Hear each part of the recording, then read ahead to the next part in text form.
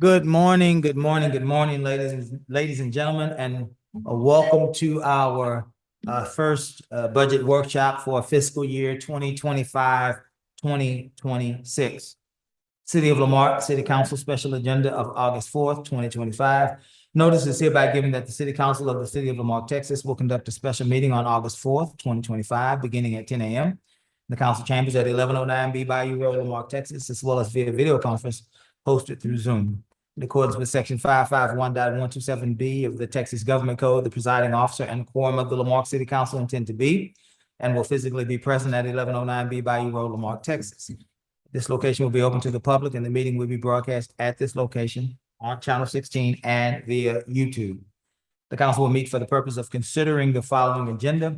The meeting has been called to order. Ms. Nance, would you give us a roll call, please? Yes, sir. Councilmember District A. Present. Councilmember District B. Present. Councilmember District C. Present. Councilmember District D. Present. And Mayor. Present. Thank you, Ms. Nance. Today, we would like to ask Councilmember Griffin to lead us in our invocation, followed by Councilmember Lowry leading us in our pledge. Stand if you are able. Bow. Heavenly Father, I want to thank you for waking us up this morning. Thank you for bringing us here to be about our city's business. Heavenly Father, I want to pray for our city, our mayor, and every council member that is here today. I want to say a special prayer to our city staff. May you continue to build them up and give them the strength they need to carry on. Heavenly Father, I want to pray for our residents. Give them a calm mind so that we can all come together as one to build our great city up. Heavenly Father, I want to say another prayer for all of our elderly and our veterans and our communities. Keep your hand covered over them, Heavenly Father, in Jesus' name, amen. Amen. I pledge allegiance to the flag of the United States of America and to the republic for which it stands, one nation, under God, indivisible, with liberty and justice for all. Thank you, council members. We move now to item 4, citizens participation. Limited to 3 minutes per person. Comments from the public will be heard at this time. Any person with city-related business who signed up may speak to council, limited to 3 minutes. If wishing to speak, give the mayor or the presiding officer your full legal name, address, and item you wish to speak about. Applies to the Texas Open Meetings Act. The city may not deliberate on comments. Personal attacks will not be allowed. Personnel matters should be addressed to the city manager during normal business hours. If you're visiting with us via telephone, you may press *6 to mute or unmute yourself. If you're participating on the Zoom platform, via smartphone, tablet, or computer, there should be a microphone icon in the lower portion of your screen to mute and unmute yourself. If you are here with us in person, there is a podium with a microphone. The center aisle, there is a timer to my left and to your right. When your name is called, you will have 3 minutes to speak. Let us always remember, this is the grand old great United States of America where the First Amendment reigns and rules. These are strong requests from your friendly council, and we would pray that you would comply. Mr. Avery, are there any persons online wishing to speak?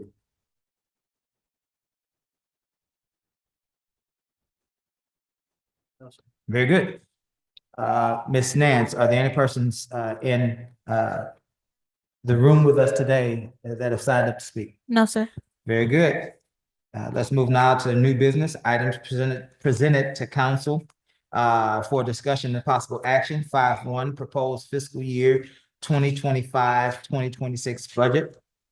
Presenting the proposed fiscal year 2025-2026 budget by the interim city manager. I yield the floor to Mrs. Holly. Good morning, Ms. Holly. Good morning, and it's very nice to meet everyone today. I'm coming to you from Texas First, who is a corporation that brings in qualified professional staff on a short-term basis to keep you going, but while you get your permanent position hired. And I come with 40 years of experience, or 39 right now, 35 of that or 34 of that is in urban planning, and then 5 of that's in city management. I've got some extensive experience in budgets, and with that, unfortunately, I cannot support the budget that you have today. There are too many mistakes in the budget. I received the budget after 5 o'clock on Friday, and I don't think y'all got it until Saturday, where your charter that requires it to be presented to you 60 days prior to adoption, and your adoption is actually in September. So August 1st is not the date that you should have gotten it. You should have gotten it before. And in reviewing the numbers, you're going to see that it's based on a tax rate that I do not think that the council is going to support. So I'm more familiar that the staff would have vetted this before it would have come to you and come to you on a tax rate that you would have asked for. So what I'm asking today is that you provide your priorities to me, what tax rate you want. And then my recommendation is stay with what you have. The state is going to continue to chip away at what you're allowed to do. And Betancourt has got another proposal that communities have to drop it to 2.5% above what they have today versus the 3.5% that you would be under, or you would be under de minimis, which allows you to raise $500,000 more. Anything else that would be a priority to the council? And then to let you know that the department heads also do not know what's in this budget, so they're coming to you flying blind.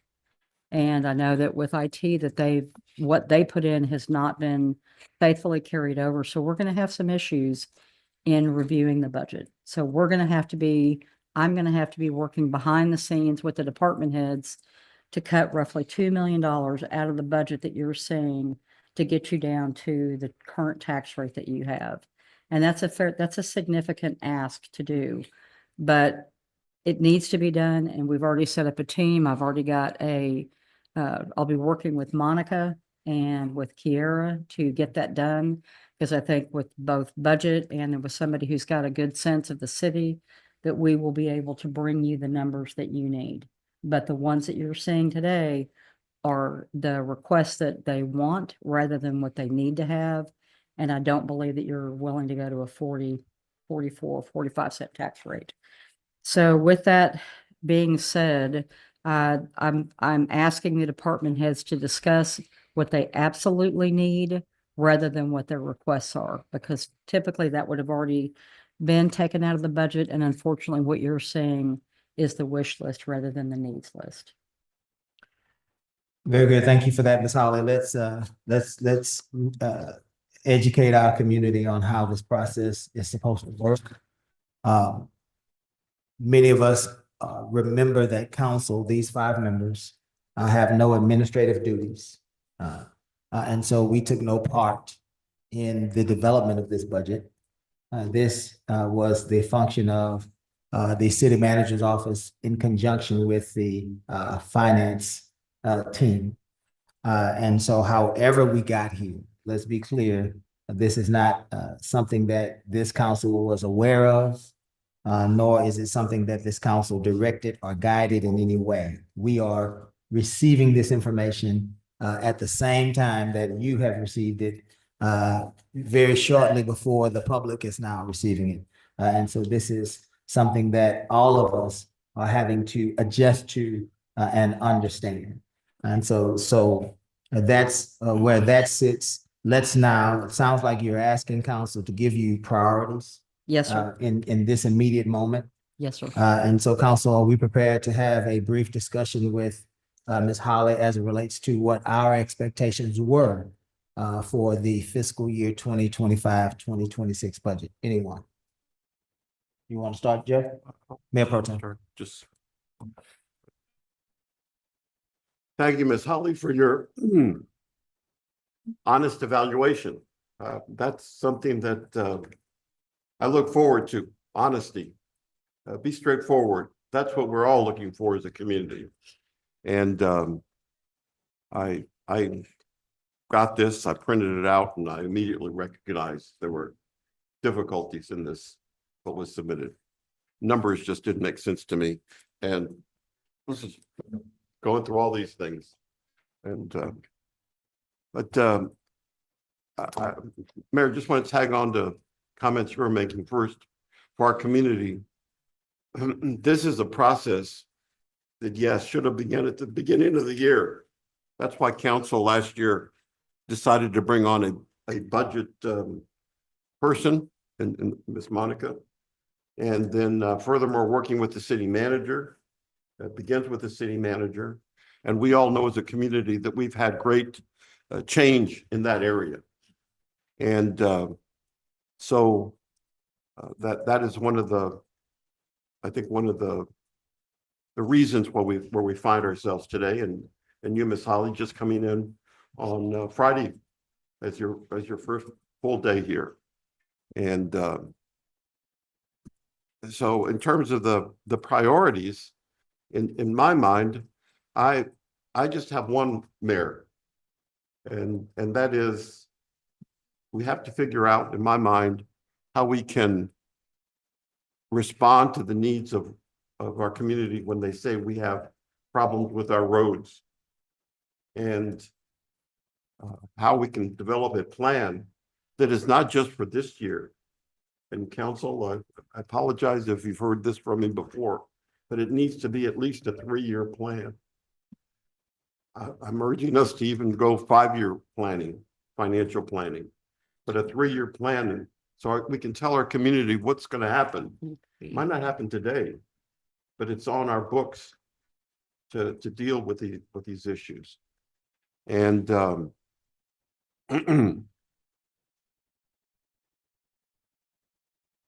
that's all, Mayor. I'm just going to keep it simple today, keeping it simple. I have others, but that's Sure. the priority in my. The discussion will continue. Yes, sir. I understand. Who's next? I'll go next. Mr. Lowry. When I ran for council, the polls and the surveys we did, the most important things to the citizens was public safety. It was police, fire. Number 2 was drainage. Number 3 was roads. It's important to note that for decades, La Marque has had one of the highest crime rates in the entire state of Texas. We've been taking huge strides forward in lowering the crime rate here. But that was the number one concern in the polls and the surveys that we did, along with drainage. There's areas that over 27 years in some areas had never been cleaned up. Mr. Garcia did have a plan. We were working towards that plan, and in December that all had stopped for some districts. So drainage, police, fire, number 1. Number 2 would be drainage, and 3 would be roads. And that's all I have. Very good. Thank you, sir. Ladies. First of all, welcome to the team. I think I'm going to ditto what Councilman Lowry said as far as public safety has been a part of our theme really since 21 and trying to establish trust. I think the biggest thing with the article that you saw in the paper about the street repairs, people are really concerned about that. We are getting to be known for our youth programs, our internship program. We definitely want to expand that and making sure that we have proper facilities for our police, because right now we don't. And that's been a major issue for a while now. The other thing I think is clear communication with the community and a pushback on some of the glamorization of negativity. I think we need to really, Joe's talking about a comprehensive plan, but I also think we need a PR plan as part of that as well, to know what to do and provide a sort of blueprint on how to handle disinformation, which a lot of cities are dealing with as well, rather than kind of doing it on the fly. I think if we could have a PR plan for that, and I think we have the staff that can develop something like that, so it's not like you have to go out to do it. I think if we have a clear PR plan and we've been talking about a comprehensive plan for a long time. We have the 2050 plan that our consultants are working on, that they presented to us. But if we could have a street repair plan, which we're working on, which we did with the workshop. So we started that process already. So we'll know what streets can be done with the budget we have per year, so that we can provide some type of anticipation and hope. I think our community wants to see what it is, and we need to glamorize what we're doing well. And I think sometimes we glamorize what we're not. And I think if we could change that communication. And then what I would like to do is to make sure that we have good communications and a good relationship with our elected officials at the county level and the state level, so that we can continue to find out about grant opportunities and federal programs, new federal programs that are coming down from the Trump administration. I would definitely want us to encourage our relationship with College of the Mainland and get some type of feeder program, internship program with them as well, so that we can get some college interns coming directly from them. We know that they're looking at different things over there for housing and dormitories and things like that as they continue to grow. And maybe that's something we can look at.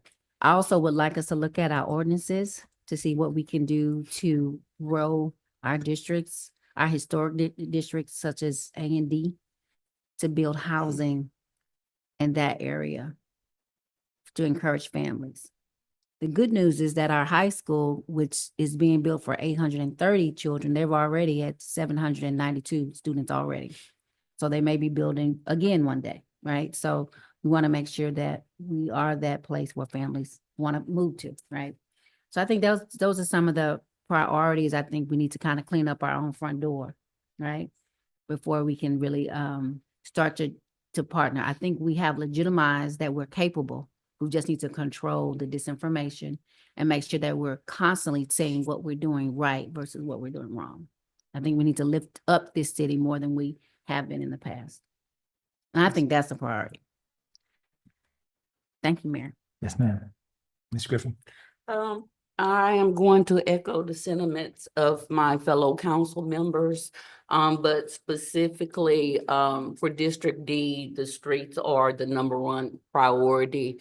I want to focus mainly on the 1s and 2 ratings until we can figure out a plan for the higher rated roads.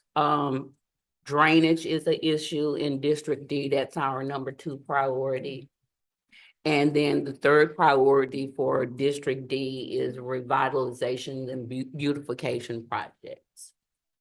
I spoke with our Public Works Director. I've done an extensive audit of District D. And so I will be submitting a list of things that I want taken care of in District D with no when I want it done, but according to how they can get it done. And if there are any maintenance things that are not being done because we don't have staff, I would like those areas identified. So if I need it addressed in my budget, I would like to include those. As far as PR, we have a lot of things to do in La Marque and nobody's talking about them. So I'm going to jump on the bandwagon with Miss Councilwoman Yancey. We need to be talking about the things to do in La Marque. We have our boat ramp. We have our Highland Bayou waterways for kayakers, and talk about other things that we have going on in the city. Trees is an issue in the city altogether. And I started a program in our parks for maintaining our trees, and I plan to utilize that in District D. I've identified areas that need regular maintenance, whatever guidelines Public Works use to maintain those. So my budget outside of streets and ditches is going to be on maintenance that we need in our district. So that's all I have. Yes, ma'am. Ms. Griffin, you said beautification projects, revitalization and beautification projects, and I know that you have bent my ear and certainly have made me aware of how important it is in District D to stop illegal dumping. And so I assume revitalization. That's the first plan of the. Yes, ma'am. I just want to make sure I put it under there, but I want to make sure that's what you mean. That's the first plan of attack. Yes, ma'am. Yes, ma'am. Thank you.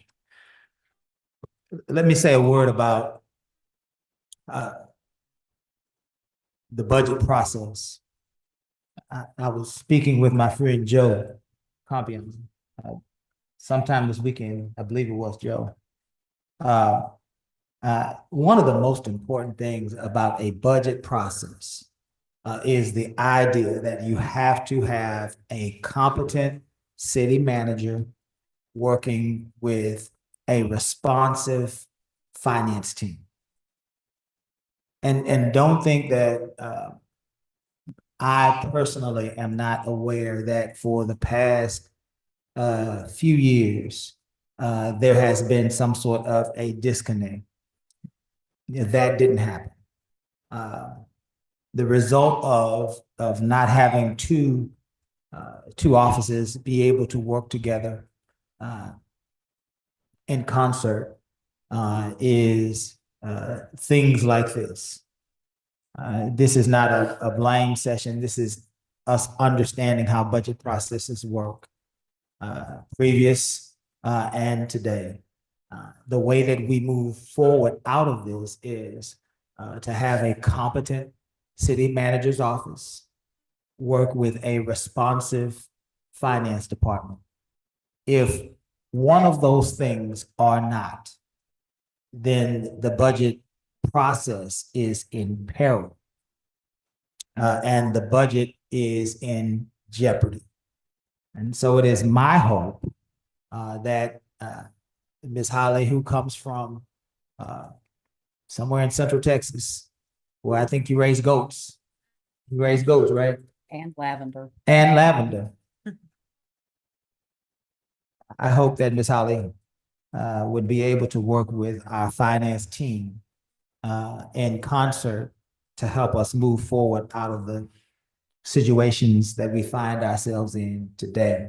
I believe we can do it. I know that we will, but it will take both of those offices to work in sync, and I'm excited about that opportunity. Priorities. For me, Ms. Holly, what we have to do is we have to take this back to the kitchen table. Municipal budgets are, in essence, huge kitchen table issues. That's all they are, really. And at the kitchen table, you have things that you are responsible for on a monthly basis that you don't have a choice in accomplishing. You have to pay your light bill. You have to pay your house note, if you will. And then there are other things, there are other ambitions that families have. There's the extra room they want to build to that house. There's the new vehicle, the new family vehicle they want to acquire for the family. It is the vacation that they are planning for their children. Those are big ticket items. We aren't usually able to pay for those items out of our monthly salaries, if you will, out of our M&O, our maintenance and operation budgets, right? We have to dream, and then we have to plan just like a family. And so I echo the urgency of every council member for roads. Joe Compion called them roads. Joe Lowry called them roads. And then Kim wanted to be clever, and so she called them streets. And then and then Ms. Griffin called them streets. Whatever you call them, that is a big ticket item. I believe, being serious now, I believe that we need to have a system, Ms. Holly, that we can plan for those items and that we can involve our community in that planning process. Mhm. That does not look like anything that we can provide for in a normal maintenance and operations budget. That has to come from some sort of a different type of funding. But we need to be able to identify that.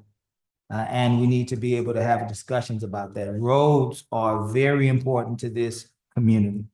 Secondly, we have been successful in the reduction of our crime rate in our community. And I don't know that it is time to take our foot off of the gas. I think that we need to double down on the Safe City initiative. It has yielded results 4 or 5 years in a row. And so we have to be able to provide for our safe city. That means that we have to be able to support our police department.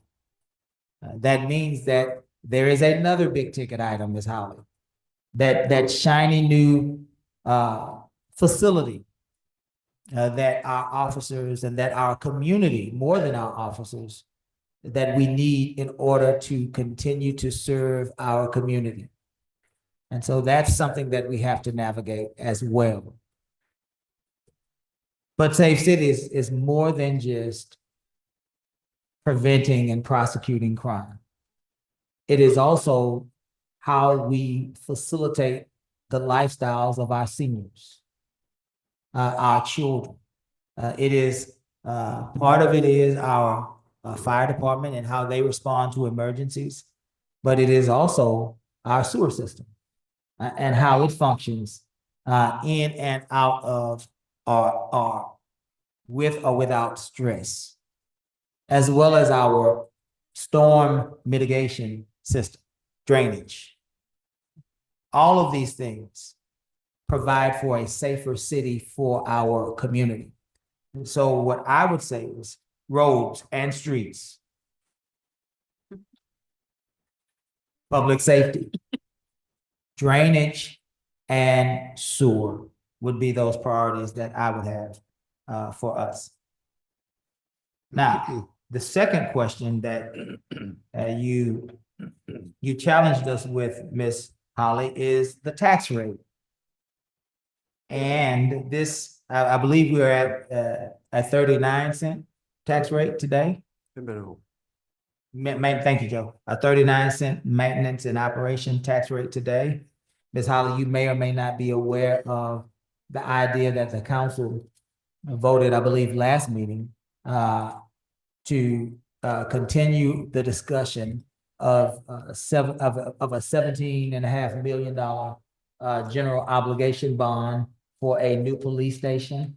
That discussion was had on a 39-cent maintenance and operations tax rate. And so I don't know that we are able at this point to go lower than that. I'm going to invite council in to this discussion. But I will say, I have made it my mission here since I've become mayor, and I've learned how our community desires to operate, to provide for as much tax relief as possible. And so in this discussion, I will be calling for us to raise the exemptions of those tax exemptions on property for our seniors. That will definitely happen. It will come from me. Perhaps it might come from some of my other colleagues as well. But I would love to find a way to provide tax relief for members of our community. We might not be able to do that for our entire community this year, but there are many members of our community who are seniors and they are struggling on fixed incomes. And so any relief that we might provide for them would be appreciated. And so that's my thought on the actual tax rate. I'll open this up to the rest of our council to let them share their thoughts with you on the proposed tax rate. Anyone? Ms. Campion.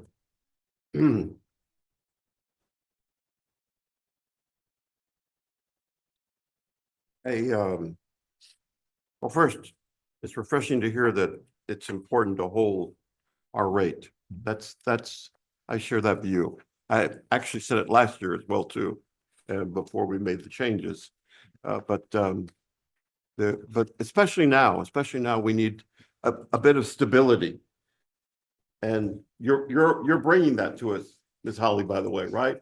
You have an interim role, but your expertise in the budgeting areas, in urban planning as well. I loved it on our first day when I was driving you around. She described this as a beautiful city. And I was taken aback by your comment. And you also said that it reminded you of a Coral community in Gables. Florida, Coral Coral Gables. Gables. And I've been there and I said that's true. Sometimes we live here and we forget what a great community we live in. The conveniences that we have. Mhm. And so as part of that, as I said last year too, I'll take anything in terms of raising the exemption, whether it be for seniors to begin that effort. Ultimately, I would see us raising it for all individuals that have homesteaded properties in the city. Once again, I don't know the numbers right now, but for me, it's all going to depend upon the numbers. And so I would urge us to hold this M&O rate and put the bond before the voters on the public safety. That will help maintain our high credit rating as well too. That's the other thing that I'm always thinking about is our Moody ratings. And that's at the higher level for us as well too. That's all I have. Thank you, Mayor Pro Tem. I ditto that because of what we learned at the Trump White House in May about some of the policies that will be coming down, and it will be tight. It'll be a lot tighter for the average American. And so I think we do need to hold the tax rate at what it is. That's all I have. Mr. Lauer, do you have anything? No, sir. Yes, ma'am. I agree with taking the bond before the voters and keeping our tax rate what it currently is. Very good. Thank you, council.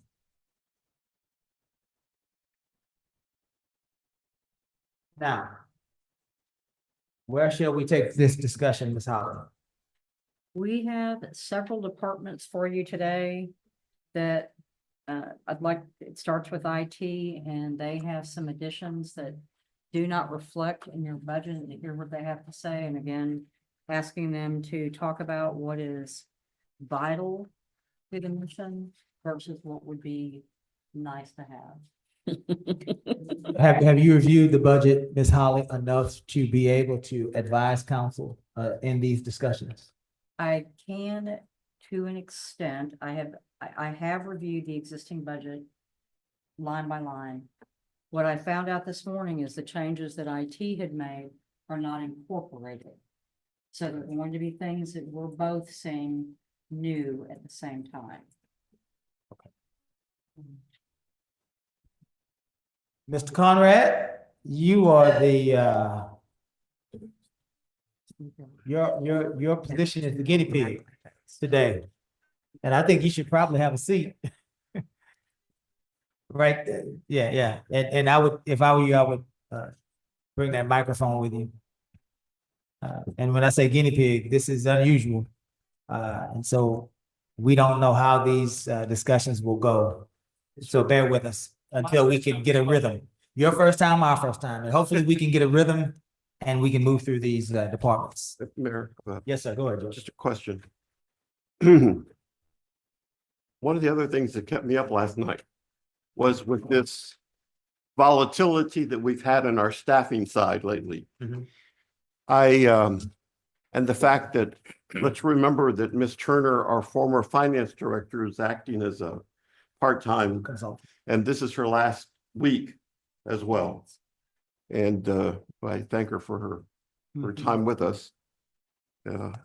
Certainly it'll be memorable for her, I'm sure, Yeah. on that side. But I want to make sure that Ms. Holly, that you have access to our numbers.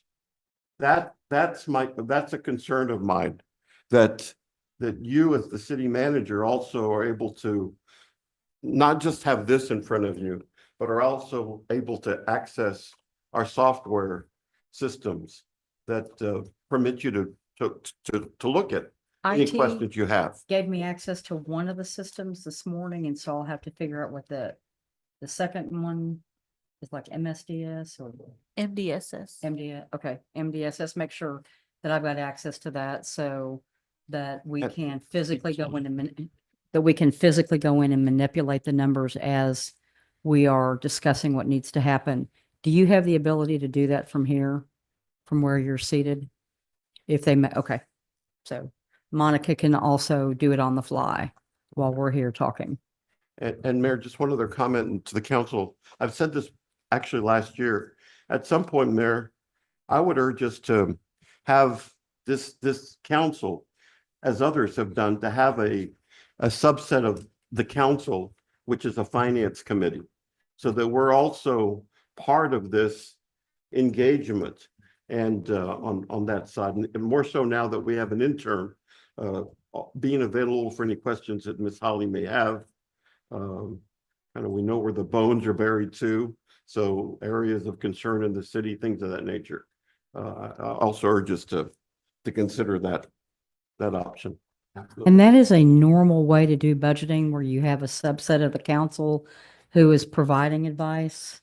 And so that then the council is more comfortable when it comes back to them that their concerns have also been addressed. I don't think that rises to the level of administrative duties, but it is the ability to provide guidance. Ms. Holly, would you then, at some point, doesn't have to be today or tomorrow, but before the week is out, provide the council with different formats that can be done, Yes, sir. different looks? I Yes, mean, sir. we would consider that perhaps in our Thursday budget meeting. I will have that for you. Thank you. Mr. Conrad, how are you? Good morning, Mayor. Good morning, council members. Today, I come to you to talk about an infrastructure that's normally not very seen. It's an intangible infrastructure, but yet it affects all departments and all citizens and peoples of La Marque. I've prepared a slideshow for you, and also have provided some documents as well for you to look at. It's in that blue folder that you see in front of you as well. So I'll be referencing that as I go through. And we're on tab 19 in the budget book. Is that correct? Tab 19 is information technology. Yes. Tab 19, blue folder. Blue folder. There you go. Yes, sir. Thank you.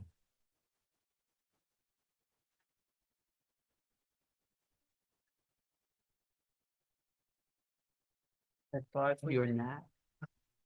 As much space as- So when I talk about the IT infrastructure, I want to reference the IT Information and Infrastructure Library version 4, the framework. That's the standard, industry standard for providing IT services in any capacity. So this is what governs how we do our business. This is the best practices of what we want: governance, risk and compliance.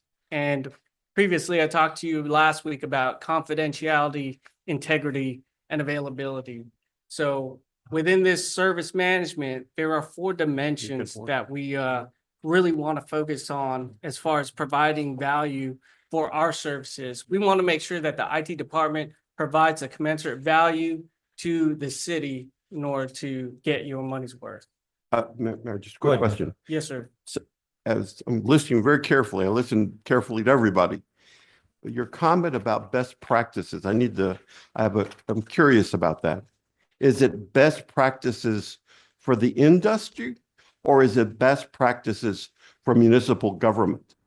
There is a distinction there.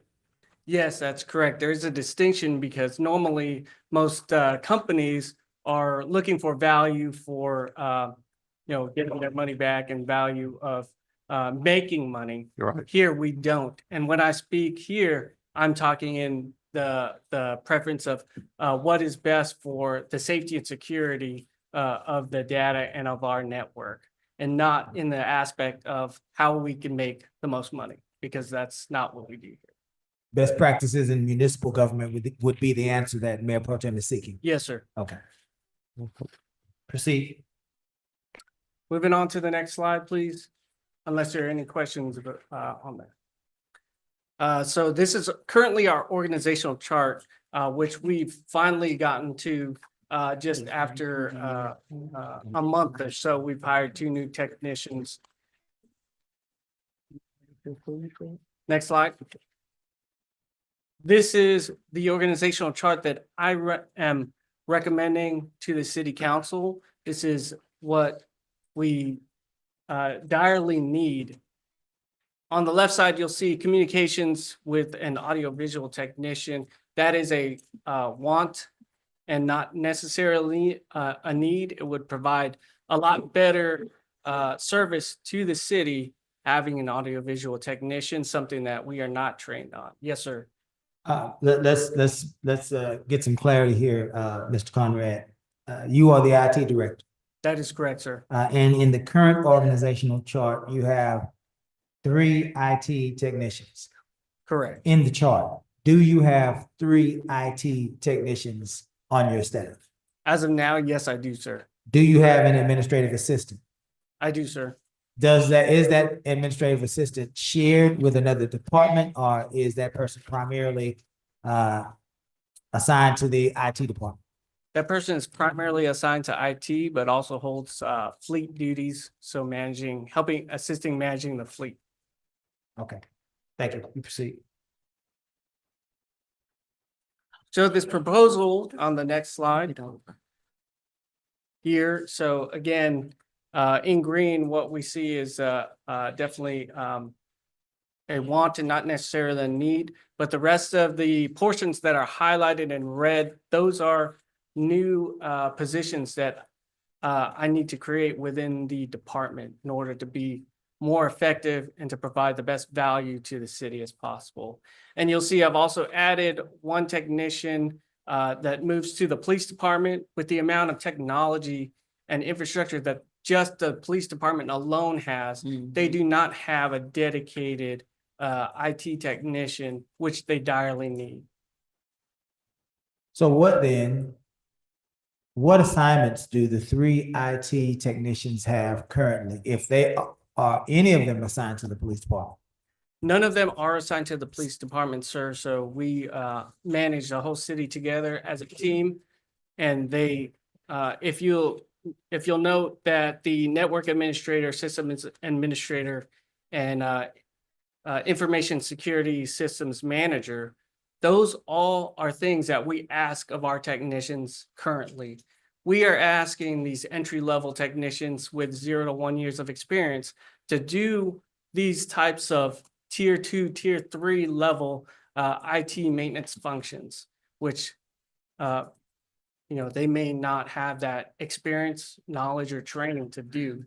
And unfortunately, that's just the way that we have them at now because of the pay scale that they're currently at. So are they assigned to specific job functions or tasks or departments, or is it just whatever comes in, they take their lead from you day to day, week to week?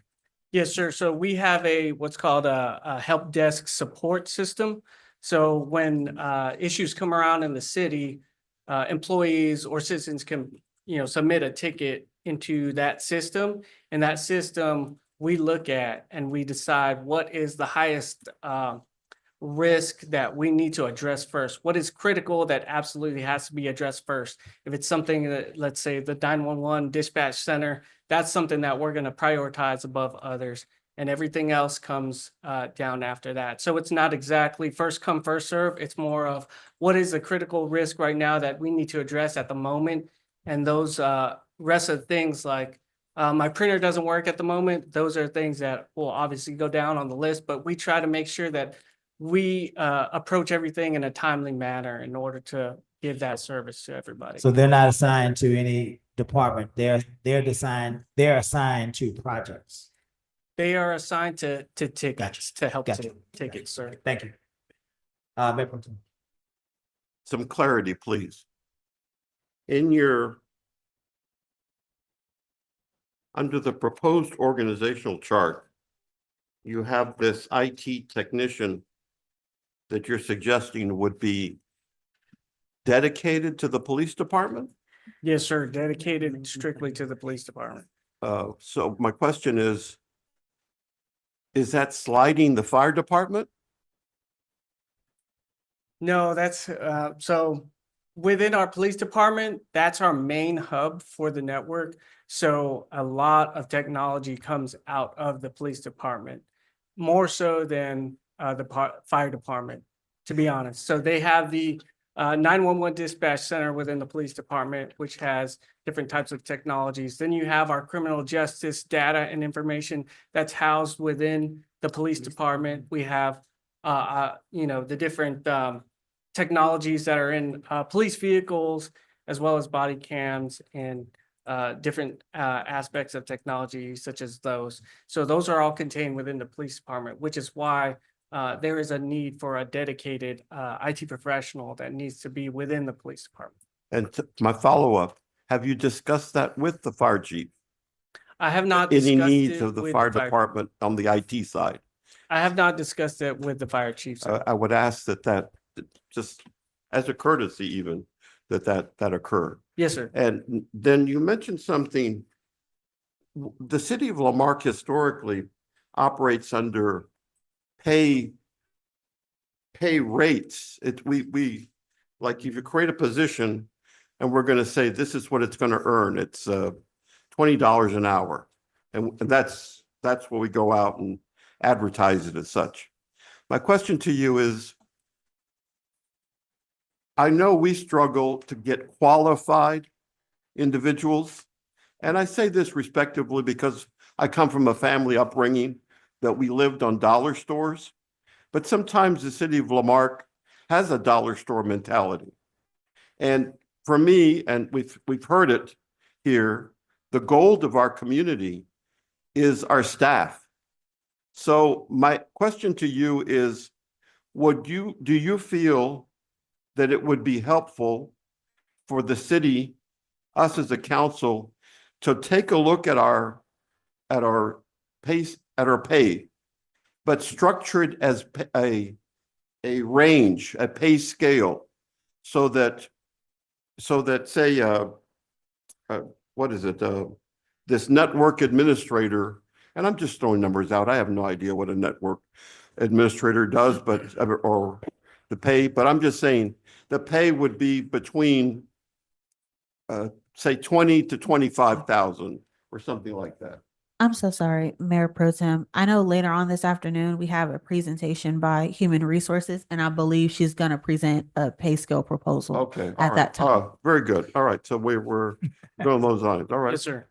Real As well good as- minds. That's right. Good. Okay. I've Thank also you. attached some of the documents within that folder there for the different positions, which also include what you mentioned in there as well. Okay. All right. Thank you. Thanks. Mayor. Mr. Lowry. From a safety and security aspect for police and fire, would it be to protect the integrity of the information? Would it be better to have 2, 3, 4, 5 people working in and out of police and fire? Or would it just be better to have one person designated to that security infrastructure? I'd like to have one person dedicated to that infrastructure, sir. There are other cities that do the same thing where IT departments have personnel that's works within the police department. I think it's best to have that focus so someone is specialized and focused on learning all that specific technology that doesn't exist elsewhere within the city. So when somebody would be focused on learning those technologies, it would be best for that person to stick with the police department. Thank you. Ms. And- Griffin. I'm sorry, were you? Yeah, that's- Ms. Griffin. What I'm hearing from you is coming from an IT electronic perspective. Does ma'am. any of this address our current the city website? Does any of this address? Yes, it does. So, well, if you look at a systems administrator, those systems are the internal workings of software of the city. So that's considered software, and that would fall under what you are mentioning as far as websites and web services, which is going to be our domains, our domain controllers. So those types of things are going to fall under that. Yes, ma'am. Mayor Pro Tem. I have a follow. Ms. Griffin reminded me of something as I was reviewing the drafts here that we received. Your office is responsible for our public channel. Is that you? Yes, we are responsible for maintaining the public channel. So we have then, I looked up the definition. I even called Mr. Osteen to ask him if he knew what it was, because I didn't. A PEG fund, PEG, and it's always bothered me. It's always been there, and I never took time out to understand it. But we have a PEG fund that's been accumulating some dollars, and that is of monies that can be used to support some of the things that I'm hearing you talk about, the public channel and some other activities. I'll get you the exact usages so that you're aware of that. Yes, sir. So that social media and that public channel and those aspects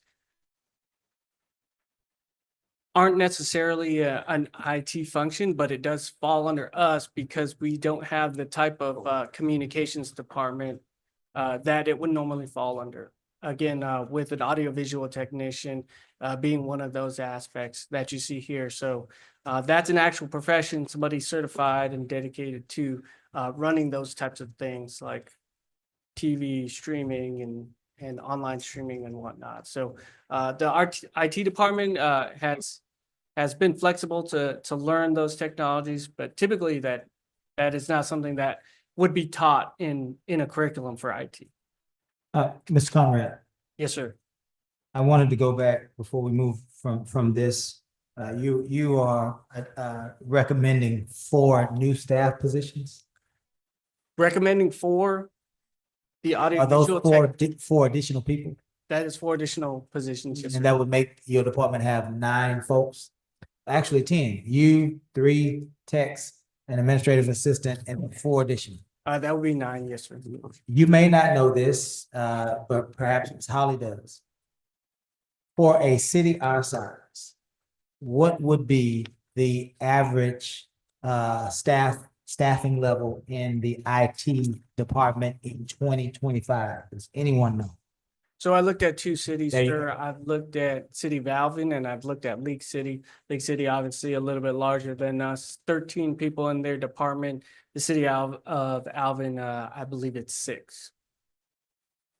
Alvin 6, League City has like 17 million people living in, I'm kidding. They have definitely, they're pushing, 116. yeah, Yes, it's sir. over 100,000.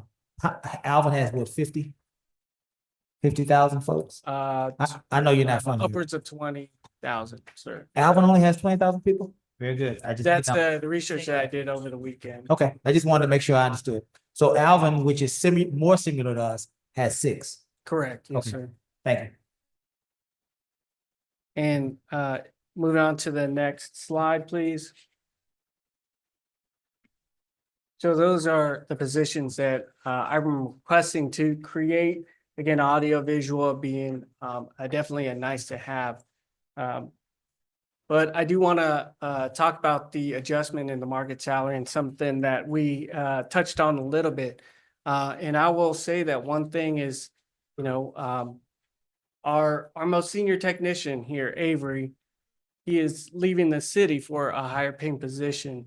Now, I cannot have continuity within my department if I cannot keep my people for at least a year. That is, those are the things that I am trying to adjust so that we can be competitive and we can compete and keep our talent within our city. And by the way, there is, I'll find it, but I'll get it to you.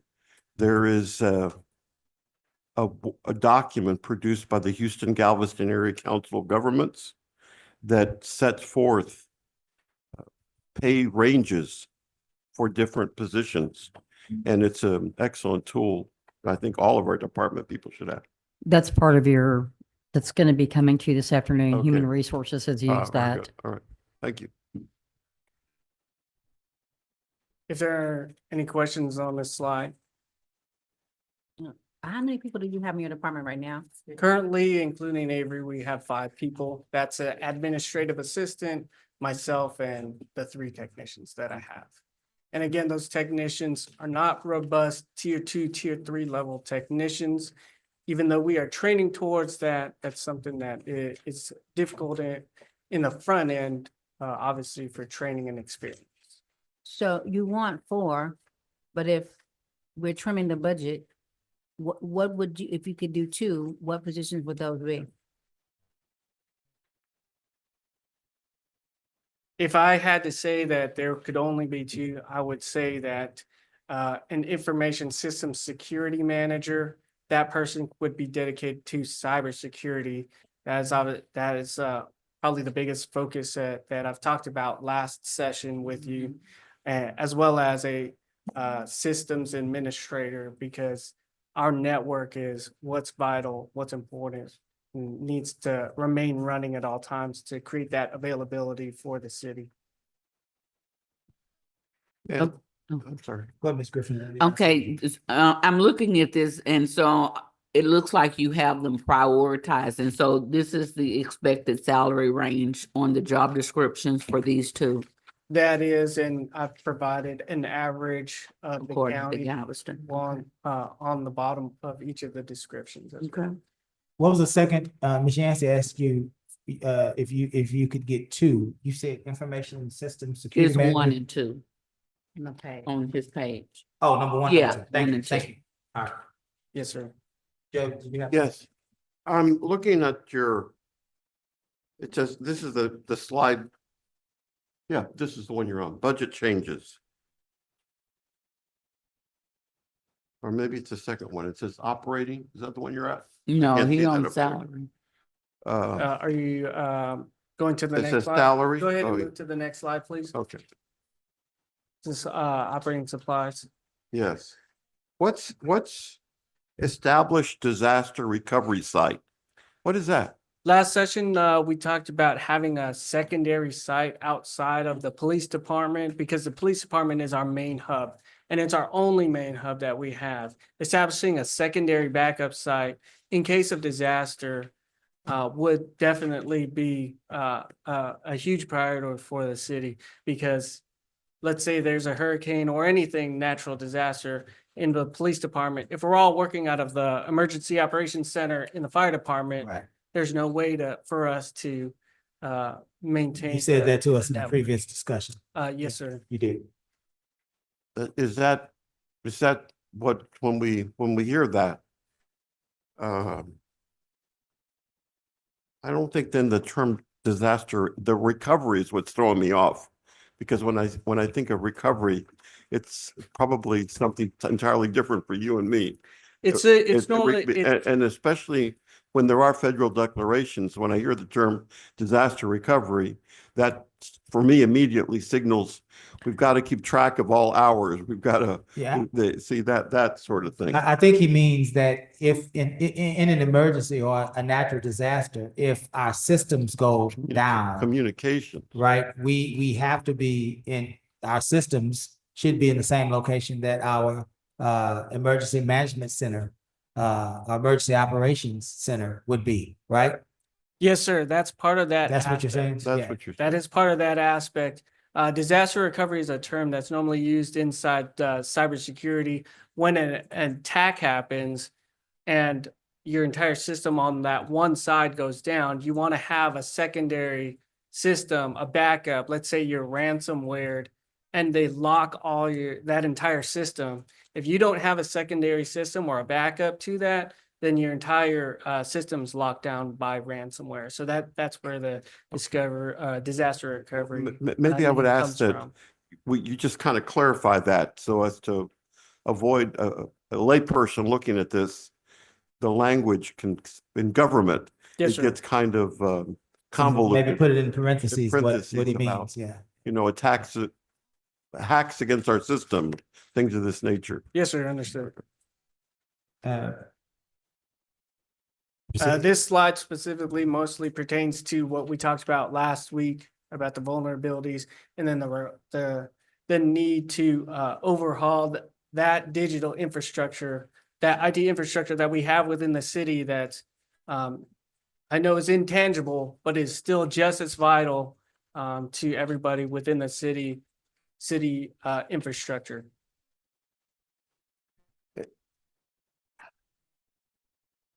Fair. Yeah. I'm gonna tag on to Councilperson Yancey asking a question about if you had your preferences, the two.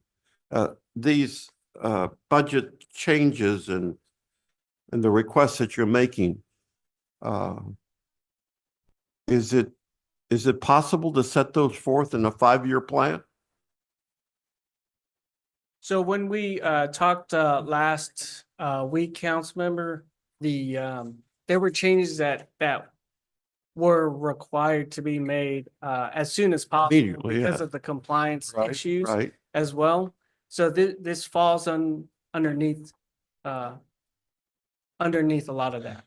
So you're saying you're prioritizing the latest updates on federal or state law on buying and use of certain software and equipment.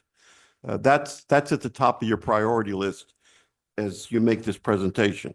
Correct. Okay. Yes, sir. So So one of the quotes that I offered to you last time is something that we're actually going to be submitting here soon, as well as some of the access control that we have talked about for the access to the city. That's something that is in the works. We need vendors to come in and actually look at our areas for that, but that's forthcoming. and I'm making an aside, council members. Can there be adjustments? This is just my note to me, and I'm going to bring it up later when we get probably Alice or somebody. Can we redirect ARPA monies or any monies that we've got from grants to the needs on the IT side? That's just I'm making a note on this. I will be looking at grants as well. I've identified grants that the submissions are not until December. It's from December to, I believe, March is when the window for the grants are. I know it will provide us some relief, but at a later date. So there are things that need to be addressed sooner rather than later. But I will still be applying for some of those grants. Mayor, Ms. Turner wanted to speak. She has, Absolutely. okay. Good morning, Ms. Turner. Good morning. How's everyone? Good morning. You're absolutely Good. fine. Good. I just want to just kind of interject right there. I checked with our budget coordinator and we never received a presentation like this, Mr. Ferraris, about the details and the org chart. So I just wanted to make that note. We never got this particular information. And we never really got any information about exemptions either. So we weren't aware of those things. And I don't know if it was just something in miscommunication between myself and the former city manager, but I just want to make that note and put that out there. Yes, ma'am. Some of these came from the meeting that we had last week, and I was diligent in trying to move to create some of that within our budget quickly, since it was barely a week ago. This presentation I created yesterday, so I'm hoping that it's sufficient enough to at least show you visually what I'm talking about. New information, Ms. Turner. Sounds good. Thank you. Yes, ma'am. So I have Go a ahead, question. Keith. So have you seen what's in the book that we were presented, the information technology? Yes, I have, ma'am. Yes, so you're okay with that number? I am requesting increase, and I've changed some of the proposal within these finance software to reflect that. So it'll go up. Right now I have 642,149 proposed. So it'll go up. Yes, ma'am. Okay. Significantly. Okay. If the additional positions are added. Yeah, so I know with the new software we proposed, what positions are critical for that? Because the software itself was Right, almost that's what I'm $700,000. So what positions would be critical to make sure that that is a good process, I guess you can say, a good transfer? Yes, ma'am. The position that's critical there is a systems administrator, because again, that systems is for software. That's someone dedicated to city software, as well as the information systems security manager that's also dedicated to data security and cybersecurity. Thank you. See, Mr. Conrad. If no further questions, please move on to the next slide. Another thing that we talked about last week was the need for extensive training and attending those conferences. And Mr. Councilmember Compion mentioned also some of the conferences that he attended that we didn't have representation to. Some of these exercises and tabletop cybersecurity games are for going through the motions of what would we do in case of a city cyber attack. So some of these tabletop exercises specifically address that and train city employees on how to respond to incidents like that. So I would request for an increase in some of our conventions and school training. Next slide, please. And this, it goes along with that. However, it's a different line item within the budget. So, you know, continuing our training and education, that is something that's direly needed, especially if we're going to maintain entry-level technicians. They're going to need comprehensive training and certification further than just the hands-on experience dealing with printer issues and phone issues and things like that. I think, Mr. Conrad, we're preoccupied with your staff for good reason. Yes, sir. We want to be able to keep good people. We want to be able to, if at all possible, grow our staff from grassroots internally up through the ranks. Sounds like, just really quickly, it sounds like these positions that you are requesting, your network systems administrator, your assistant IT director, information security manager, those are higher level, more responsibility type positions. That is correct. How much training would be needed because you have a problem? You have young, talented staff members who are leaving. We're bleeding out. How much training would be required for current staff members if we as a council were to make that available for them to grow into some of these positions, so that you might have an opportunity to say to some of your staff members who are leaving, wait a minute, we have a plan. There are greater opportunities for you here, greater responsibility, greater compensation. If that would be the choice of council, tell us how long that training would be. What sorts of training would that entail? If you're already an IT technician, to get to the levels of information systems security manager, network systems administrator. Yes, sir. So currently on staff, we have one of our IT technicians, Kevin. If you met him before, he has a cybersecurity degree. However, he doesn't have the experience or anything to fully make use of that. And information system security manager is more like a 10 years of experience type position, as well as a network engineer. It's more like of a 5 years of experience type position, and it's in the job description as well. But it isn't just training that we can provide upfront to turn them into such a position. It requires extensive certification and experience. Yes, sir. Okay, thank you.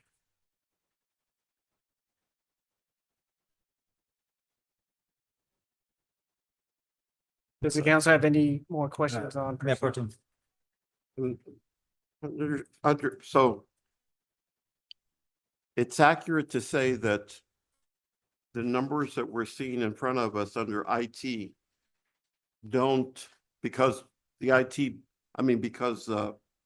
finance didn't know the depth of your presentation, does not represent adequately the need on the numbers that are here. Is that true? Yes, that is true, sir. All right, so I would need the city manager, some feedback from IT and budget as to some accurate numbers on Correct. that So- side. Down and dirty is if we take out the AV, it was about 220,000. That looks like salary only if we added 3 positions, so that would take it to 862.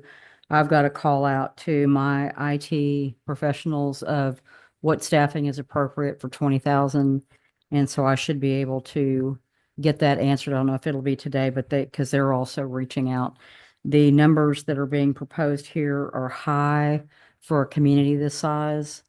And so, want to make sure that our information's accurate, but Okay, and Miss Monica or Miss Turner, I'm trying to understand the headings here. We budgeted for FY 25, 26, 268,909. Then there's the estimate FY 2025. Is that what your estimate that will end up the budget year at the 256? No, it That's is your- not. That number is not updated. We're still posting entries and things for the month. So that is not the total accurate number. No. The So- estimate is not. So the estimate is basically expenses to date, basically. Yes, sir. Probably more May or June. And it would be accurate to say that's the same thing in all the other entries. Yes, sir. Okay, all right, that helps me on that side. Okay, one other category I saw here.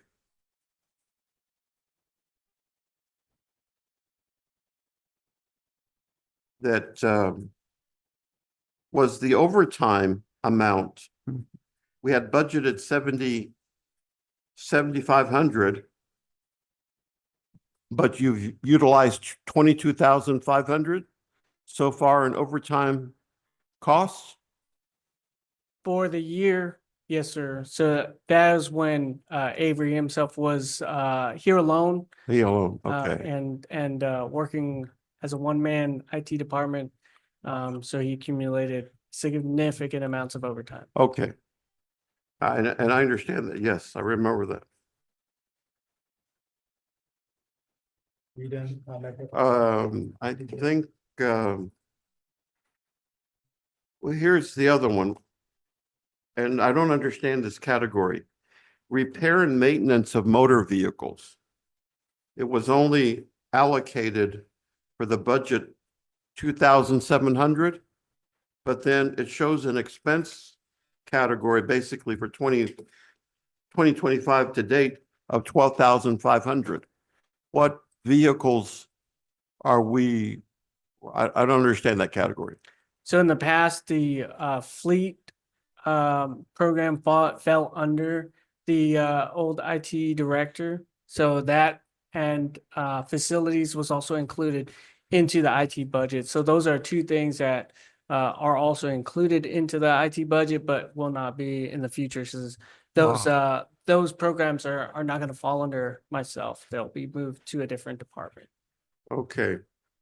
And the other category that I see here that we had budgeted FY 2025 for software maintenance, 278,731, but we've only spent 95,000 to date.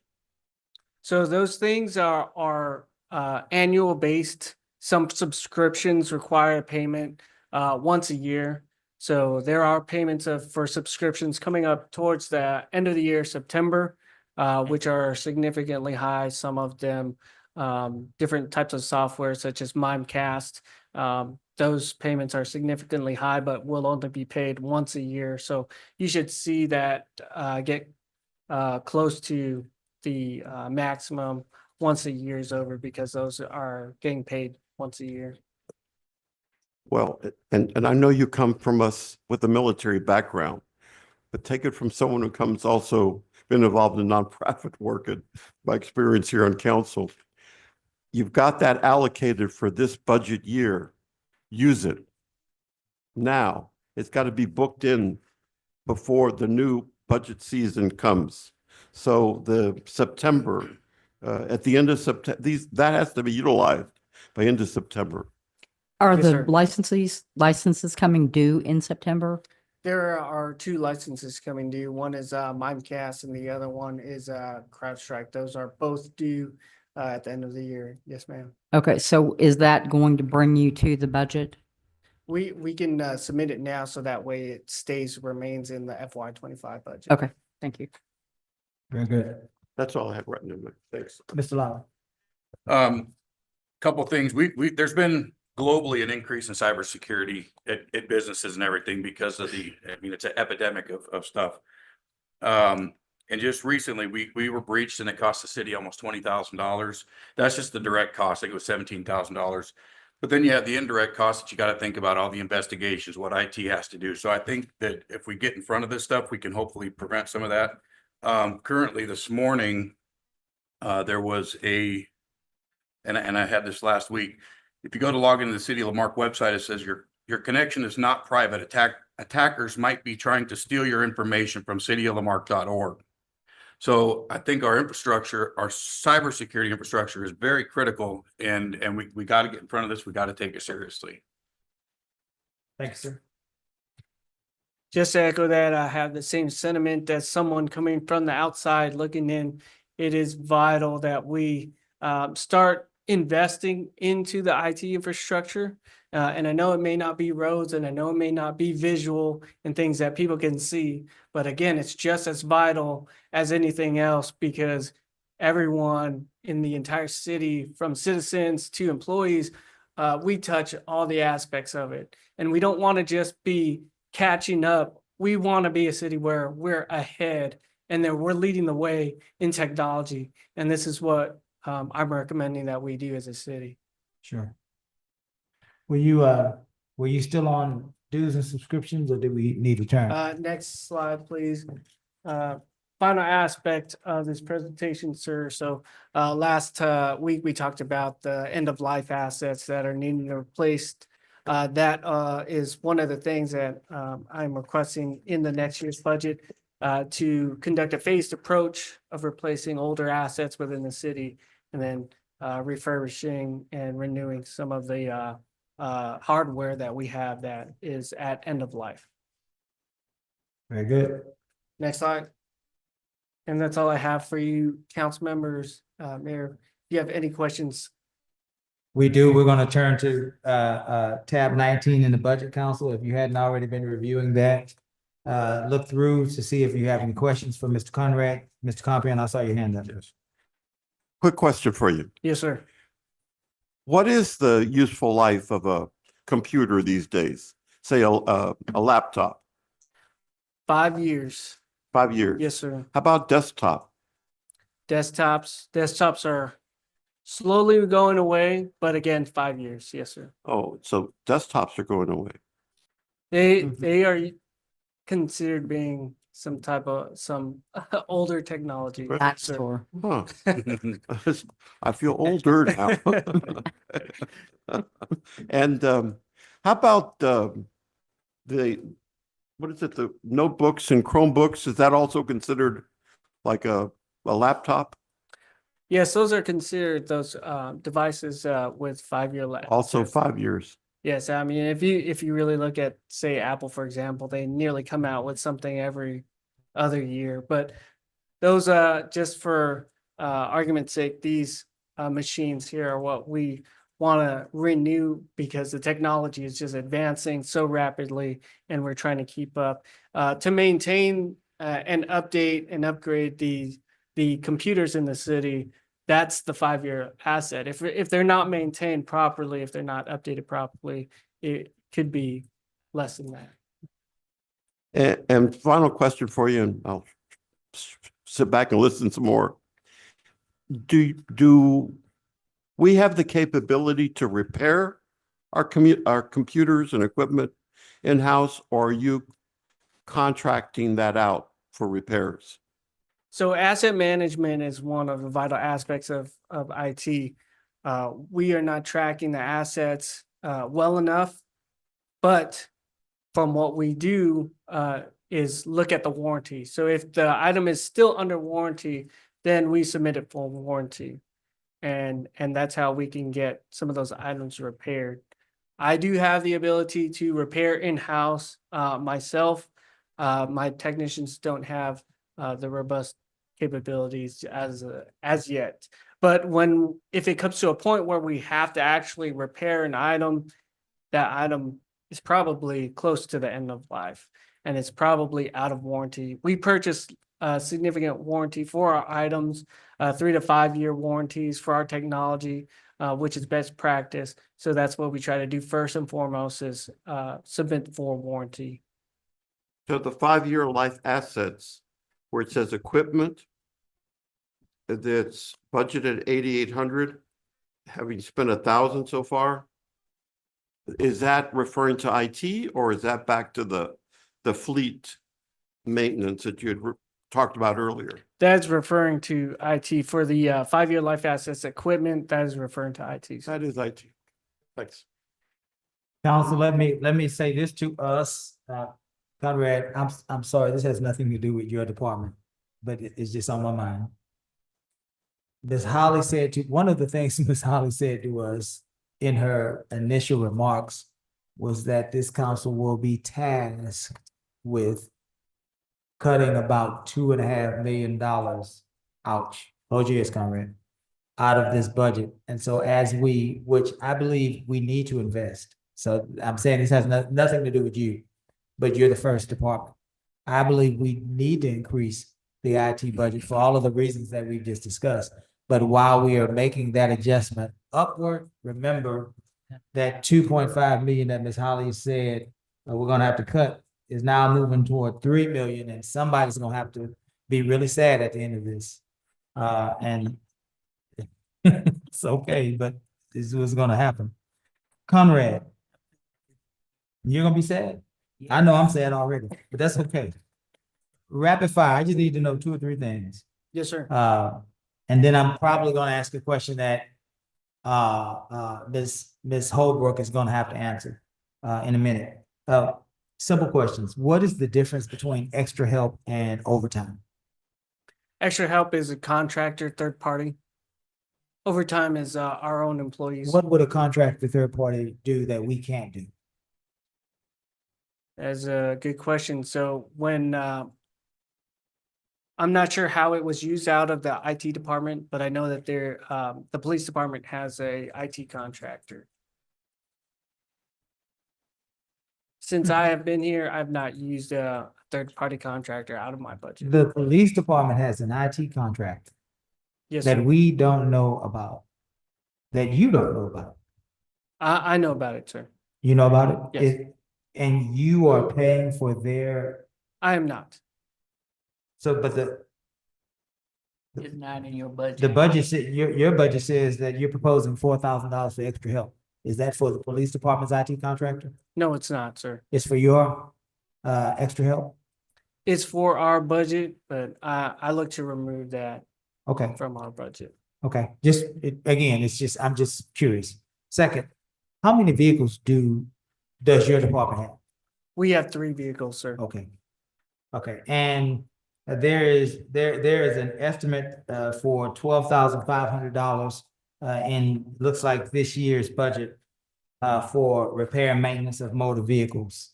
And then that is being projected to be reduced to about $2,700. What did we spend, if you know, $12,500, or what do we anticipate spending $12,500 on as it relates to vehicle maintenance, when I understood us to have a contract with Enterprise that allows for up-to-date operational vehicles, as well as a certain level of maintenance on those vehicles? So what I've been told in the past was there was a vehicle accident for a member of the IT department sometime last year, which they then had to pay for repairs, which is why that budget is higher. So we didn't have insurance? This sounds like a congressional hearing. Let me stop. Come on, Michaela, and help us. I didn't mean for it to go that way, Conrad, that just being curious. Mayor, Yep, the problem. enterprise maintenance covers regular maintenance, not damage. So just so you're. But wouldn't our liability insurance cover damages? I do believe so. I think I hear Miss Christine moving around in the Good morning, back. Ms. Humble. I was about to say TML does cover, but we do have a $5,000 deductible for any accidents. So that still has to come out. So a member of the IT team did have an accident last year, so we still have to meet that deductible in order to get repairs completed. Okay, I'll leave it at that, Conrad, because this is a lot of pressure for first morning. Ms. Holbrook, I'd like for you to stay because my next question to Conrad that he probably won't know is, seems like we have an increase, and this is really concerning, in our group health insurance rates. Because it looks like last year we budgeted 37,682. The estimate this year is 28,000, which could be because of fluctuations in the vacancies in that department. But the proposed now is 43,158. You may or may not be able to answer that. If you aren't, then Christine should. Yes, sir. So that would be a Christine or Monica question because those are formulas that are inputted into based on staffing levels. Ms. Monica, should I wait to ask that question later? Whatever you say, it can and will be used. No, whatever you say, you have to say it to the microphone, man. Good morning. So that the people of Lamar can hear. We did recently get our rates updated though for this year, and they did go up by $2.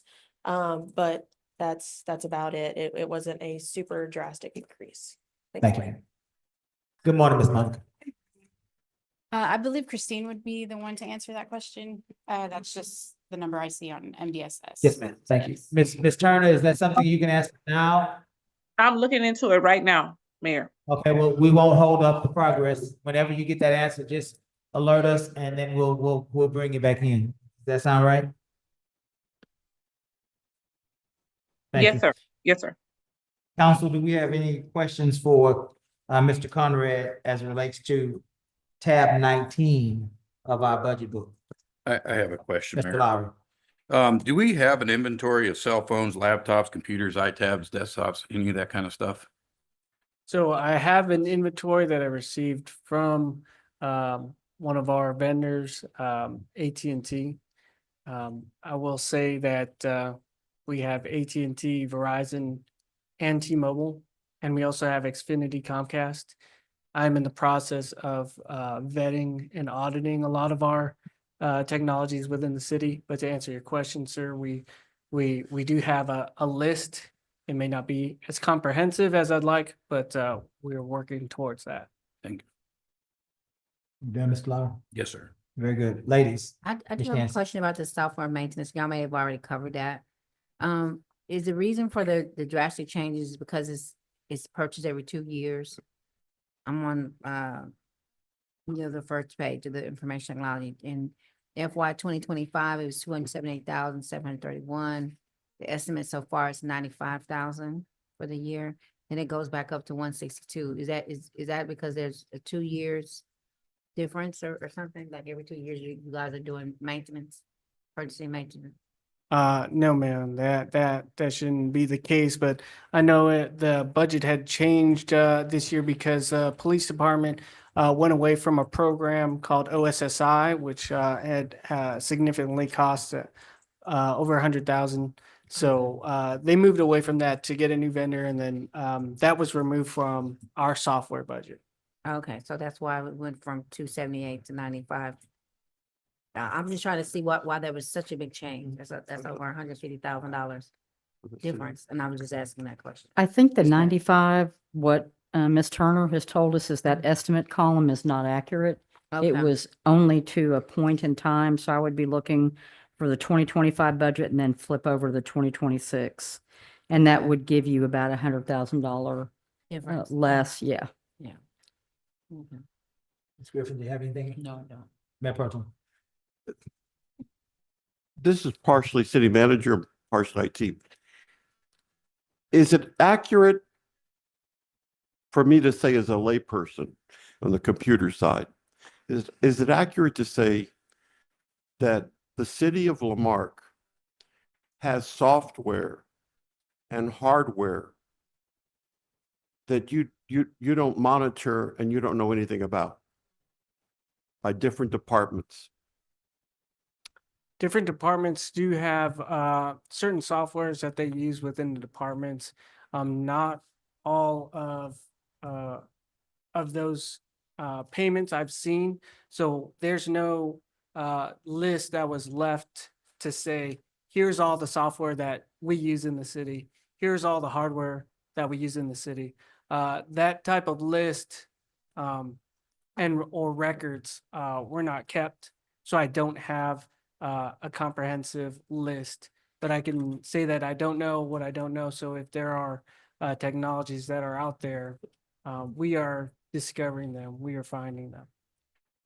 Well, Mrs. that for me is one of, on a swap analysis, that's the weakness part. That's also a threat. That's a threat. Yeah, It's a it's a weakness threat. and a threat right there. And you are the IT person. And I believe strongly that we have to have a single depository, somebody that has this, maintains. For me, what's most important, because you've already experienced this, maintain the licenses. They all come with expiration dates. And suddenly we wake up one morning and there's stories of other cities that have experienced this. They wake up one morning and they no longer have access to their accounting software or others because someone didn't do something as simple as pay a licensing fee. So I'm leaving that in your capable hands, guys.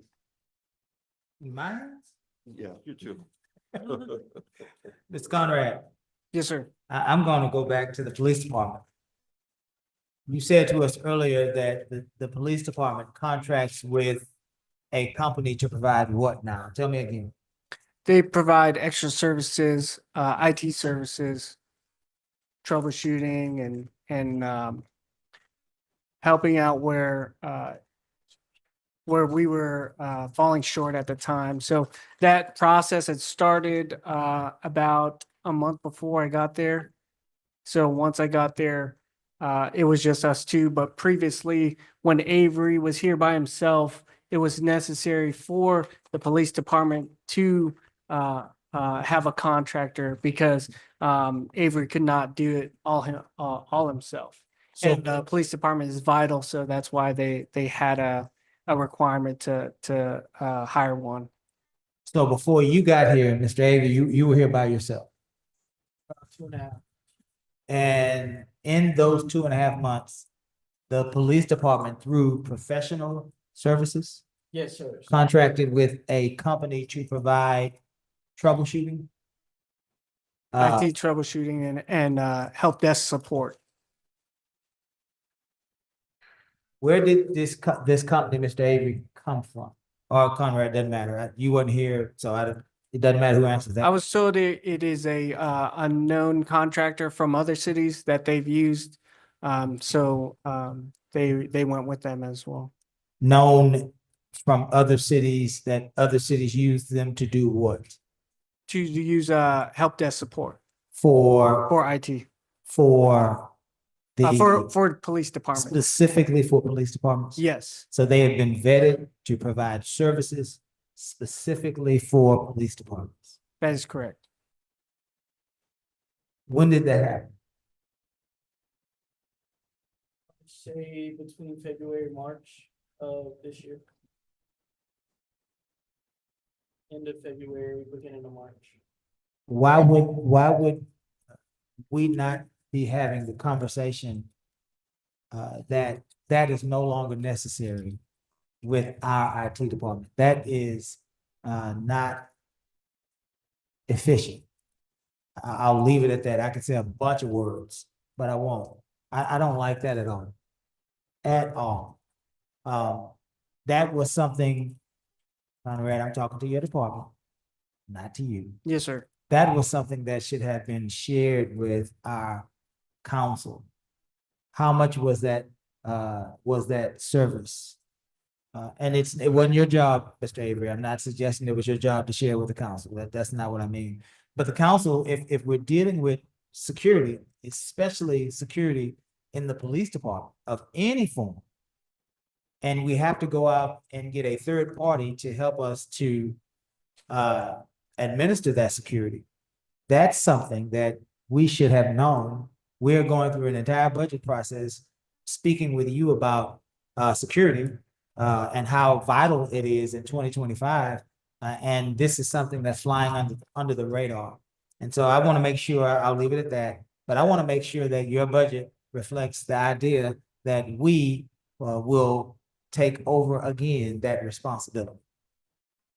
Yes, sir. That is my goal, to take over. Is the that responsibility. reflected in your budget? That is, so Okay. just removing I would still need to remove that line item that I did not touch. I just left it there. But again, Yeah. that's something that I don't seek to continue in the future. Very good. Thank you. Any more questions for Mr. Conrad? Ms. Turner had wanted to speak again. Ms. Turner, hello. Yes, sir. Hi. Okay, so with the insurance portion, that amount that you see from last year, that is not based on the total head count that Mr. Conrad has presently. So I budget so that the insurance is at the highest level because I don't know what each employee is going to have, whether they're going to be single or with child or family. So I budget at the highest level. Now, it does not include his proposals of that, I think it was a 9-person staff. It is just basically what he has right now. But Ms. Turner, my real question is to you is, should this council expect an increase in our insurance premiums as a company as a whole? Should we factor that in, or have you already factored in some sort of predetermined increase? Yes, that has already been factored in. So those rates are going up, and you have already factored that in across the entire all of our departments. Yes, sir. Very good, thank you. Anyone else for Mr. Conrad? You did good. You did good. Thank you very much, Council Members, Mayor. I see a little sweat up there. Just a little. It sounds like, Mr. Conrad, that the council has an appetite to work with you to bolster our IT department. So that's good news. Yes, sir. I look forward to it. Yes, Thank sir. you very Semper much. Fi. Hoorah. It's 11:40, council. Do we have the appetite for one more department before we break? I do. Shall we take a 5-minute break now? Potty break? Let's take a 5-minute break. Let's reconvene at 11:45.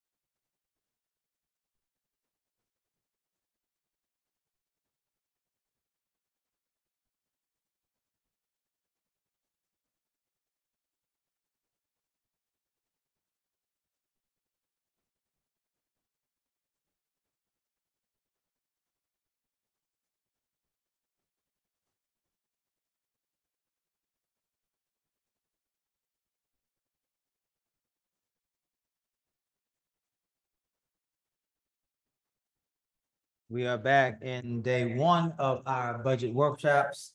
And we are happy to welcome Mrs. Agatha, who is our communications director. Coordinator.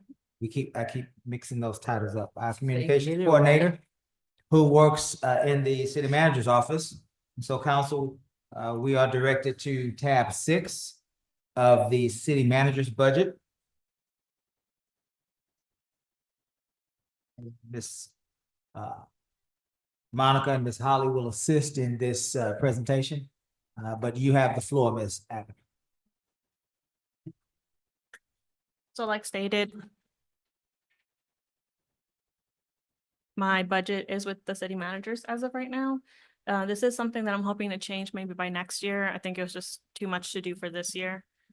So that's just something to kind of keep in mind. You mean separate it out? Yeah, separate Yes, it I out. understand. Thank you. Okay. Go ahead. When we say separated out, wouldn't that be something council would have to take action on to create a separate communications department? No, that can just be administrative and just show the budgeting separately without actually creating a department. Yeah. Just so it's easier for you to see it. Okay.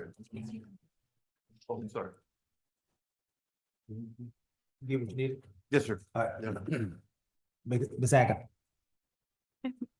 So I was requesting a couple of different items. Sorry, I actually would need her assistance on this.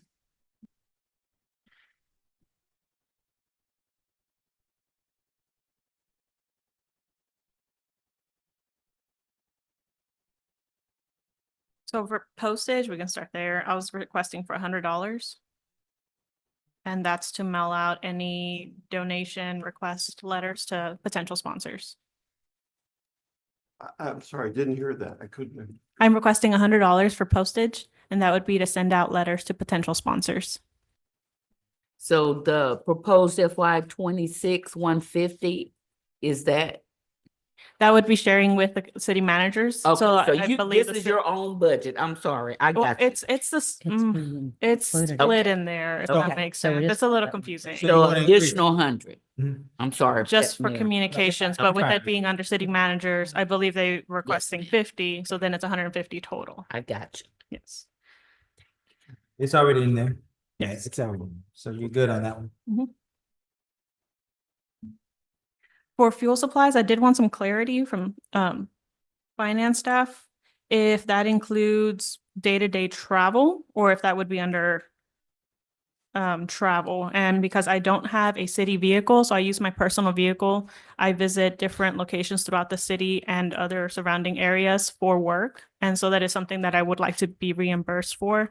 I haven't kept track previously, but I do want to, it adds up. So I do want to start keeping track of that. And so I didn't know where that is budgeted Yeah. to, or if we can budget that into this. I would say, I would say that I would think that the council would be inclined to make sure that you have a vehicle assigned to you. If you are our communications coordinator, Ms. Holly, correct me if I'm thinking about this different in the wrong way.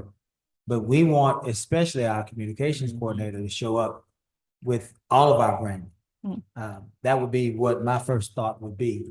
And then the second question to that would be, Ms. Holly, do you know if we have an unassigned vehicle? I do not know that yet. I will have to find out if we have, Okay. I know we have fleet services, but do we have a fleet of unassigned vehicles? I'll have to find out. And then Okay. in addition to that, to solve the immediate problem, how does that work?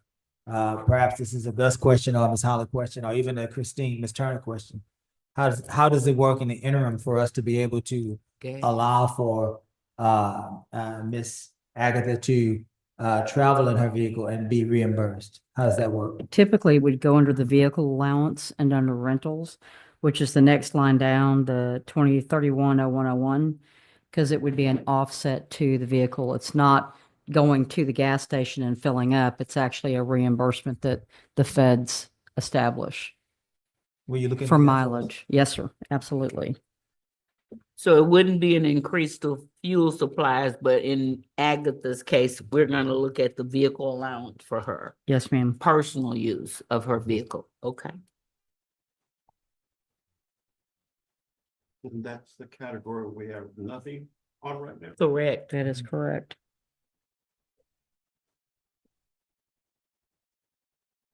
Question for the city manager. Or anybody. Who's in your department besides Agatha? Well, I've got an executive assistant. And a deputy as well. And then there is one communications position open, which is the communication specialist. So 1, 2, 3, 5. There's Deputy assistant manager, the executive assistant, and 2 communications staffers. So Yes. that would be 4 plus the manager, 5. Yes, that's not including HR. Where did the other communications person come from? There's been two. We have one. no, we appointed 2, what was Yeah. that? 2 years ago? I want to say A it- year ago. At least One of one ours year left. A year Didn't ago. one of ours recently leave? Yes. Yeah. Megan's gone. Yes, and they She was started, Permanent staff. she started as an intern April of last year or March of last year. Mhm. And then they became full staff or full-time in October or so. Yes, I was like, you added I don't know what the exact, I don't know if they're coordinator or liaison, but you added that position in the last fiscal year. But currently it's vacant, but I am working to hire somebody to fill that position. Well, what did they do in that position? A lot of it would be like the marketing, so creating social media content, newsletters, updating the website, and just different work as needed. What do you do? So I oversee, well, I'm sorry, take that back. I work with different departments to get the information. So then I kind of like, in a sense, coordinate the information. And then I do also work with social media, putting out the information, videography, photography, and that is also something that they would assist with. I also help with special events and any type of communication cues for leadership. So whether that's the mayor or for city manager, I also assist with that, and media relations as well. So who does writing? Myself, You do the writing. yes. So one creates content while the other responds to inquiries, questions, and concerns, basically, More or less, so yes. more or less. Yes. Thank you. Mhm. You may proceed. So for advertising and promotion, one of the other duties is marketing table. So this week alone, actually, I have 2 events that I'll be participating in. One is with the College of the Mainland. They have an event that I'll have a city table at. Afterwards is the Coastal Community Back to School Bash, which I will also be attending, and we'll have a table for swag giveaways and information. Last week, we did participate in another event with the TCISD new teacher orientation, where they had the new teachers come in. And so I was able to talk to them, share our information, share our flyers, and any upcoming information as well. So with that, I would like to request that budget to be up to 7,000, and that's for the whole city. And that would help cover swag items. That would help cover kind of like a tent and any banners that are needed, any signage. That would also cover any marketing printed materials. And there's one other thing. Did you say the advertising and promotions budget from 5 to 7 is what you? Yes.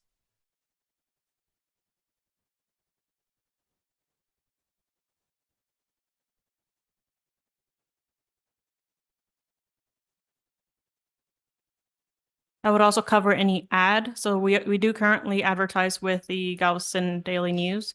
So that would also be part of that. And that would also can be used for social media. So Facebook, we would purchase ads from them to help get out information when needed.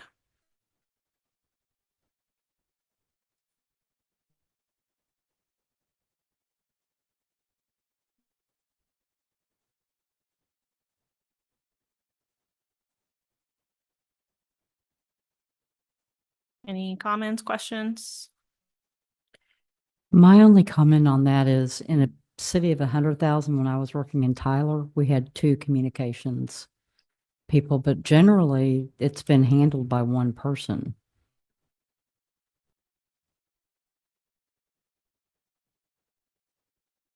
Well, I think at some point there was a lot of confusion, a lot of misinformation, disinformation going back and forth in the community that caused the need for an additional person to respond to some of the inquiries coming from the community.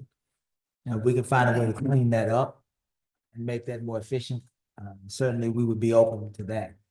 I think that is that's the problem that we've had, resulted in needing more than one person. Mayor, Yes. one could also definitely argue the opposite of that. There was a lot of misinformation coming from the city. And so the city used resources to kind of counter the misinformation that was coming out of the city. So I just want to clarify that. Thank you for your comment. Anyone else? Go ahead, Mayor Pro Tem. Question. Is this relevant to you in your work?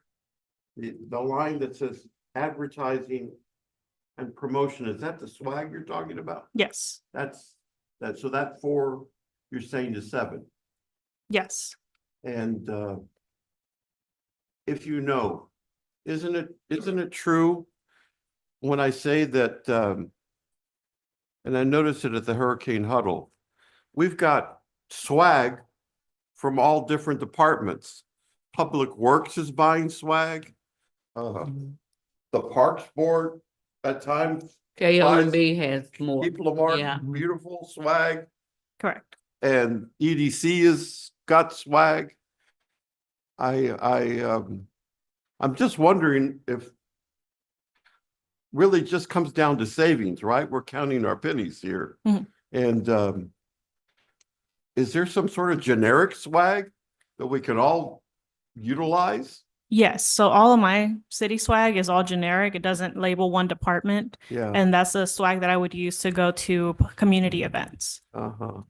And so this, the 7,000 is not just for swag, it's also for advertising. It's also for printing promotional materials or marketing materials. It's also Okay. for if I need a banner or a tablecloth, those types of things Okay. is included in that cost. And Mayor Pro Tem, I, for one, think swag is necessary because departments do different things like water. They have swag stuff that's available for the community, but they also provide educational materials for the kids as well. So I'm for that in some capacity. We may just look at how much is being purchased and maybe limit a few items if that's a concern to you. But if we want to make sure that we're spreading the word about our departments and the things that we do, and I think that's necessary for some of us. That's just my opinion. Well, and this is just from my background. When I think about swag, and we used to do it a lot because I had offices all across the state, but I made sure that it was very visible at our corporate offices. When I had a visitor come in and trying to sell a franchise or things of this nature, we had our very visible swag there. And I guess when I say that there's all these departments, is that I don't see them in our lobby. I don't see a welcoming for our residents. They're coming in to pay a bill. Wouldn't it be nicer in some fashion? Oh, You understand? That's all just, for me, that's marketing. Mhm. That's marketing, so when I go to the Hurricane Huddle, I see the Public Works and stuff. And that's the first thing that comes to my mind is, why isn't it at City Hall so that people can get things like this? yes, I mean, I would That's- love to do that. Right now, utility billing, they have pens that they're just personal cheap pens, but they're wrapped kind of like in a flower. Yeah. So that way people don't take it. That way they have them there to keep over and over again. But I'd love to replace that with Of city pens. branded pens, and then they can take them home if the residents wish to. Also, you have I don't know if it says tourism or information. I Visitor information. that was something that was on my list. That would be the perfect place Mm. for additional city information other than the application stuff that Mhm. you have out there. And yeah, I was gonna speak along those lines of maybe having more information about city services, specifically the debris issue. And then just free swag for if it's from parks or KLMB or at maybe different times of the year. Should be visible. And let me, just one other, I need some clarity on this. Was it last year? And I don't know where this would be. The mayor, you and I have been around here, but we had allocated as part of this effort, I want to say almost $300,000 to buy a whole bunch of equipment. Remember that? It was like a TV studio sort of thing. And our former city manager set up a whole little studio in the corner of this room over here. $300,000. It was 300,000. I was going through the book. I remember the studio, Yeah. and she has you have a We studio do have now, a studio, yes, and that was purchased with PEG funding or covered by PEG funding. Peg. Well, I'm gonna Yes. go back and I'll find Yeah. that. I do remember that. I don't remember the total, but I do remember what you're talking about. So, but I'm interested in knowing what equipment you work with. That's, what are the resources? You have these responsibilities, but what are the resources that you have? So I have 2 video cameras that I use for photos and video. I have, a tripod. We have lighting equipment. We have laptop would also be part of my equipment.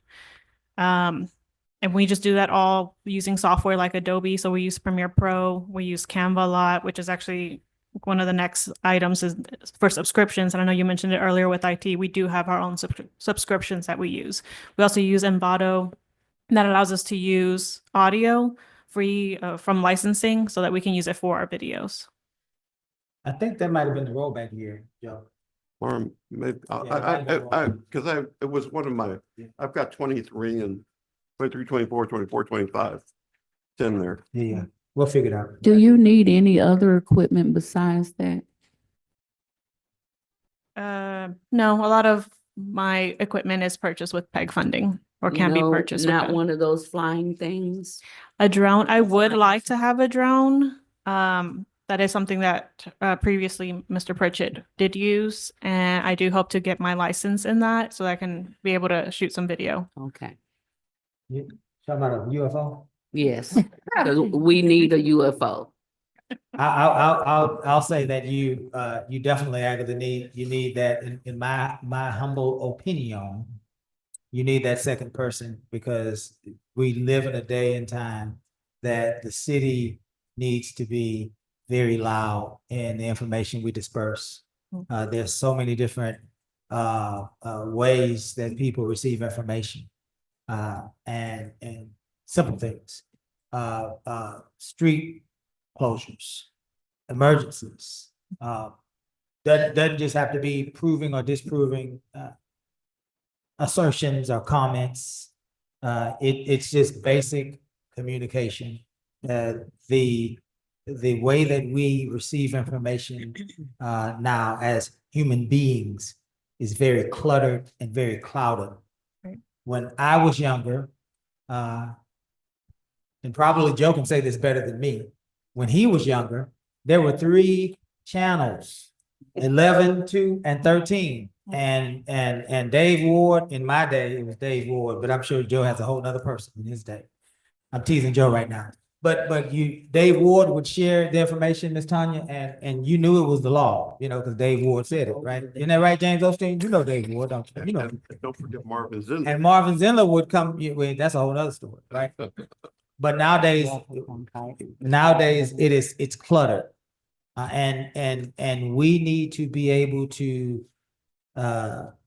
not just tell our story, but provide accurate information that affect the lives of 20,000 people who get information from all sorts of different different platforms. And so I think that it's important that we continue in that tradition. Mayor, can I continue? Yes, sir. Let's talk about the PEG Fund. Okay. Okay. And PEG Fund is, by the way, it's a fund permitted here in Texas, which stands for PEG is Public, Educational, and Governmental Funds. Dedicated source of revenue derived from cable franchise fees. And they're specifically allocated to support the operation and capital needs of public access, educational, governmental television station. Now, on the summary of all funds, Ms. City Manager, I see on here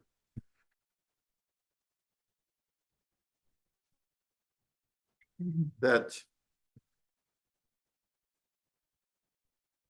we estimated ending balance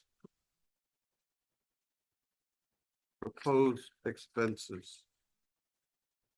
Projected ending balance. We have an ending balance of $237,000. I don't know if Ms. Turner's still on. Or Monica, you see that? Under summary of funds?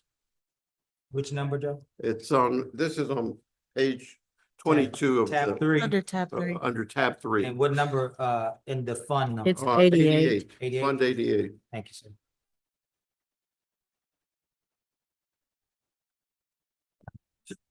Having said this and looking at the category here, these requests that you're asking for, at least looking at the use, and the city manager comes back to you, I think can be perhaps allocated from the PEG fund. If they can, then they should be. Yeah. And so, and then the other part of this, I'm just going to make the suggestion, is that to the extent that IT can also come under this definition, that some of the funds could also be utilized to support those operations and or the police and fire on any efforts that they're making to communicate via these items, right? The cable and television, whatever story they have to tell, perhaps is an option, an opportunity. So we just have to make sure that it does apply to that because there are legal restrictions in place for that. So yes, as long as it does qualify, yes, by all means, we would love we can use that funding. Let's see. So IT has actually used PEG funding a lot in the past, and especially because they were more involved in the streaming and the programming. But with the change of leadership recently in the last few months, I feel like streaming meetings have kind of been in limbo a little bit. And I know Mr. Conrad did ask for an AV technician to focus on that. And then he did imply that that position would eventually could go to communications department if there was one. And from there, a lot of the PEG funding would be used for that position for the equipment. Well, I'll leave that in your capable. But I do think they recently purchased a sound, like a board to be able to stream the meetings with. Using PEG funding for her department. Well, and let me ask this, and this is just and maybe council will agree with me. Is there some way that we can improve the camera that we have here in chambers as well too? And the audio that we have? One of the items that I keep hearing is people difficulty hearing what we're saying up here. And maybe if we can go to a wireless system or something to help improve the communications and our. Did you want to, as an expert, Avery, did you have any thoughts of those thoughts on that?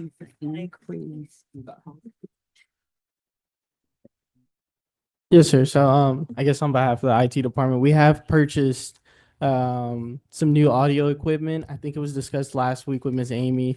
It's just a point in time of us actually sitting down and deploying that audio, new audio equipment.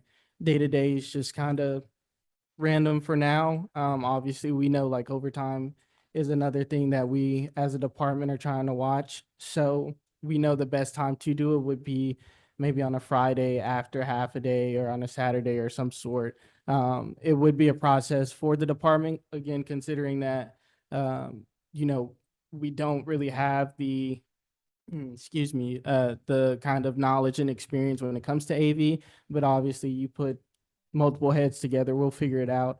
So right now it's just a process of figuring out when we can actually do that. We have discussed as well as, bringing in experts or contractors or whatnot to professionally, get it done as well. But, cost, we know it would be best probably for us to do it in-house and obviously, get a chance to do that as well. So. Do you have any response to Mayor Pro Tem's question about cameras, quality angles? I assume he's speaking Yes. of quality and angles and things of that nature. Right. So I do know that that would probably be a Conrad question. I know that that has been discussed as well. Not only here, but citywide as well. Getting new cameras or better cameras or multiple angles or more cameras in general, just kind of an overview of that conversation has been discussed as well, but that'll probably be a Conrad question to answer that for you. Thank you. This, one of the things that the residents, a few years ago, before your time, was speaking with, myself and perhaps other members of, I guess it's only Kim and Joe at this point. It's been, predates the other two members. They wanted, they would prefer if our communications department would be able, and now we're talking about staffing, to share where there would be major projects going on in the city. So for example, if we were grading ditches or cleaning ditches or clearing debris on the corner of A and B Street, right? They would want to know and have that announced that we're cleaning debris on the corner of A and B Street, so that they would have a general idea of the work being performed and a general idea of what our public works department is doing, not minor jobs, but if there are major repairs going on, or there's a major project going down the street, if we're cleaning culverts on Plum Street, they would want to know that for a lot of reasons. Some just to make sure that the tax dollars are being spent Right. appropriately, others to plan and adjust to those schedules and things of that nature. Is that something that under your current staff of 2, is that something that is doable, or would that require more human resource? I feel like it depends. I want to say it's enough, but also one thing that's kind of up in the air ever since Mr. Pritchett left the city is he was the PIO. And so I know PIO has been a conversation with myself and the chiefs also, and special events. So special events was his when he was in PR, but then when he became a deputy city manager, he was doing it. So I don't know if special events would stay under the new deputy city manager if we did hire somebody, or if that's something that you would like my department to take care of. Ms. Holly, would you make that recommendation? We used like a code red, and we would actually geofence and then send that out, and that was done by our city clerk. So it didn't require a lot of staff, and that was just a routine thing. We have a water leak here. We're going to be doing street repairs here. And so, but the only difference with that is people have to sign up for that service. And I don't know if we're using OnSolve Code Red or what we have here to get the information out to our residents. Chief, do you know what we're using? We use Civic Plus. We are using Civic Plus? Okay. So that's definitely a way that we can do it. But that would be for like emergencies, correct? Is that what Oh, you're no, referring it's to? just, no. This is for routine. Okay, so I'm sorry. Yes, so we do have that set up in our system where people can register for certain announcements. So if they want to know when the next council meeting is, they can get those alerts. So there are some alerts that people have signed up for. Is that a Civic Plus as well? Yes. Just to interject, I believe in our Civic Plus suite, that's Civic Ready. Previously that was done by our former IT director, both as IT director and his role as emergency management coordinator. He was sending out those alerts. I'm not sure who on staff currently does that, but that's something that we can find out and bring back to you all. So that was one of the things, because it was also JB who was doing those. So that is something where I'm kind of like, I'm not sure if I'm taking that on or if that's gonna, Yeah. be assigned to somebody else. You mentioned the public safety departments. And I thought I heard you say that they have their own PIOs. PD does have PIOs, and fire does have, they do have people that can act as a PIO. Do they work in conjunction with your department, with the city manager's office, or are they left to their own devices? So previously it was Mr. Pritchett, who was the PIO. And so I would assist him when it came to emergencies. So the last few emergencies we've had in the past year, I was there and assisting in getting the communication information out. So now with him gone, I'm still working with currently Chief Merriman to get information out, but he does have staff that he can also use to help him with that information. But it hasn't been, I think, fully established how we want that to look like. Still disjointed. Ms. Holly, would you work to streamline this Absolutely. process? We need one voice. Yep. And we need policies and procedures on how we go about communicating that voice. Yes, sir. Thank you. Mayor Bill, while we were talking with her, we talked about in our retreat, establishing communications for our individual districts when we had something that we wanted to share with them, and I wanted to find out later on, make sure that was on our list. Is this the department we speak with about making that happen? And Yes.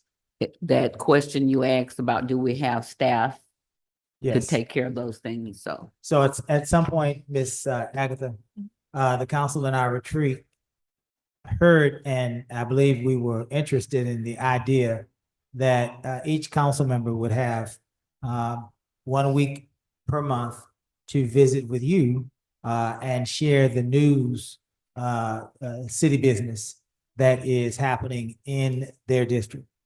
It sounded like it would have been an interview style of a format where you would simply visit with a council member in person, record it. What are the exciting things that are happening in your district? We did this, this is happening, that's happening, so on and so forth. Sounds like the council liked that idea. Would you be able to do that under the current conditions of a 2-staff office? Yes, once I hire somebody, we can implement that. Okay. Ms. Holly, would you work to help? Absolutely. you did, Okay. you answered the question. Ms. Yancey, did you want to, I see Joe, did you want to? Joe? This is a get clarity question. In the past, and Mr. Osteen is here with us. Thank you, as always. There was a contribution from EDC to I guess, public relations, and was $50,000. Do you know, I haven't really seen the EDC budget that closely. We still make that contribution, right? No. No? We stopped that when that city got their own $1. Oh, Yeah. Before, we helped support it. right. Okay. But once, we got our own and the city got their own. $50,000 back out. Yeah. So the EDC still is contributing for the Vision 2050 Yeah. contractors. That you're paying that bill. Mhm. Okay. All right, 40,000. something like that. Yes. Yeah. All right. Okay, thanks.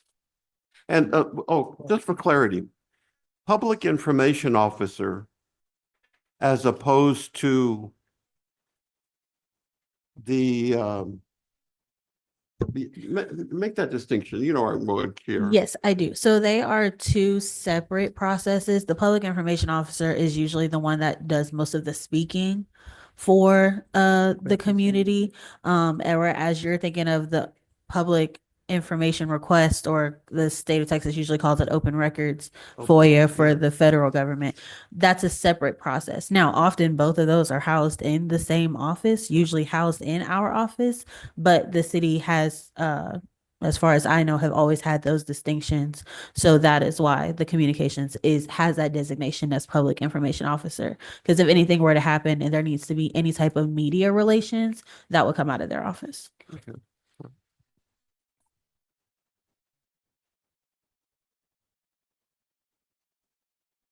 And Sorry. once again, how many people in the city manager? There was the deputy, The executive assistant, Five. executive assistant, two communications. five, Yes. Yes. and the manager.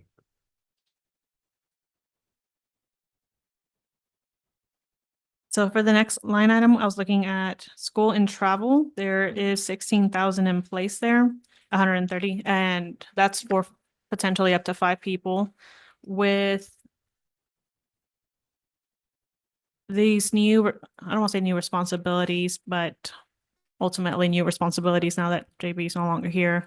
There is some training that I would like to participate in, and there are a couple memberships that I would like to join. So some of those would include TAMIO, 3CMA, TML, and PIO training. So these are all trainings and conferences that I'd like to participate. It's TAMIO is Texas is at the level of the state, and it's other communicators within the state. So I think they share a lot of knowledge, and I did attend last year and it was very insightful.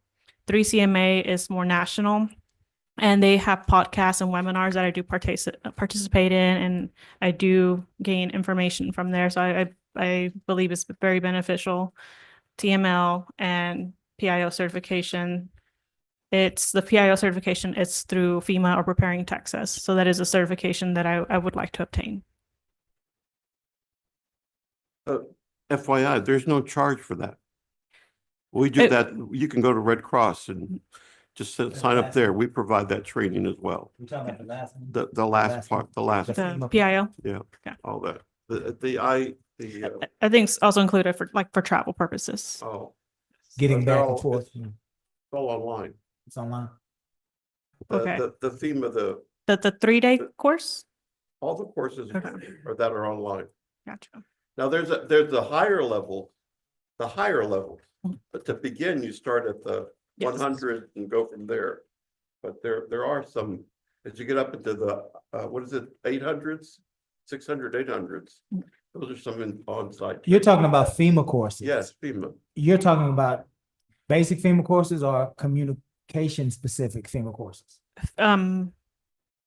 Both. So they're FEMA courses. It's through Preparing Texas .gov as well, but it's through FEMA. So they do have the online courses, and then you take a few online, and then typically it is a virtual or in person for the advanced PIO, if I'm not mistaken. The one that you are requesting, is that a virtual and a in-person, or only an in-person?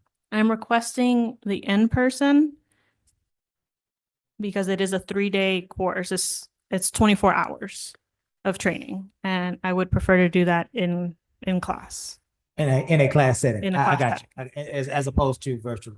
Correct. I Well- understand. I got you. But you have to have the other course. Have you? You work up to Yeah. it. Yes. So it's one other course, and I can do that in an afternoon or so. But yes, and that is free.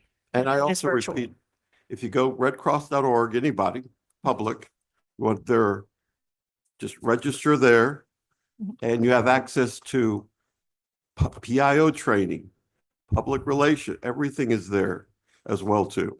And I Noted. encourage them. Thank you.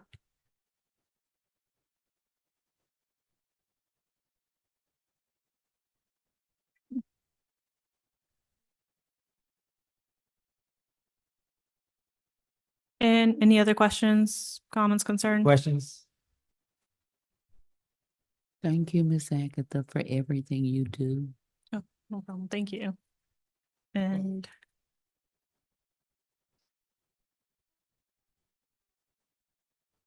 that was really all I had, but I'm definitely open to hearing from council. What are something you'd like to see coming out of the communications department? I know you mentioned the weekly updates.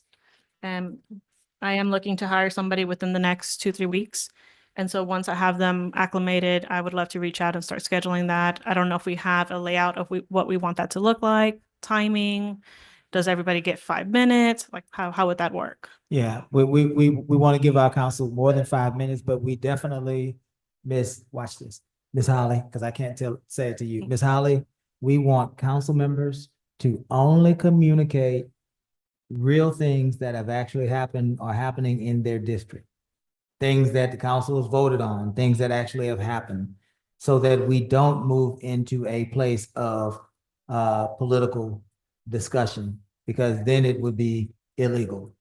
We want to keep the boundary straightforward with what council has actually done, what the staff is actually doing, right? So that it is a sharing of information and not a political discourse, because we cannot use tax dollars to have political discourses. And in your charter, you act as a body. And so it's only those actions that you've taken as a body that matter. So even if it's a 3-2 vote, that passed. Is the And body. so Right. the message going forward is, this is what we're doing. But if it's not something that the council has voted on, then it doesn't exist. So here's the next thing that we need to clear up while we are a body. Let's use Ms. Griffin. If Ms. Griffin says something that makes Ms. Agatha believe that that's something that perhaps should not be in the final edit, will you direct the communications person to come to you to share those findings so that you can share that with the council members? Correct. And Okay. the only concern I would have is, since the council is not allowed to direct the actions of any staff member, and in fact, your charter is the strongest I've ever seen. If you do, you can be convicted and removed from council. I mean, it's actually I think it's a Class C, but It your is, it charter is. sets it up, which is very strong, that you are not to have individual control discussions with over any member. And so all your contact needs to be with the city manager. And then I, again, only take direction as a body, only what's voted on. So Yes, ma'am. Yes, I am ma'am. with If- you, If sir. we can establish that policy to Can give I Ms. ask a Agatha question? some direction and some protection, I think that'd be great. Ms. Griffin. Miss Holly, would you ever direct us to work with staff on projects? No, Okay, the charter would preclude it. okay. So I think all of us want to talk longer than 5 minutes, Adam. Okay. That's how we got elected. I right? don't. So I would I say will be without done in objection 5 minutes or less. from members, I would say it would probably be a 15-minute discourse. 15 minutes go pretty 5:15. fast when you're talking. Limited to 15 minutes. If Ms. Tanya wants to do 5 minutes, that's great. If Mayor Pro Tem wants to do 15, then that'd be great also. Okay. I'll work on that. Anything else for Ms. Agatha? Ma'am, you are doing a great job, especially with all of the changes that are happening in our government, and you are trying to adjust to them. I see you, and I see your heart. And I just wanted to share that as one member of this council. I support what you're trying to do, and I know it's difficult. Always is when change happens, right? But kudos to you for continuing to keep moving forward and keeping your chin up in these days and times. Cause I Thank don't you. see it. You wear it well. Well, thank you. If there's nothing further for Ms. Agatha, I believe Ms. Nance has scheduled us a lunch break here. Council, do we want, an hour lunch break? Do we want an hour and 20-minute lunch break? What are we thinking? Ms. Nance, what did you set up? An hour and a half. About an hour and a half. Y'all are scheduled to come back at 2 o'clock, which you can Okay. come back soon. So let's come back at 10 minutes after 2. You a slave driver, Ms. Nance. Wait a minute, is that right? Is that Is that right? 10 minutes after 2? Sure. Did you want us to do 2? 2 is fine. Whichever. Let's stay 2 because y'all gonna come back. We're gonna say 2 because the way that we operate. Yeah. Joe's compion always is the last one in. I'm teasing. I'm teasing. We'll break for 2, break for lunch. Let's try to get back at 2. Hard start at 10 minutes after 2. Thank you, council.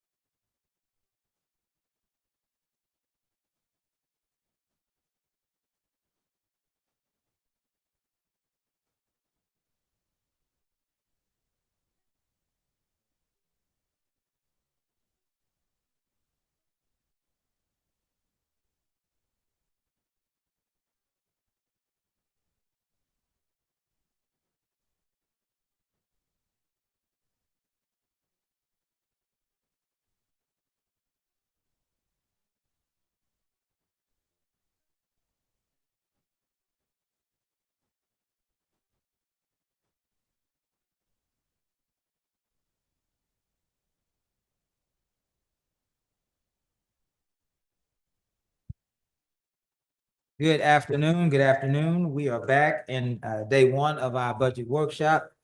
And we are now at the city manager's office, city administration. And so we yield the floor to Mrs. Holly. Thank you very much. As I said earlier today, I got the budget after 5 on Friday, right before y'all did. I have not seen the individual numbers that came through with this, but I will incorporate what I heard from communications this morning. It would not be my intent to hire a deputy, particularly as we're looking to cut. If that position needs to be hired, then the incoming city manager could do a budget amendment and request that through the council to do that.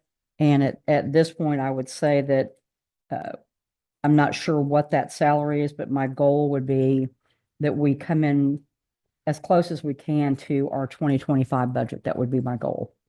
Yes, ma'am. Let me ask you this. Would you then be open to perhaps have you already contemplated the idea that we would need an analysis and an assessment of that position on whether or not that position is even needed in the city manager's office? And if not, if there is another role that perhaps might be needed or no role at all. I would be interested in you Okay. doing the analysis and making a recommendation to us on that. I'd be without happy objection. to. I'd be happy to. Yes, ma'am. Let's open this up to administration. Ms. Holly has shared with us that she may not have the answers that we would seek, but we ought to ask if we are inclined anyway. So council, do we have any questions for Ms. Holly as it relates to the city manager's office? You got a question? Yeah, I'm Mayor Pro trying Tem. to make some sense out of.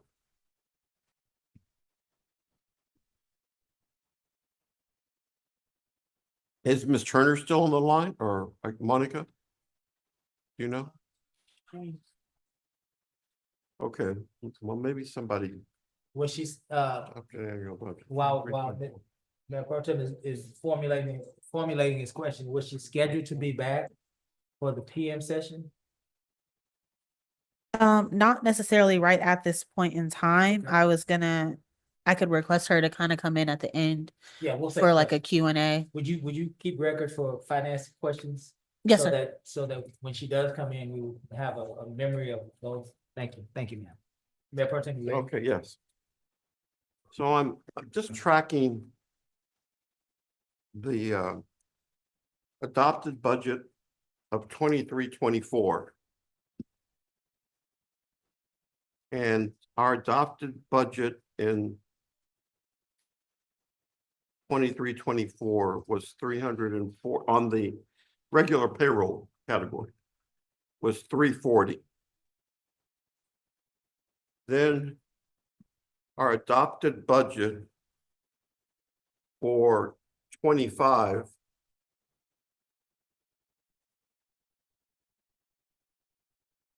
was payroll once again 415,800 for 24-25. And this document then on the payroll side is the 520,915. So just some observations. Once again, in terms of accurate numbers. 415, 806, all right, that's accurate.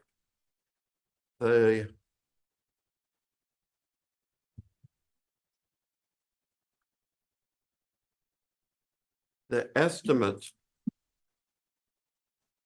and if we remember what Ms. Turner said, that estimate FY 2025, that represents expenses to date. And that's $231 right now. Through August. Well, actually You said through June. through June. That's right. She did say June, right? June. So we're it looks like on that payroll side.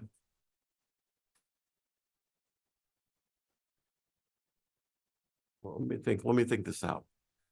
Your expenses are under a contract, so we're gonna have to figure that category. That's number one for the consulting, the Texas First. And so my question is, given the fact that we've already spent 520 to date, what other expenses are gonna be accrued to the end of the fiscal year, Monica?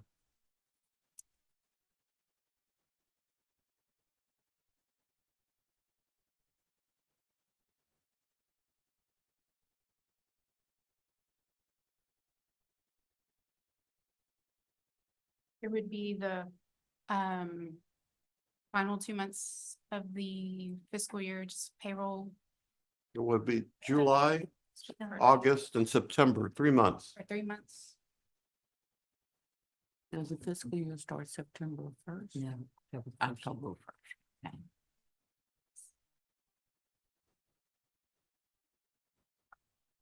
And then, having said that, that next line category, and Ms. Interim City Manager, Ms.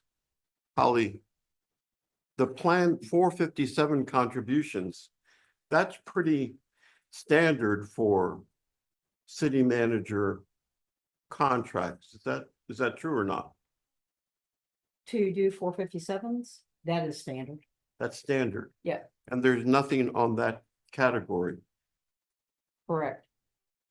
So that's also something that just stood out to me on that side. What is Plan 457? That is an ICMA, and I didn't realize that there's a match on that. I'm used to typically when you do your regular retirement, you're either a 2-to-1 match, 3-to-1 match, however this community does it under your regular TMRS, Texas Municipal Retirement System. 457 account is through the International City Manager Association, and it's a way for higher wage earners typically to bank some of their salary and not have it taxed and then get it at a later date. I did not realize there was a match to it, meaning a city expense to it. So I will have to get educated on that.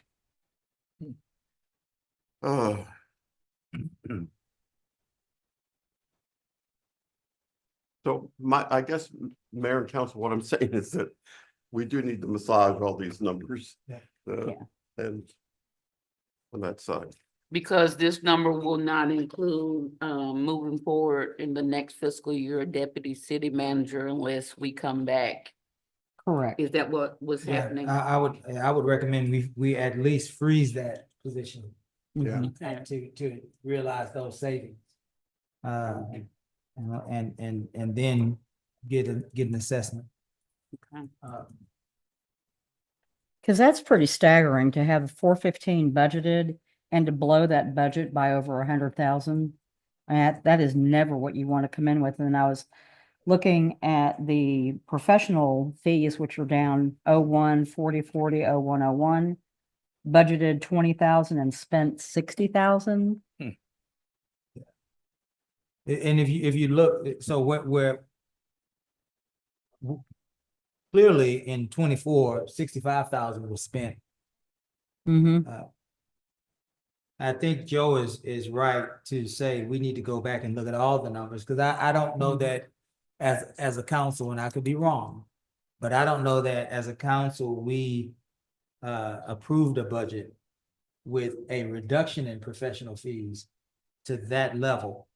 I think we have to go back and look at all of the numbers. Okay. Because the estimate again pops back up at 60,000. Right? Yes, sir. So it's clear that there's a trend there. And I don't know that, the council would have approved that. Might have been some miscommunications, some misunderstandings, Okay. but I don't think that we would approve that. Along those lines, the proposed budget for fiscal year 26 doesn't have anything in professional fees. Yes, sir. You cannot operate a city manager's office without having resources in your professional fees portion line item of your budget. Because that's part and parcel to city manager's office functioning appropriately.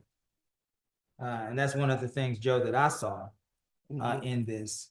Were you done, Joe? I'm sorry. Well, I was gonna hit on that one. My question was going to be, because I've never seen it, I've asked in the past, but I've never seen it.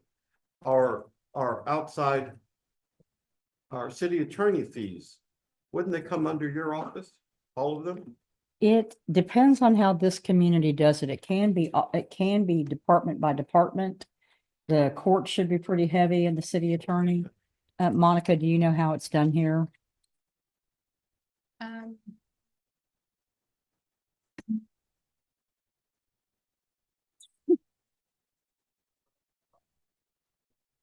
I was just looking to see if there was one. There was in the Fund 99, there was a legal services line item, 199? or I'm sorry, Department 99.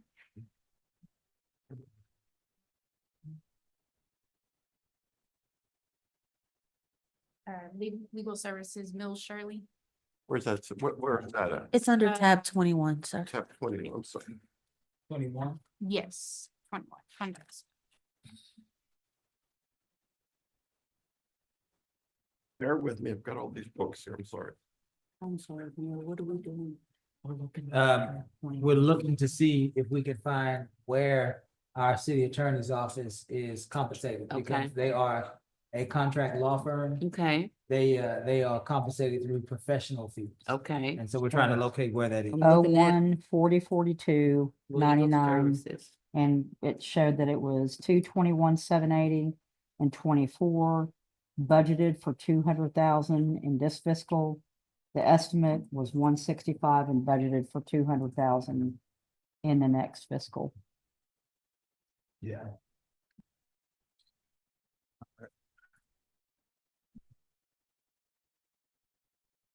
Well, that kind of make.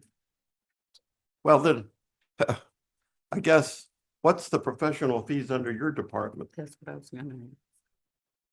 Monica, can you find out what? Yes.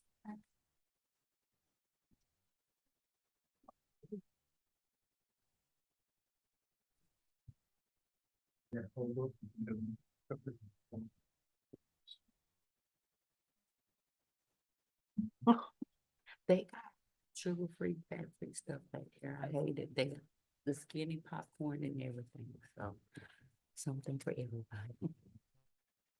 You know, what you like, what you gonna get it, when you have it here for all meetings and stuff.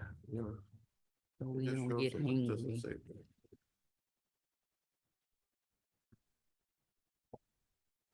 I've got a Collaborate Arc LLC. Collaborate. That's the 2050 plan. Professional fees aren't just attorney's fees, they're consulting fees as well. Okay, so that's the 20. Are we going to have Is that- any additional fees for next year with them? But that's the EDC paying for that. So, Ms. Monica, you're saying the line item under the city manager's budget for professional fees, you've identified Collaborate, Collaborate. which yes, is the company that we've worked with to develop our La Marque 2050 plan, right? Okay. Are there any other, Other ones I've seen, Provision Specialized. There's, I'm not sure what this. Collaborate, you see provisions? Provision Specialized, Resources, Provision Specialized Resources. Okay. I see TransUnion Risk and Risk Data. Does this sound familiar to anyone? No. Miss Nance? There it is. Look at that. Oh, proviso, yeah, that. Look at Alice Ashton. Mhm. It was TransUnion risk data? TransUnion Risk Data. Alice is actually online. I think she's looking to speak. She got her hand raised. Okay. I'm hold on. Hold on just a minute, Miss Alice. Hold on. We'll get you in. Welcome and good afternoon. Um. Did anybody say what TransUnion was?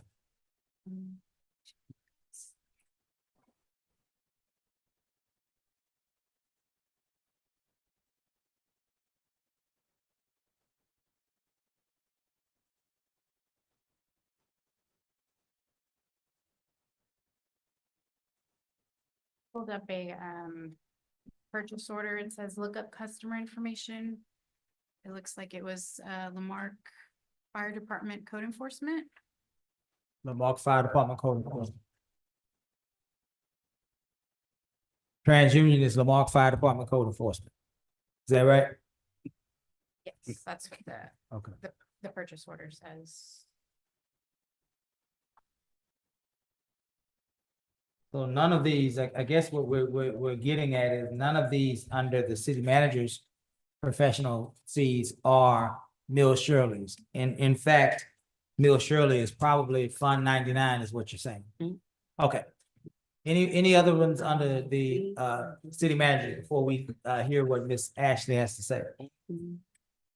One more, Marsh Darcy Partners. Marsh Darcy Partners. Marsh Darcy, That is the attorney, isn't it? she's a consultant working on the yes. terms. Yes, that's what I was gonna say. She has Omega been Bay. working on our Omega Bates hers financing plan. That is coming back to you all, I believe, next week. So Yeah. Any others? And then there was one for Mills Shirley. Bill Sure. Can you see numbers? Yes. The Mills Shirley is 13,725. What? Did you want to give us numbers on the rest of them before we bring Miss Ashley in? Sure. Collaborate, Provision, TransUnion, Marsh Darcy, you already gave us Mill Shirley.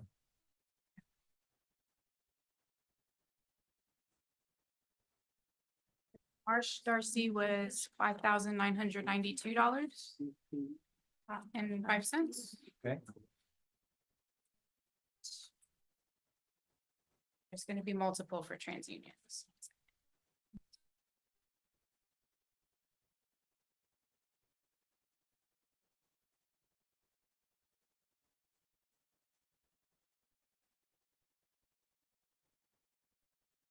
While she's doing that, Ms. Holly, we need to find out why is the fire department Yeah. using, that sounds so bad. Let me rephrase that. Why is TransUnion, which clearly is a code enforcement operation coming out of our city manager's office? Mayor, I just got a message from the police department with clarity on that. That is the entity that they use for investigations. TransUnion? Mhm. Okay, so then I don't even want to ask who they're investigating, because that's none of. Yeah, we can't do that here. Question would be, Ms. Holly, why is the police investigative process being charged to the city manager's office? Right. Okay, got that one. What else you got, Miss Monica?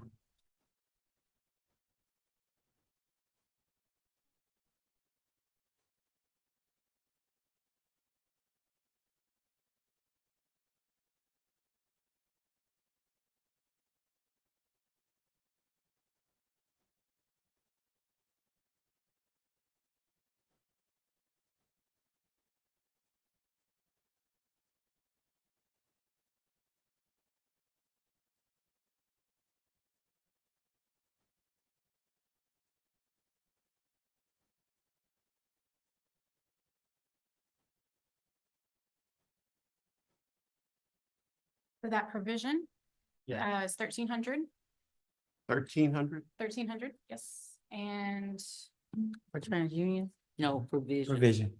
Specializing resources is the name of it, and it's 1,300. Provision is Alice Ashley. Collaborate is 2050. TransUnion is apparently the police department investigative process. Okay. and that collaborate total is 32,448. 32. You didn't give us TransUnion yet. You said there were multiple.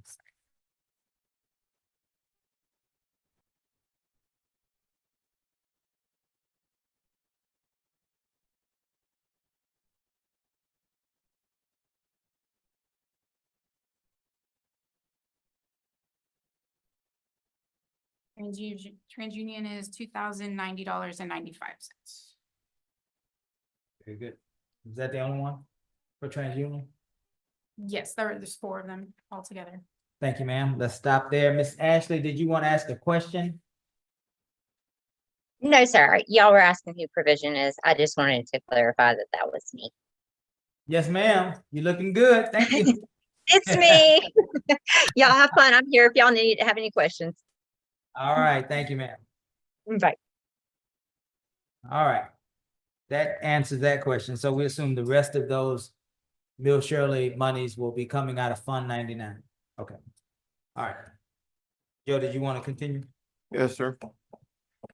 So for clarity, well, I have two questions. Number one, to our interim city manager, from your experience, well, have you ever had a provision in your budget that talks about payment for professional services? Depending on what the projects would be for that year, could be. Could If be. you're working on a comp plan, you could decide that the appropriate place to fund it is out of the city manager's office. There could be things that you do, but you would have those projects identified before you get to the council. At this point, I have nothing, obviously. So I would say leave it without anything unless there's recurring. And if there is something that needs to happen, the appropriate way to do it, come to the council, get your approval, and do a budget amendment so that everybody knows what's happening. And it's not that we come in at the end of the year and go, oh, we spent 40,000 more than we said, and nobody knows why. And follow up then, if you or anybody can provide, then the 2050 consultant, isn't that being paid by EDC? Why would that be here? I think the initial, if I'm not mistaken, Ms. Nance, you can check this if you can in our records. I think the initial engagement came from council, but it was then supported and has been supported ever since by the EDC, I think is what happened. I think we capped it and they took it over because the project started to become more expansive than the council's budget. Okay. I think that's what happened. It's happened. We can confirm that. Sounds about right. Can you confirm that? No rush, but just at some point during our process. So Ms. Holly, you're suggesting, and that's good information. You're suggesting that through, we just had recently, for example, a council retreat. In that retreat, we talked about council priorities. And so what you're suggesting is the way that a healthy system would work would be if the council said, we wanted to get a study done on tree height. Whatever, we wanted to get a study done. We do. I'm kidding.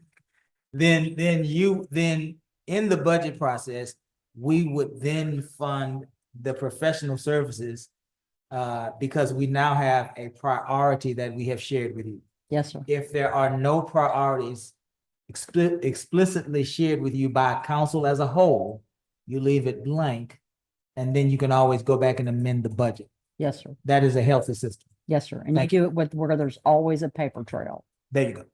Very good. Yes, Mayor, I'm trying to be as my mind on the budget side is trying to keep it as simple as possible. So having said that, I've noticed in municipal government that we have in government certain fixed expenses. They're there. They're there. And we have certain fixed shared expenses, like legal services. I guess in my world, I would allocate my legal services to the department that who had the need.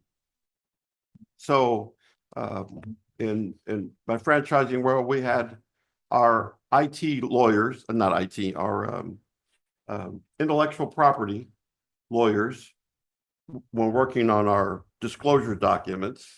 That was one category. And so another one was our promotions department.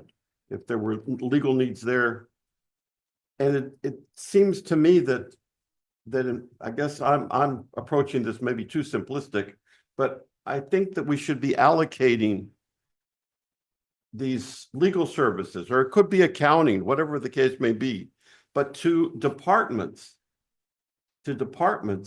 because that's where it's going to come from their budget, as opposed to one big allocation coming from, say, your category or this big general Fund 99. I get nervous when I hear Fund 99. That just sounds weird. The benefit to doing it the way you do it is if nobody is responsible for it, nobody is going to be watching it. Yeah. So if the spigot's turned on, nobody needs to turn it off because it's a Fund 99, rather than saying, yes, if you need the attorneys, that's fine, we will pay for them, but it will be allocated back to your department and you end up footing the bill. So if you're going to call him over a silly issue and get whatever his hourly rate is, you're going to get dinged for it. You know, that would be a better way, or a justifiable way of doing your finances. Just put it out. Yeah, no, so I guess I want to understand, are you saying that you are a proponent of it in the structure it is now? Or are you saying it should go back to the department? I would say that if you want to have responsibility, it would be allocated back to the departments. Because right now, nobody is in charge of how much money gets spent for legal. Nobody's really minding the store because they're not having to pay for it. And who funds the Fund 99? Where does that come from? General revenue. Yeah, maintenance operation. Yeah, how I understand it's kind of just for general. Yeah, I think so. Yes. I don't, the way that I see it, Ms. Holly, is I don't think that anybody should be accessing legal without the city manager's office giving some sort of approval. Now, I don't know, that could be separate from where those resources are budgeted. So for example, we could still budget $10,000 for the IT department, professional services. And I like that idea, but I still think if we do it that way, we need to create a policy that says you still don't spend that money unless the city manager has approved you to spend those monies in legal services. Does that make sense? It does. I can see that you're going to have court, obviously, is going to have access to the prosecutor, who I believe is our city attorney, and development services through their substandard is going to be dealing with the attorney. So you're going to have various departments that routinely, the police department will have routine. And so, but I think having a policy that establishes what that threshold is, and so we don't have a different department that just says, I'm going to call the attorney and start getting some questions answered. I think that's a good idea. Outside of normal, Yeah. the prosecutor has 30 hours a month, for example. We're just throwing numbers out. The city attorney has a base of 15 hours a month. Okay. Right? But then when you get into other departments, or even council, whomever these folks may be, these things outside of those base everyday tasks that help our government function, they need to be ran through the city manager's office. If there are staff requests, then the city manager can approve those or disapprove those based on the city manager's judgment. Okay. If there are council requests that go outside of the 15 hours, then the council can approve those, right? Based on, as a collective, not myself or Ms. Griffin, but as a collective, based on what the requests are from the council or individual council members, so that we can keep a cap on. Because I see what you're saying. Anybody can call a city attorney and those numbers can go extremely high. Yes. So I think it's a two-step process. Okay. Take it back, right, Joe? Is that what you're saying? Take it back to the departments, make them responsible in their budget, but at the same time, create a policy and a procedure that would freeze those dollars unless staff, city manager approval, council as a whole approval. Okay, I think that's fair. okay. So back to the city manager's administrative budget. That's where we're at, Ms. Yancey. Welcome back. I hope you're feeling better. Thank you. Does anybody want to jump in on the city manager's budget? Another quick question. And it's always been confusing to me, but I know we're going to have a spirited discussion because it's come up in the past. The city manager, this is under, once again, those professional services. I've seen this, but they do get involved in discussions on possible projects that are coming or buildings or things of that nature. And yet I don't see in this any allocation to, speaking of this, to the city manager's side of fees associated with our outside engineering company. See, now it's the other way. Now that's totally different. I see the engineering fees under one other category as a whole. Yeah. And there's no, just, Disbursement. there's no accountability, in I- other words. You understand where Yeah, I I'm saying? agree, I agree. For some reason, we honed in on legal services because I think we were talking about Mill Shirley, but I think that goes for all of our professional services, right? That goes for Collaborate, Provision, TransUnion, Marsh Darcy, also, I can't think of the name of them right now. Den. What is the name of the company? Attico, thank you. Attico and Adura and all of those companies. I think that should be, all of this should be one policy. If it is a professional service, the departments should, for example, Public Works would be heavy on Attico and Adura. And that would be their professional services, but it still should come through the city manager's office if it's staff related. And Mayor, here's what also it seems to me where we should, Ms. Holly, perhaps correct as well. Professional services is not a biddable item. Right. Okay, it's not bid. We don't go out and we put RFPs for companies, but we don't base it upon the best price for professional services. So, okay, so you're talking RFQ versus RFP. Yes, Okay, okay, RFQs, Okay. request for qualifications on the engineering side.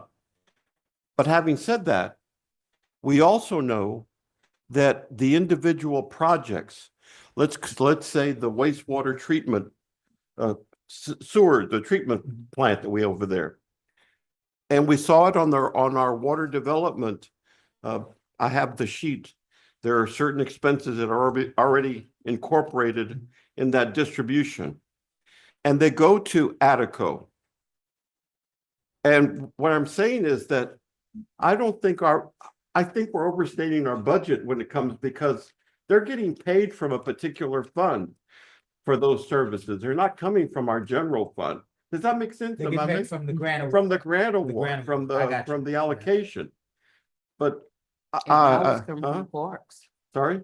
Ours come from parks throughout. Yeah, parts of to town. part, whatever From the Grants case and may parks, be. yeah.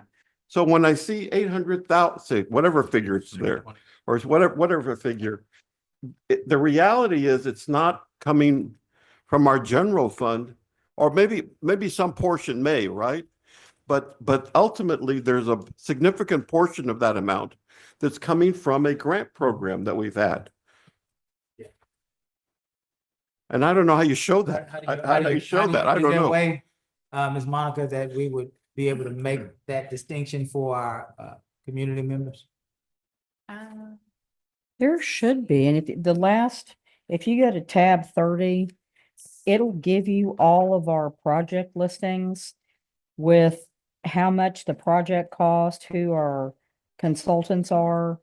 And so unless there's a city fee associated with it, it should not be showing up under our budgets.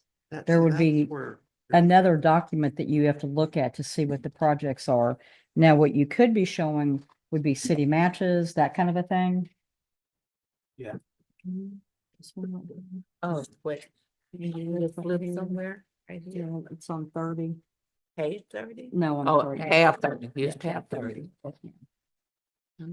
Is your tab 30 different than? Wait, I might. Okay, go all the way to the end of tab Okay. 30. I think you just brought something up that was really, really important. Our match.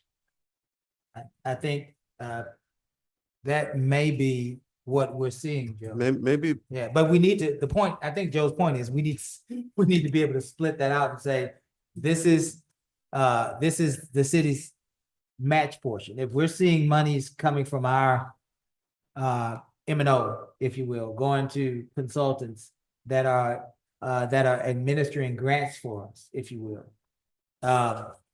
And we have a match.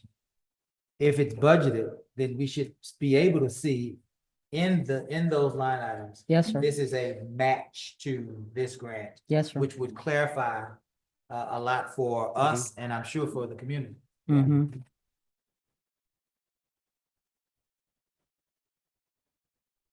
Were you done, Joe? no, yeah, that's it. No. I wanted to go back to the tab 6 and look at the phone stipend. We went from 180, it looks like 24, which we know these numbers may not be as true through no one's fault as we want them to be. To now a proposed budget of $4,320 for the phone stipend for the city manager's office. I would assume you have, the city manager has a phone. The deputy city manager had a phone. The communications director, at least one of them. Did your assistant have a phone as well? So there are 3 phones.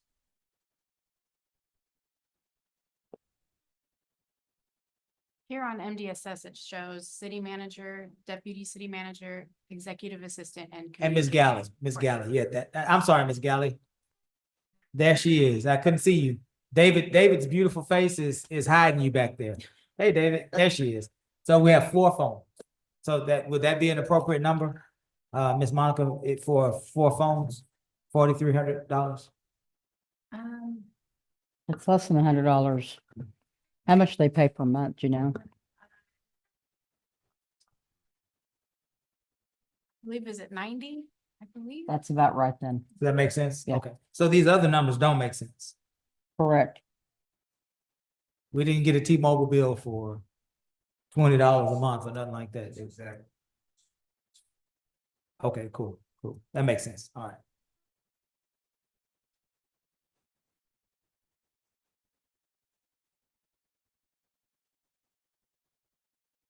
So we also receive, going down to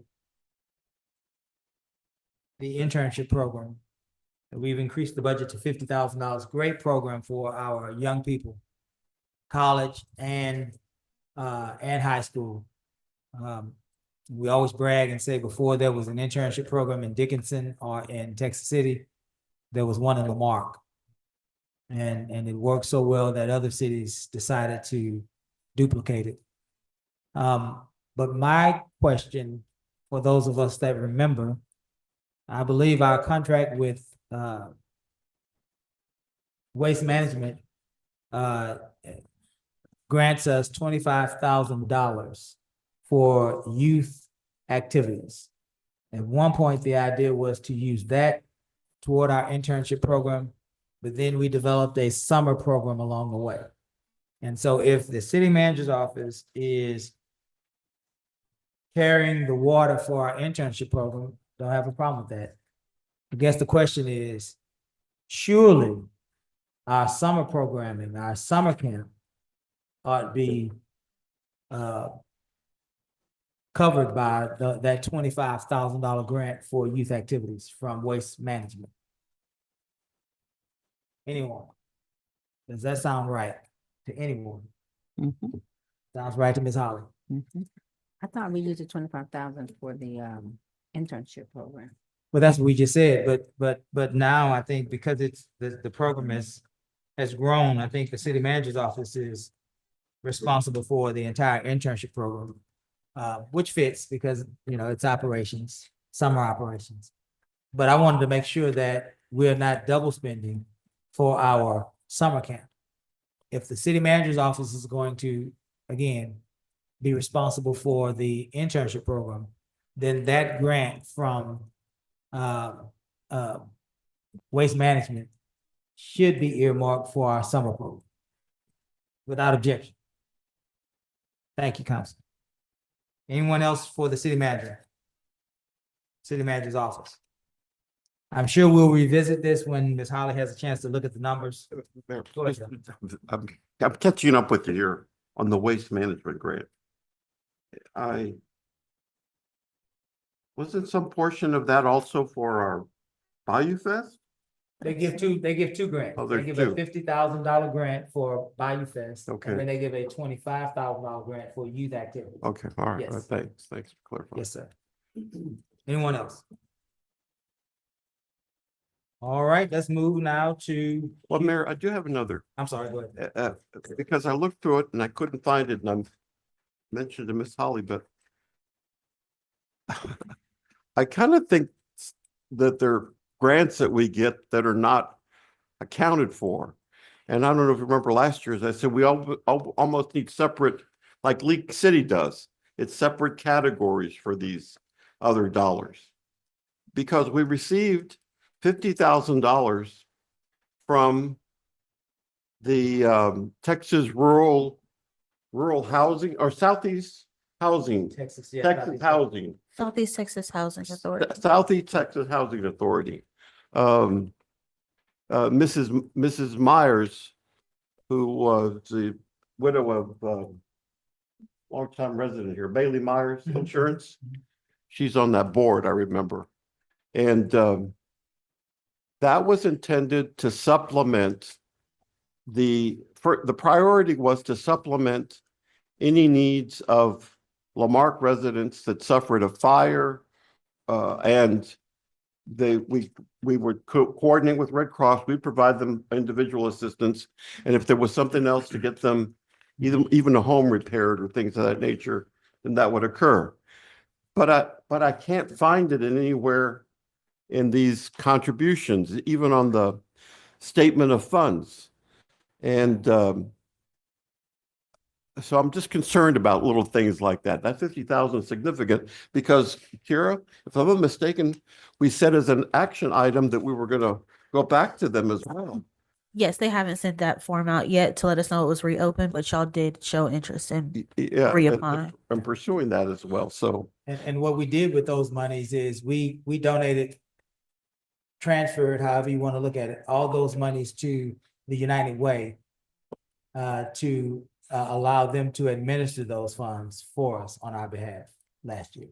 and I, in the turmoil, we had also asked for a report on that outcome From because United Way. from United Way, and we never received the report as well on how they accounted for those dollars.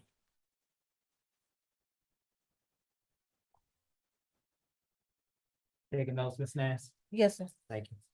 Anyone else on the city manager administrative budget? Thank you, council. We are now moving to human resources. Mrs. Holbrook. Chomping at the bit. Let me in. Let me in. Here you go. Now you're in. I'm teasing. Good afternoon, Ms. Holbrook.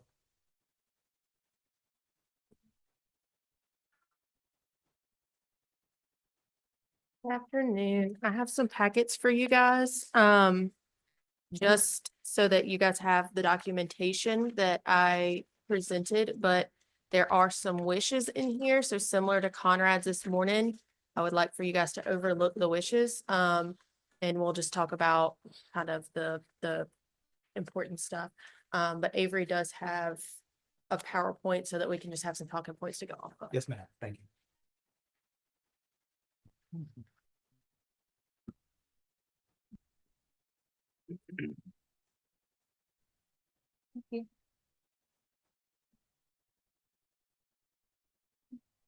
Thank you.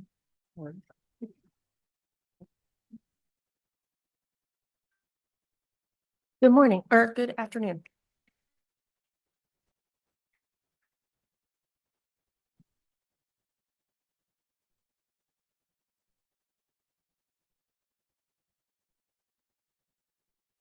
What page are you on in here?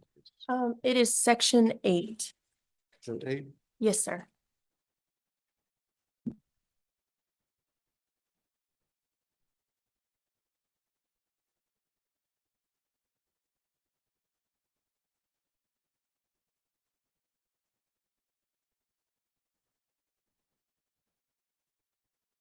Section 8, you said? Yes, sir. Would that be page 8? Tab 8. Tab 8. Oh, you're in the different, I'm sorry, I thought you were in your presentation. Oh, Thank you.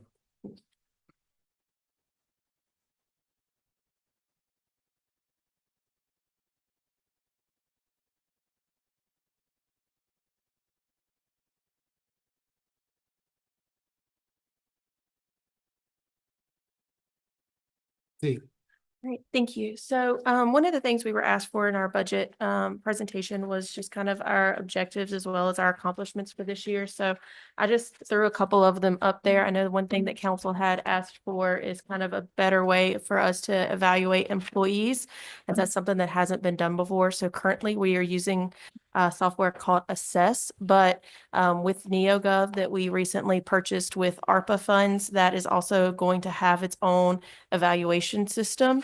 And so we will hopefully have that up and running. I do have the HRIS system up and running finally. So I did get that implementation, and I have a meeting with them Wednesday to work on next steps. We also got a new employee assistance program. We used to be with Deer Oaks. We are now with Interface. It saves the city a little bit of money, but it's also a little bit more robust. We started a citywide pay study utilizing not only HGAC's pay study, but also multiple other cities around our area. And I've even established a monthly employee newsletter that a lot of our employees have been asking for more communication internally. So that's something that I've been using to kind of get that out. So my biggest goals for this year is to grow employee trust. I am working on open communication as well as just rebuilding kind of the trust and working through employee relations. With that, that's kind of improving our culture. Part of my budget does have more recognition tools for employees. Along with that comes more training, more development. That's how you kind of build up a staff. And then I do want to update all of our HR policies and files. I have done an audit of all of our employee files to find what is missing, what is current, and what needs to be updated. And so that is something that I am currently working on, but I would like to finalize this upcoming year. So this is a wish. This is a want. This is not a need.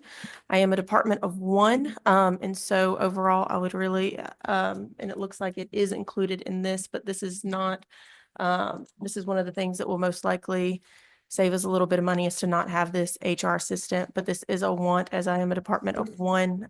It would help having almost 200 employees to have someone else in my department to kind of help me out with everything. So. Second, in your packet, you have a policy update. It is our phone stipend. I know we had a question about that with under city administration. One of the things that we currently do right now is pretty much everyone gets $90 a month. So this brings that down. And so this number, the 3220, is based off of 1 month. So in 1 month, the city spends $32.20 in phone stipends as of March 25. That's when I ran these numbers. And so with this new policy, it would come down to $15.45 a month. where's the new policy? It is in your packet In this packet? on, yes, sir. Are we going away from hardware? Are we still getting phones? So like for me, I don't have a phone. I have my phone and I get a stipend for having my Zoom number, my Teams, my Outlook, all the But you use your things. personal phone. But I use my personal phone. Yes, Is sir. that what you're trying to move to? Yes, sir. So, so the savings comes because there won't be any reason for an extra phone. Correct. Okay. And so that is something I've been working with IT on because we had kind of moved to a stipend only, which then got extremely expensive. As you can see, we're spending about $3,000 a month on stipends. And so with security, things of that nature and everything, we're trying to see if it's more beneficial for us to have city phones or have stipends. But in the meantime, we do need to kind of control the stipends that we are giving out. So. Another thing, currently only our CBA covered employees get certification pay. Our non-CBA employees do not get certification pay, no matter what they specialize in. And so that is one of the things citywide that I would like to incorporate. I do not have a cost analysis on this because, like I said, I am going through employee files and finding which certifications employees currently have, which certifications employees currently need, things of that nature. And so I do not have a cost analysis on this at this moment, but I do have a plan that's presented in your packet if this is something that the council wishes to move forward with. And then lastly, Can I ask a question? of course, This certification, this amount that you have here, is it a one-time fee? it actually would be broken down into monthly installments. So like right now, the only quote unquote certification pay we have is bilingual pay. And it's $50 a month. And I believe in the packet, I have increased it to, I believe $100 a month is the updated one. I didn't bring my laptop to have my packet, but 1,200, I see it here. but yes, and so that would be a monthly stipend that's added to employees' pay. It would not be paid out as a lump sum similar to our current longevity. What's the reason for the increase? I'm sorry. You went from 50 to 100, it's currently 50, you want to go to 100? Because of how utilized it is, our community is very diverse. And so we have a lot of Spanish speakers and certain departments. For example, our court department just finally got someone who is bilingual, Okay. but they did not have someone who was bilingual for some time, and they were having to borrow staff from other departments to come in and speak to our community members. So that it's important, and it'll be a good recruitment tool. And those on top of, I'm sorry. Ms. Reed. You're fine. Those folks that actually receive this pay actually have to be certified. There's a They have to be test. tested, yes, sir, Right. through the International Language Testing Institute. Okay. So it's an actual, like, I get a certification saying, hey, yeah, you really do know Spanish, or, it's not just Anybody you can- say you can't. Yes, ma'am. Just because you can speak Spanish, maybe you speak broken Spanish, this You have to makes have sure speak that a if you're certain receiving level. this Yeah. pay, you actually can be proficient in the language. Correct. Do we have, when Spanish speaking residents call, is there somebody that they, A lot or of I times. want to say assigned to, but that's not what I mean. No, ma'am. So Okay. so like I know for myself personally, if I've gotten one, a lot of times I call Agatha, who is our communications coordinator, and I'm like, Okay. hey, will you come take this call for me? Because unfortunately, I can't communicate with them. And so really a lot of us just try to find someone in the building that's Spanish speaking. Mhm. So I've had a it's- couple of residents that I ran into that problem with, and I just called a friend and had them translate for me. So that's Okay. kind of what we do, is we just go. And so in my budget, I have lowered my recruitment dollars because Mhm. I want to spend that money in our staff as far as retention. And I feel like things like that bilingual pay helps with our retention. Okay. But go back for me, Avery. I'm sorry. But but the pay scale, so currently we at the City of La Marque do not have a pay scale for our staff. So depending upon who is hired under who, they come in at different rates at some points. So if say if there's a position to where it's like, hey, you have three, I was going to use police officers, but that's CBA, so that doesn't matter. If you have three maintenance technicians, they could come in, one could come in at 16, one could come in at 18, one could come in at a different amount. And so Based on the department head and the city manager at the time. yes, sir. Gotcha. So there's no range that says, hey, we need this to be this, so that it's kind of fair across the board, not just it's me today, it's Miss Monica tomorrow, it's, whoever is making those decisions. And that kind of increases that kind of transparency there of pay. And so I know Mayor Pro Tem, that is something that you had kind of asked about this morning with Conrad. It is not something we currently have in place, but it is something I've created along with, and I have all the backup from HGAC, different city surveys, things of that nature to show that those ranges are relatively comparable to other cities our size. Question. Yes, sir. If this pay scale were to be implemented, how would it impact existing employees? So those who are currently under, like if someone say is making, I'm gonna go back to $16 an hour, they would need to be brought up, and that cost would be about $500,000 citywide to bring everyone up to where they deserve to be. Say that again, I'm sorry. It would cost about $500,000 Implement this? to implement that pay scale to put everyone where they need to be. Now, that number was done before the recent pay adjustments in Public Works, which was a huge part of it. Our new Public Works Director, Shannon Bro, has worked very hard to get his staff at a good pay rate.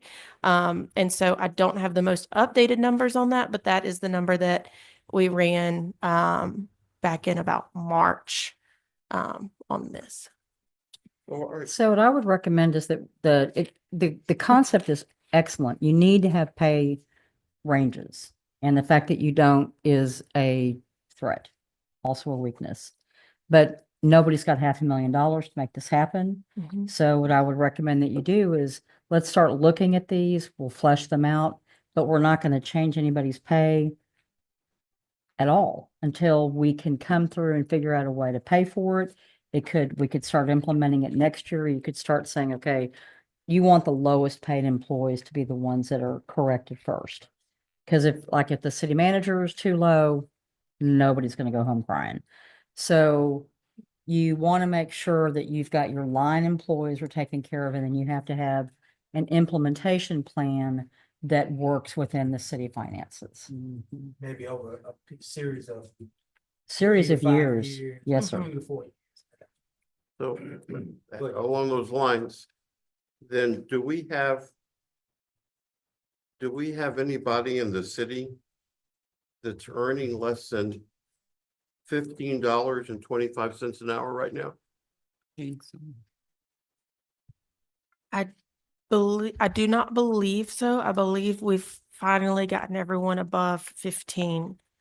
But I will have to double check that for you, Mayor Pro Tem. So following the suggestion of Ms. Brody, we'd begin, that'd be our beginning point. See if anybody's at least that minimum level, right? Yes, sir. And with the hope that possibly we should realistically look at the 1852 hourly rate, $18.52. No, I do know we have quite a represents- few staff under that level. We do have quite a few staff That under, living that's the living wage, exactly. Yeah, 1852 is closer to a living wage. So I would be interested in And knowing that, right? How many under the 15? And then the next group under 18. Okay, yes, sir. Thanks.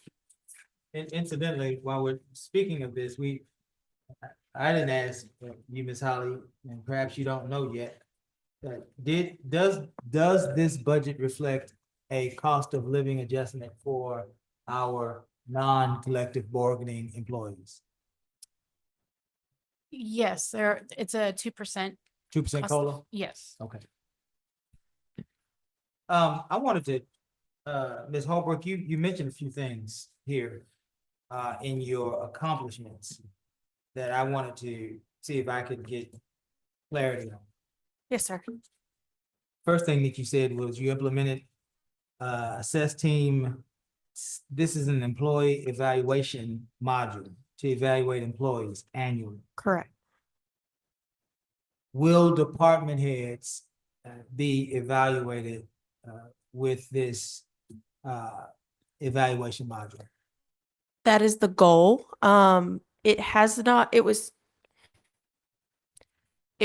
supposed to happen. But with the change in leadership, it has not happened yet. And so I have a meeting Wednesday with NeoGov to see if we can get started on their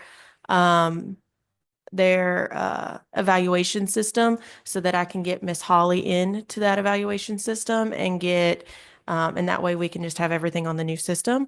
But we were supposed to have those done in June.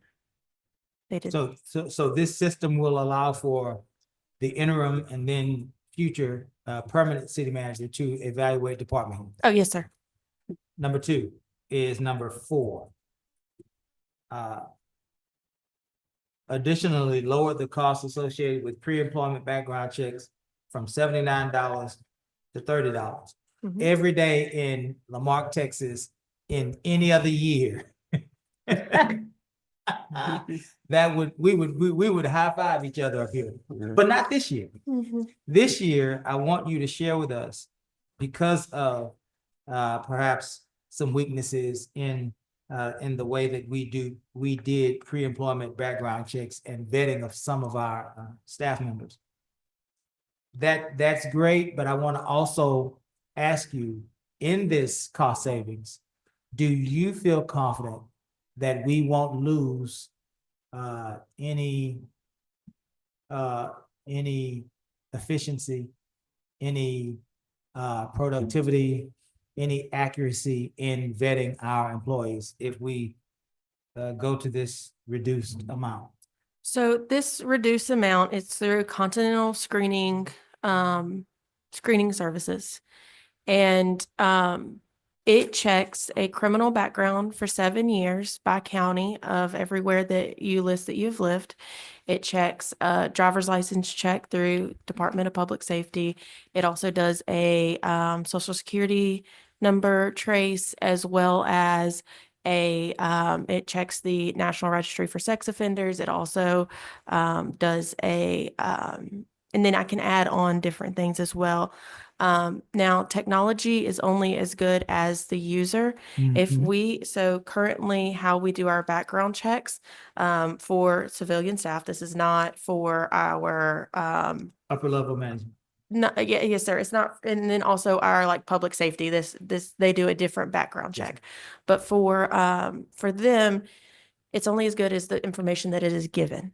So if it is given certain information, that's what it runs.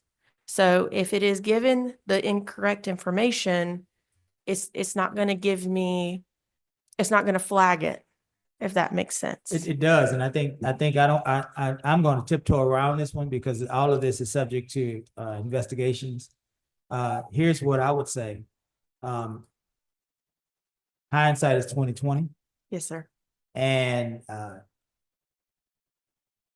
is there a way for us to ensure that, because this is the same company, we're talking about the same company. Yes, sir. Is there a way for us to ensure that they are not only sending out to Mr. Avery, we're doing a background check on you. Fill all of these pieces of information out. But also we need them to also see the original application too. Can we make sure that that's happening? So I can ask the representative that I work with that represents Continental to see kind of how we can, if we can provide that information to them for them to like kind of double check that what the applicant enters matches what we have on hand. In an application or resume or whatever? Or yes, sir, There it whatever is. we are given matches what they are given. I'll see if we can get that added. One of the things that I've been in speaking with our police department with is they have a system called Guardian. And they have said that human resources can utilize their system to do background checks. And so that would be something that is more legwork on myself, but it would allow me to do that double verification of, or my department to do double verification of, this is what we received, this was what was input, do they match? And going from there. So you're on the same wavelength as the council is? Yes, sir. I am, I've already started on kind of, like you said, hindsight's 2020, kind of checking and verifying more thoroughly. It's Yes. also customary to ask applicants who provided, like I've listed that I am professionally certified. I can provide that documentation to you. Mhm. I can provide my transcripts, although they will be in stone in a tablet form because they're so old. Just different, you can ask the applicant to provide that information to you if they're the chosen candidate. Would you, Ms. Holly, would you think it would be okay for us to ask for those documents when resumes are submitted? Sure.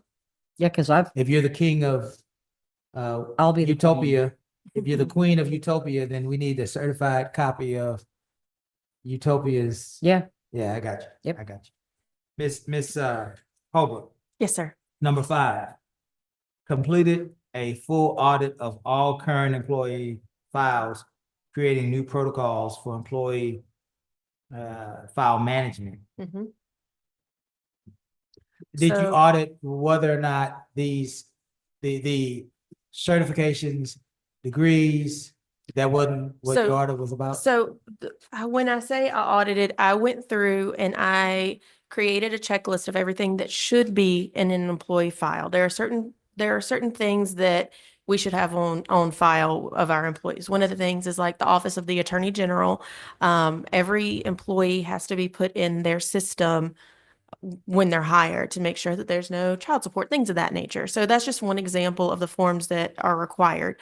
And so I went through to make sure that all employees had the required forms in order to be legitimate. And there are certain employees that I had to go back to and say, hey, look, I don't have X, Y, and Z. Can we get this? And then I went through every single employee's health benefits, and I worked through with Texas Health and Benefits to make sure that every single employee had the correct health insurance and things of that nature. Because we do have a few employees who did not have the correct benefits that they should have been provided as part of the job. So, and that's one way I'm trying to build trust as well, as making sure that everybody's taken care of. Do we have today any employee operating a vehicle without the proper licensing from the state of Texas? Not that I'm aware of, but I can do a double check. Are you saying like as far as CDLs? As far as basic Just a regular driver's license? like if they're driving, They cannot Uh, be insured by our insurance company if they do not have a driver's license. So they cannot operate our vehicles if they don't have that. what if they're on and I don't know any of this, we're not talking about real situations Okay, to my I was knowledge. like- I'm just simply saying, what if they're part of a 4-person crew in Public Works? And James over here is the person that normally drives the truck, and you have all of his credentials. But every now and again, James lets James drive the truck, and James doesn't have a license to save his life. So part of the hiring process is that Texas driver's license check through the Department of Public Safety. And to my knowledge, all employees have a valid driver's license through that check, but that is something that I can be certain of, but I want to say that they do. Ms. Holly, would you make sure that that happens? Sure.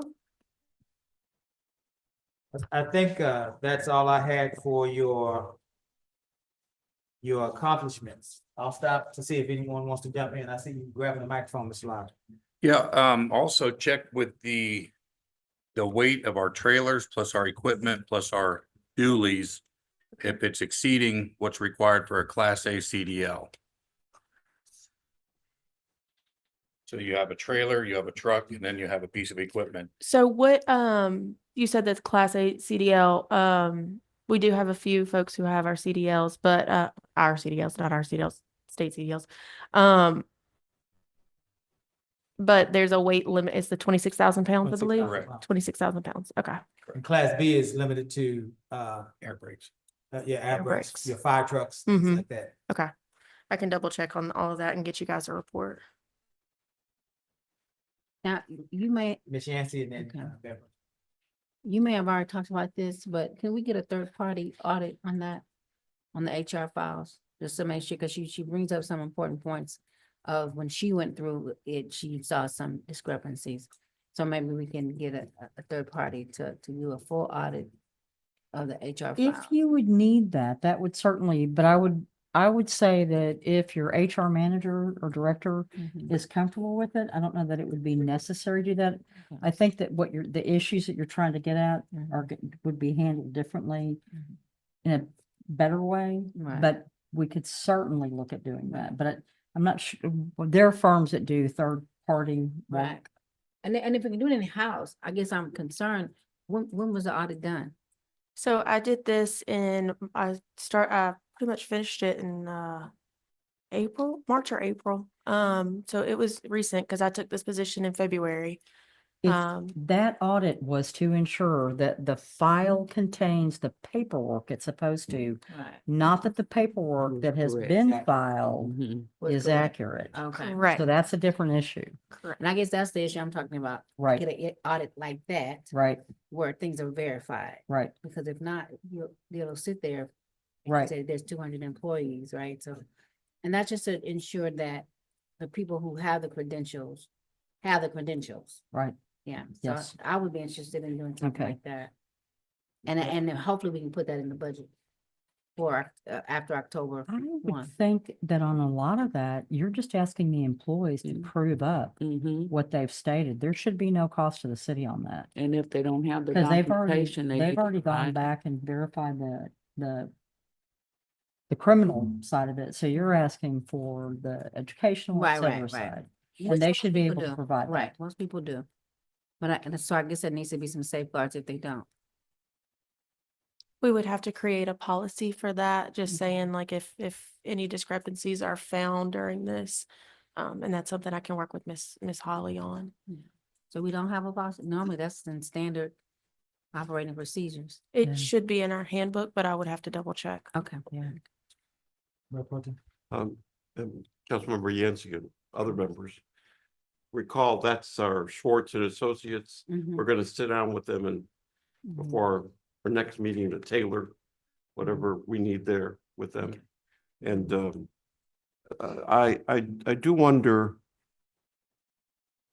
and this is from my past experience, we have realtors, right? And that everybody had to be named, our regional offices and additional added insured on their policies. But we checked every year. Are we updating these things every year to make sure that changes haven't occurred on DUIs, things of that nature? That is not something I've done. I have requested that certain employees redo a background check, and I have gotten pushback. And that was as recent as 2 weeks ago. That is something that I am trying to do just to implement because of the differing situations that we have encountered. And so that is something I'm trying to do, but I don't believe that is something that has been done in the past, Mayor Pro Tem. That's number one. Number two, are we implementing random drug testing? I have not ordered any random drug testing. I've only done post-accident. since I've been here in February, post-accident and new hire. And that is the hair follicle as well as urine. Yeah, so, like I said, these are items I'm gonna bring up with the other group. Well, is there any reason why, we haven't, recommended that, I don't mean you just got into your position, but I mean as a staff. Is there any reason why we haven't recommended random drug testing? Well, And- you do pre-employment typically, you would do post-accident, Mhm. and then generally for anybody who's working with heavy equipment, Should be random. there should, because usually it's gonna be there, it's gonna fall through their licensing to require that, so I can work with you, like I know working in transit, then there's a program for doing that. Yeah. Yeah, in public safety, I would hope we're doing random drug testing in our public safety sector. Can And you I- confirm that? Our administrative assistants have the ability to request drug screening, so that may be happening. It's just like, for example, public safety, that may be something that's going into their G file, which I do not hold, only hold their A file. So it's very possible that that is happening. I just don't have a record of it. So that is something I can confirm and get back with you on.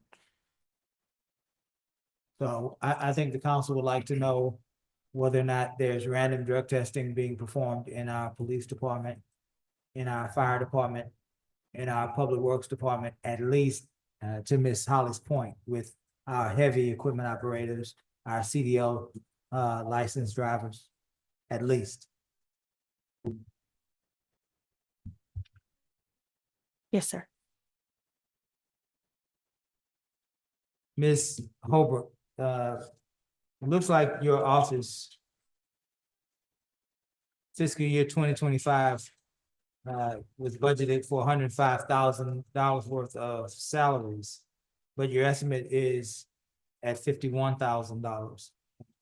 I assume that, well, when you look back to actual 2024, we spent $95,000. What's happening there? It looks So- like in the proposed budget, that 108 is the assistant that you are asking for. But then you go back to actual 24, you see a similar number. What happened?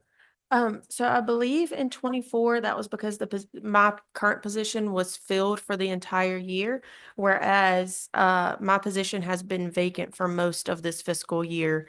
Well, pretty much half of it. And then additionally, the city receptionist is out of my budget. And so the city receptionist for 24 was also fully staffed, whereas we currently do not have a city receptionist. And so that's why. That's the second employee. Yes, sir. So that's why it looks, there's such a big discrepancy. Yes, ma'am. That makes total sense. So the city secretary is in your budget. So this. I'm sorry, is that what you said? The city receptionist. A because receptionist, I'm Some sorry. people hear city secretary and they think about the city clerk, so it's the city receptionist that sits at that. So just for everybody who may be listening in later, but that information system that center that you spoke of earlier, that's where a city receptionist would sit. Okay. And she would just kind of be a general information hub. She or he be a general information hub. But that position has been vacant Sometime. for she currently promoted to one of our deputy court clerks. So we didn't lose anybody, but she moved departments. So Okay. Thank you. Any further questions for Ms. Holbrook and the Human Resources Department? I've got one under the travel, training and travel, yes, ma'am. that you bumped it to $8,200. Yes, ma'am. The reason behind that? And so the reason for that is because there's a couple of different courses that I would like to get into. And that really is going to cover mostly the travel, the stay for that. So participate in the TMHRA conference. I have not been to TML before, but I would like to go to TML for fiscal year 26. There's the Civil Service Director conference that happens every January. And then there's also other small trainings locally that I would like to go to. There was one recently in Sugar Land where it's like, it's not outside of our travel policy as far as to get a hotel, but you still have to do mileage and things of that nature. So I had bumped it up to be able to attend more, to be able to give back to staff. Okay.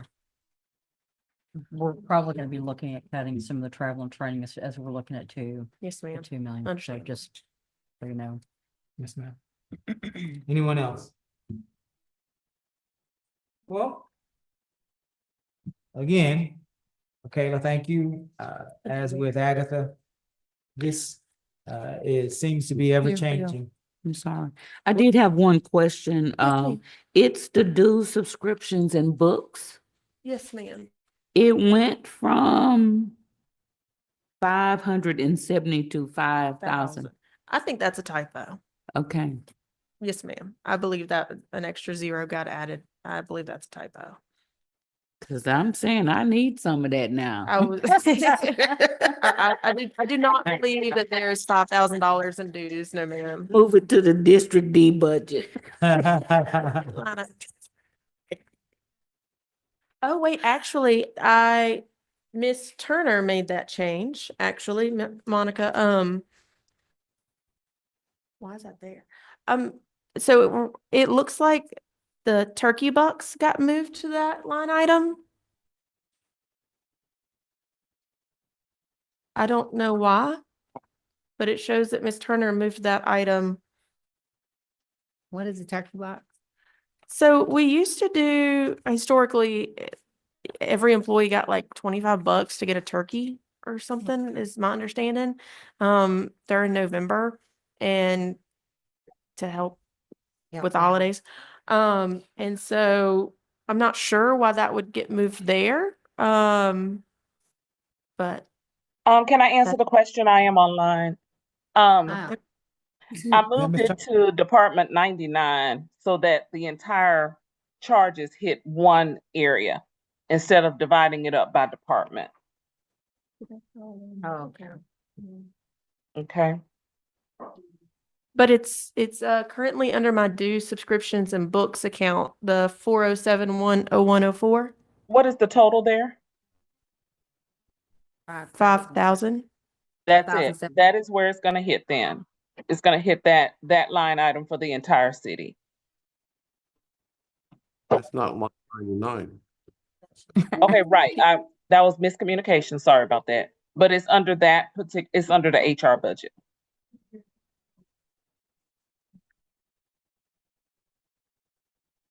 That's where every employee gets a $25 gift card for a turkey. Yes. That was nice. How many employees? 100 and what? 200. We have, I believe, 188 budgeted, Start a turkey. or is it 100? I'm not exactly sure on the exact number. So.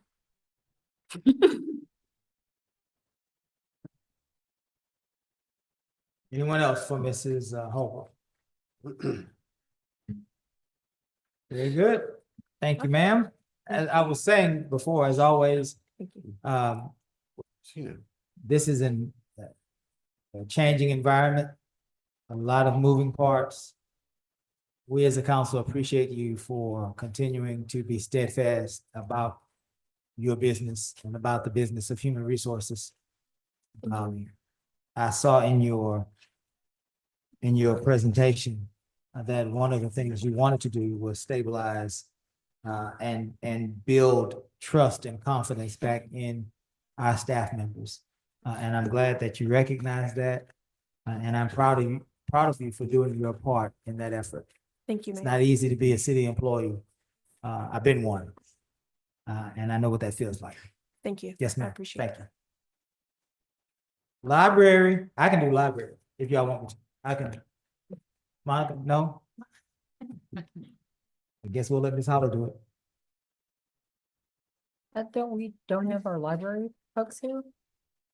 How was Miss Miller? That's Miss Miller. Yeah, I was like, I sent you a message a little while ago. Mr. Tom was supposed to be here for this, but he had an emergency, so he's not physically present anymore. He did tell me just quickly that their budget should be exactly the same as last year. They just added an additional I believe 85,000 because that is a quote that they got to get the air conditioners fixed in the Oh, facility. thank God. What tab is that? 15.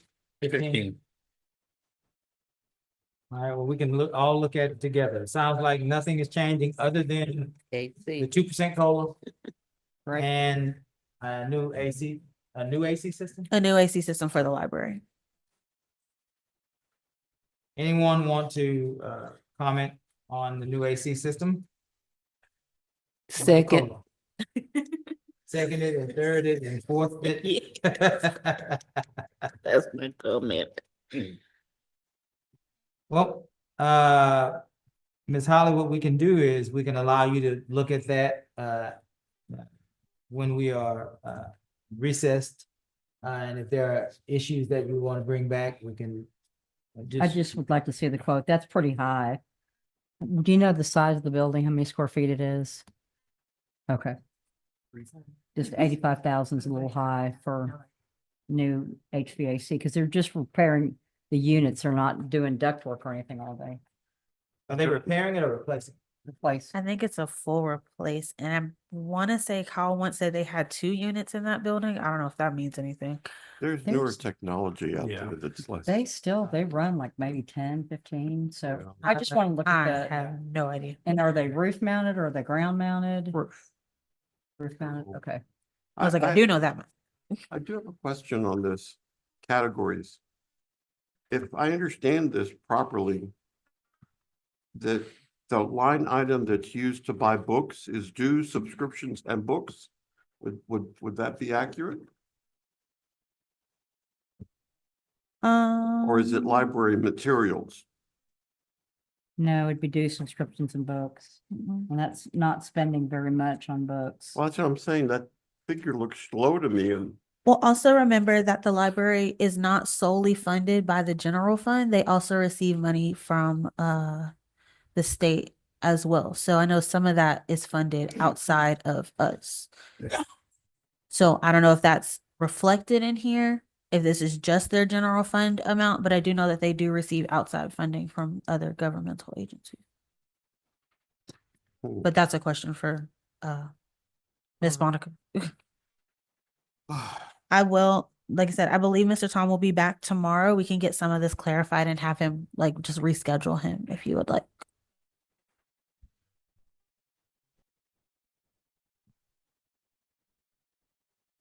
thank you, sir. Very good. So Ms. Holly, you'll get back to us on the issue with the new AC or 2 ACs or whatever that looks like. Yes, Give sir. us some clarity. Thank Yes, you, sir. ma'am. Then that would leave us with the city clerk's office. I'm recommending that we just do away with that budget.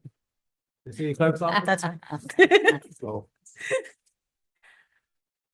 what Thanks, tab is that? I believe we're 9.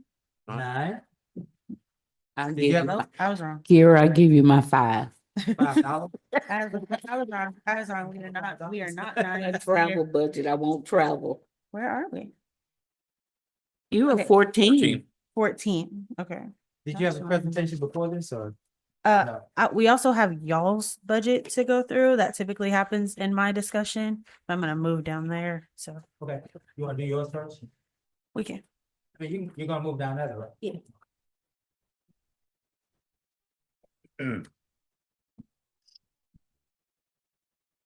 I will say that in my very short time here, she has been extremely responsive and I very much appreciate it.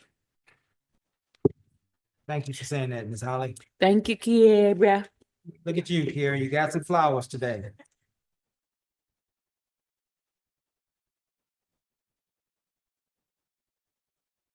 Hi, everybody. Hey. Okay.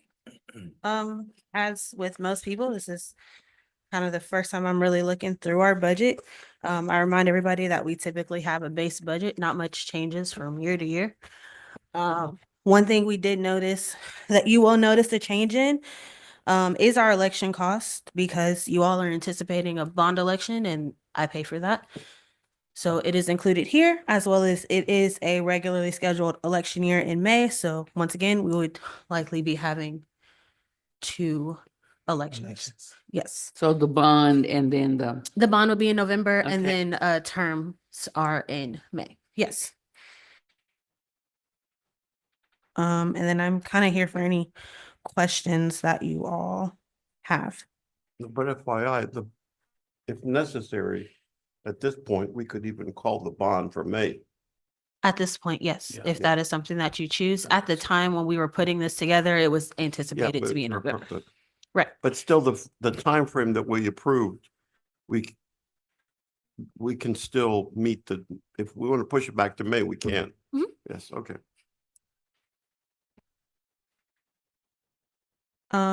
I don't think we had any real major asks in here this year. I don't think any of those are reflected, so this is really just bare bones.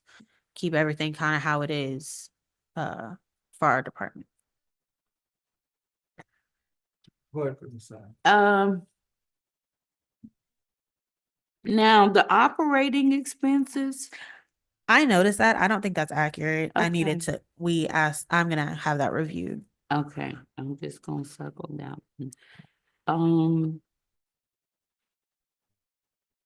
I think that was the only thing that I had. Oh, and then records management shows that we've only spent $6,000. We just paid our annual software fees. So that'll be reflected in y'all's upcoming monthly reports. And this payroll is for 2 staff? 2.5. I have a part-time staff member that is paid for out of my Okay. department. So that's the city clerk. The deputy city clerk, Mhm. and then there is a records coordinator. She's housed in my department, but she is working on the police archives at the moment.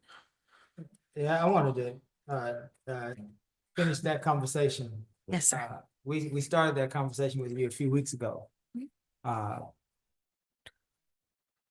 Previous council to this one budgeted for you another position. When you arrived here, I don't know how many years ago, 7, 8 years ago. 7, a little over 7. You were part of a 2-person office. Yeah. You and Robin Eldridge. Miss Robin Eldridge. We miss Robin. Hope she's doing well. You were sharing with us, not just a few weeks ago, but through the successive budget years, that your office has experienced increased demand for a lot of reasons. Yes. In a lot of different areas that we don't want to go through now. So at some point, the response of council was to add another person or another position to your office. Yes. Was that a full-time or part-time position? Part-time is what was funded. Yes. And then because we identified that we needed to digitize our records and the amount that would be needed fiscally would be in the hundreds of thousands of dollars. Mhm. One of our city administrations decided to redirect that position to police. Is that fair to say? Yes. Yeah, let's say that. Which meant ultimately, and it's not about that move. I understand that move, and I agree with why that move was made. But what I'm getting at is we identified that you needed help, and then Took it. the help was moved to a different department. Mhm. And so now you are being held responsible for a workload that this council, not this council, a previous council agreed required at least 2.5 people to perform. Yes. And you're before us today requesting 2 people and not 2.5? Yes. Why? Per se. Because it goes back to well, I will tell you, in our initial ask, this year when we met with previous administration, we requested 2 additional part-time positions. Through the budgeting process, those were eliminated through their process, which is, their prerogative. That's how that worked. But with the understanding of the volume of work that our department is doing is ultimately being, I'm doing most of it. I know Casey is here and I appreciate her, but she has a very specific skill set that she is working on. So the regular day-to-day activities I'm doing on my own.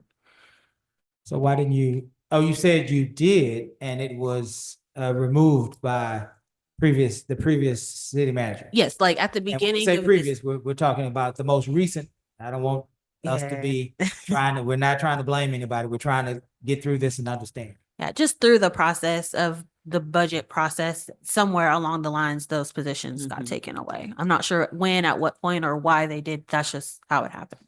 Do you need an extra half of a person? Absolutely.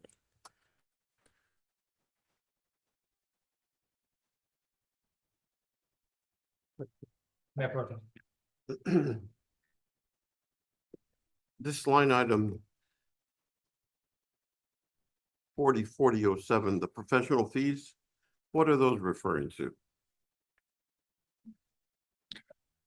Where you at, Joe? 4040? Yeah, you've overspent already for this year on the professional fees.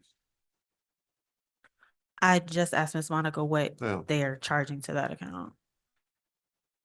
There's 8,000 here that you've spent to date.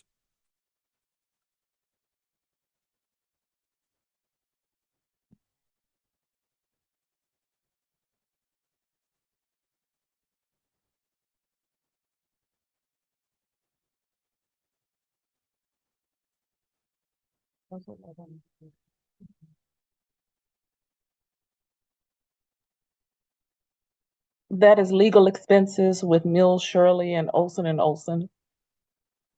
Oh, go back. Allocate, okay. Yeah, I was like, I think those are gonna need to be recoded because we just identified those should be coming out of a different account Right. from us. Because they're currently, all of the legal expenses were coming out of that 99 account. I know y'all talked about possibly changing that for next year, but there are 2 checks that were charged out of our professional fees account. So I'm not sure that those are actually supposed to be there. I don't know how that, we're gonna, well, I think I heard Miss Holly in our previous discussion. We're gonna figure out how to allocate. Mhm. Yeah, But right now, it seems like it's a hybrid. Some people are getting tagged with it, and then a yeah, lot of people are not, so it needs to be consistent across the consistent, board. that's, yeah, Mhm. yeah. Agreed. Right, because our actual legal advertising goes towards the newspaper posting. Yeah, that's the, So that's a little bit, yeah. well, they've got a legal advertising We do. line Mhm. here. And by the way, this is interesting, this is FY20. At one point, and I don't know why, in FY23, we ended up the year estimate at 121,000 on legal advertising. I have I don't no know why idea how that happened. Yeah, I'm just going back on history. So, Could it be, okay. let me ask you this. You and our city attorney work together to formulate our ordinances. Correct.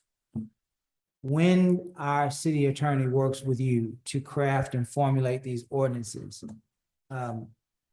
what line item does that come out on? Historically, that has been paid out of that 99 account, but in the bill, his bills are broken up by department. So you can see in his billing what was the work that we did together, but it's paid for from the 99 expense account. So you basically have, to Ms. Hollis' point and to Joe's question, you have one line items too many, because legal advertising is clear, easy, we can see that. Right. Professional fees, the only thing that I would think personally that would be is you and the city attorney working on ordinance development. And if that's not happening out of that line item, then what other professional fees do you have? Olson. That's also paid out of that legal The 99. legal line item? Mhm. So I don't know off the top of my head that we have any professional fees. I see that in previous years, we didn't actually spend anything out of that account. So I think it was just one of those where everybody had the account, we just never funded ours. Yeah. Let me ask you this,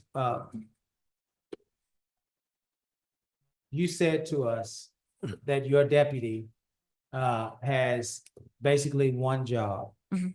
And that job is, Public information. so she fills all of your public information requests. Correct. That's her role. Yes. And you then, as the department head and supposed supervisor, list for us all of the things that you do. Are you asking me to? Yes. Okay. So let me take that back. That is her primary role. She also does the initial agenda reviews and she does purchasing for the department. So she pays our bills. Outside of that, I do all of the scheduling. I actually schedule this particular room. I do all of y'all's kind of day-to-day interactions and activities. I'm the staff liaison for the Omega Bay Terrace Board ordinance review. I do the collaborations with the EDC as well. I do the reviews for all the agendas as well. Collaborate with the city manager's office, elections. I've been working with the GLO with the grant administrator. I work with the grant administrators, been helping with the audits for those. God, I'm trying to think. Any communications that we have with following state legislation and making sure that we are up to date in that, as well as I feel like I'm missing something major. Do you do minutes and agendas Yes, for all of commissions? yes, all of that. Collaborate with our staff liaisons as well because they are in-house. I know, kind of deviating, you all at one point wanted us to take on all of that without these additional people that would likely fall to me as well. I'm sorry, repeat that. At one point, the body had asked for the city clerk's office to we've been more involved with the boards and commissions, but to fully take over all of them, there are currently 15 boards, commissions, and committees. So that I would be present for most of those meetings moving forward. I do try to attend all the boards and commissions at least, if not once a quarter, twice a year, just to kind of check in with all of them and do any one-on-one type work that they need as well. And I've been working with bond counsel and the architects for the new public safety building. I've been the main point of contact for that as well. And so who's supervising your department? Because clearly you are not. No one, to be honest. It's Casey and I meet for about 15 minutes each day, and then we kind of do our own thing. So are we talking about adding another person? Because that's what I hear. I would like Ms. Holly to double check for us, but it sounds like council previous to this one allocated at least another part-time person to this office, and then that got redirected for good cause, we get it. But we never replaced that part-time person, and we did add additional duties. We did, because we had so many problems with our boards and commissions. They would miss meetings because they couldn't make quorums. They would not have the documentations that they needed to actually do their roles. The supporting documentation was not there. The agenda formation was not there. The minutes were many times not done. Because of that, previous council allocated another person that she never received. And so I would suggest from council perspective that we at least keep our word. Somehow, some way, keep our word, at least on a part-time basis. Because one of the main areas of concern uh, from the community is one of the most vital functions we have, and it is the city clerk's office. It garners a lot of attention because people look at minutes and they look at agendas. That's how they keep up with their government. And if that office is overwhelmed, there will be all sorts of opportunities for mistakes. And if those mistakes lay at the feet of the council because we're not providing adequate resources, then it's not fair to the office. And so I would say at least at minimum, do what we said we would do. And I'm talking to my friend Joe Compion and Kimberly Yancey, because we were three of the folks that realized some support was needed.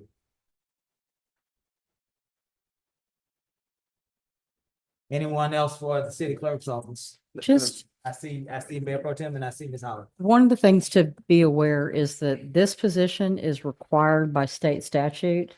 Mine is not. So in the scheme of things, that's more important. Mhm. So I will definitely work with her and see what her staffing needs are. Thank you, ma'am.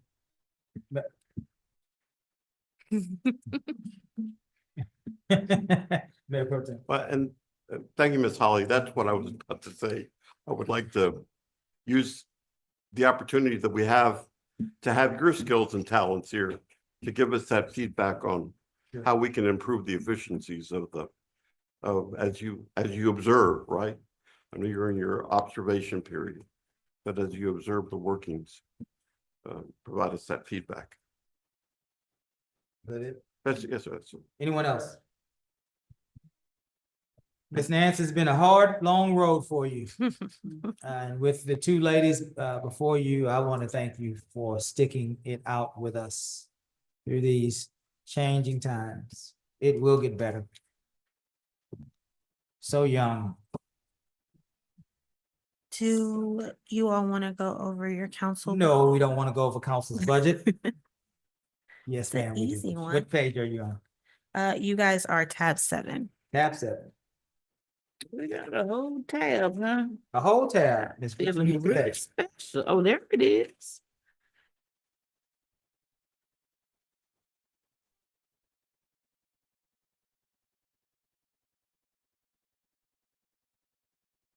You want to explain to us our allocations? I know there's been some discussion. Mr. Lowry was having a conversation with us, I believe it was last meeting, about what part of this, our budget is, what do we call it? Discretionary spending? Yes. Versus what part of our budget is travel? Go ahead. Sure, absolutely. So, and I see there's a third column here that I'm not aware of, but historically you all have had each council district and the mayor has 2 line items per se. The convention, school, and travel, which is where you take any classes, any conferences, all of that is done out of that account, and that is $5,000. Historically, that is used to go to TML each October, and then maybe one major conference that you choose of your own or smaller classes that are local. The other is the $3,000 that shows as operating supplies, but what is commonly known as your discretionary fund. That is the money that is allocated for you to do small projects in your district. Some people donate them to nonprofits. It is your personal district's fund to do what you see fit as long as it meets the public spending requirements. The what? The public spending requirements, Okay. so, and I left them up there, but Okay, you all that's have fine. discretionary form funds, and it gives you the legal statute for what we can spend public money on. Okay. And you have to certify that what you're spending matches that. So what's the miscellaneous administrative expense? miscellaneous administrative expenses, it's for a combination of things. It's where between that and the council expenses, this 4065, that's where y'all's meals come from when we have those special events where we have to get you different shirts for the recognitions and things like that. All of that comes out of one of those 2 accounts. Okay. There is an advertising and promotions line item that I don't have historical data for, so I'm not exactly sure what the intent there was of, can you see? Oh, okay. The intent there was So- legal expenses. She said it. The advertising and promotion line or the professional fees line? The advertising, professional fees is zeroed out. The advertising and promotion, it looks like that's where council had discussion about each district having their own legal. Oh, when we were when Yes. Gus's, Gus's bills. city attorney's bills were, okay. Right, it's just they coded it as advertising and promotions. Is So- there, Ms. Turner, is there any, that looks very, different than legal fees? Is there any other code we might be able to use other than advertising and promotion?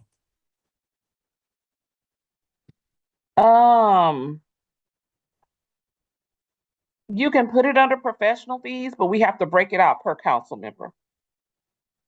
That would be okay if we did, if it was under professional fees, council A, council B. I Yes, think that'd be fine. I think it throws some of us for a loop that it's okay. advertising. Yes, ma'am. Thank you. You Sounds don't good. have a c- for legal fees. You don't Ma'am? have a line item for legal fees. That's what she was saying. They don't have one. They can make the Okay, advertising and promotion be professional fees and then have the district designation on the side of it. okay, Now, right now, we don't need to make any new codes until the implementation is complete in September, and then we can start adding new codes. That's why I put it right there for now. I know it's kind of weird to sit it there, but we don't add any accounts right now. Yes, ma'am. Mayor, Go ahead, Jim. just need some clarity here. I see from FY 25 we adopted a total city council amount of $78,250. The recommendation here proposed for 26 is $94,250. The adopted budget for 24-25 does not show this additional category of $5,000 per, says advertising and promotion. And then it's got by district. So that's another 5,000? No. No, that's the Those are legal fees. that's the legal fees. She allocated. That's what she's talking about? Yeah, she Yes, was sir. saying Oh, that she okay. did, we're gonna try to switch it to professional fees. She was saying that there was not another line item available that we would be able to list it under. And so she put it under there just to move it out so that we can see it. But we can adjust that, though, that advertising and promotion and make all of those professional fees. And then put A, B, C, and D and the mayor on the side of it. So it would look more accurate to what is used. So here's a question then. This advertising and promotion that we had allocated for 12.5, apart and separate from the legal, it looks like it's that line item 405001 03. Mhm. No, yeah, for that one. What was that customarily used for, Ms. Nance? That 12.5 in advertising and promotions?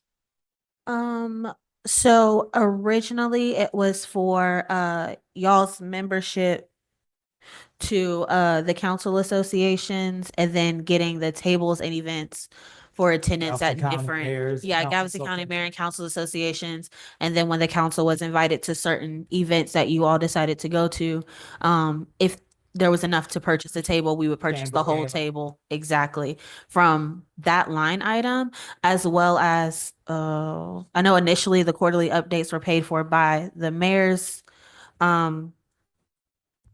discretionary fund, but I believe not maybe last budget year that $2,500, that's where the extra 2,500 came from, was used to pay for those quarterly updates. Which is different from the council report. Let's be clear so that we don't leave here with a misunderstanding. Yes, The digital council report that is placed on our Facebook page that is separate. is different from the actual quarterly report that has the picture of the entire council on it. Correct. That was mailed, that is being mailed to people's homes. Yes. So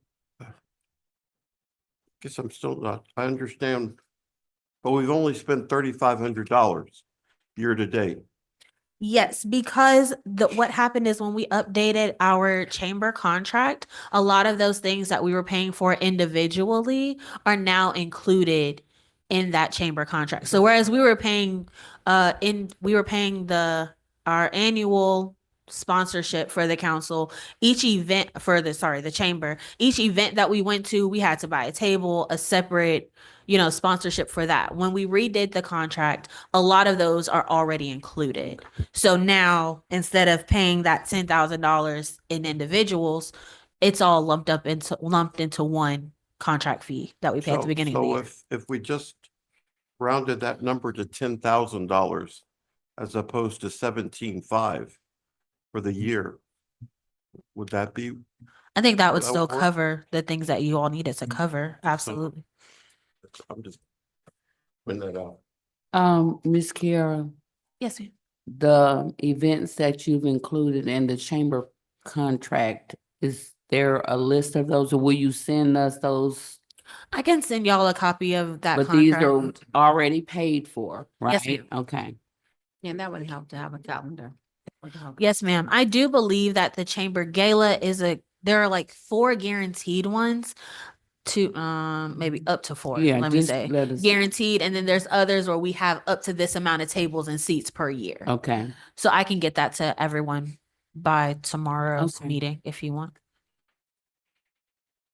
I had a question about what is council expenses, because it's just one is that like the snacks and lunch and stuff like that? Mhm. Okay.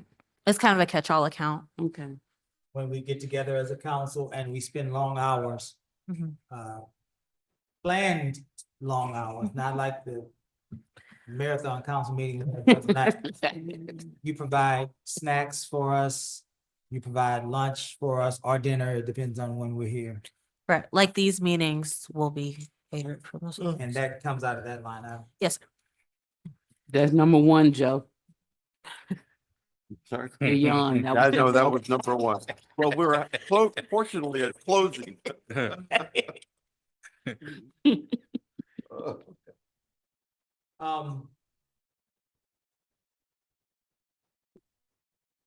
Some of these numbers, I think we have to go back and recheck to make sure that they're being allocated appropriately, especially this year's numbers for convention, school, and travel.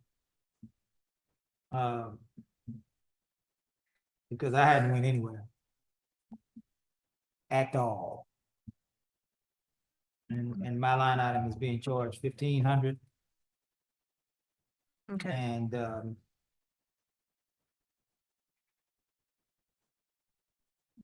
just need to make sure that Yes, sir. they're accurate. Yes. And I know we're having new software and all sorts of things. And Miss Christine, are you listening?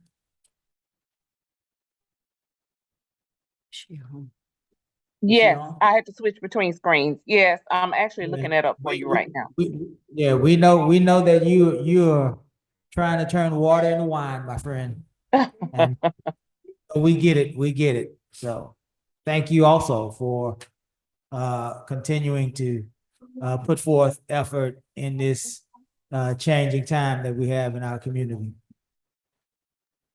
Yes, sir. Thank you. Yes, ma'am. While she's looking at that, any further for Miss Nance on the city council budget? No equipment needs? We need a backhoe. Oh. I know. I mean, if y'all want to pay for that out of your budget. Want to pick up the stuff in the, you said you were gonna do the illegal dumping, didn't you? You asked for a backhoe? That's not what we asked for. That's not what we talking about? A grapple truck? You said There you were you gonna go. operate it by yourself? There you go. We teasing. We are teasing. Well, Ms. Nance, thank you for representing council. Yeah, I do have one question. The Yes, ma'am. subscriptions, what are those again? The subscription, is that the offer, is that the membership dues and stuff like that? Yes, there are some, and actually, yeah, there are some that come out of that line item. I actually believe that is our TML dues come out of there for the city. So I need to double check that. All right.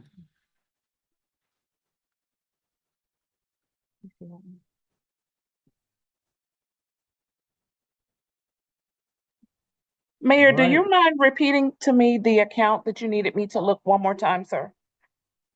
It's just recheck all of our travel, if you would. You don't have to give us an answer today.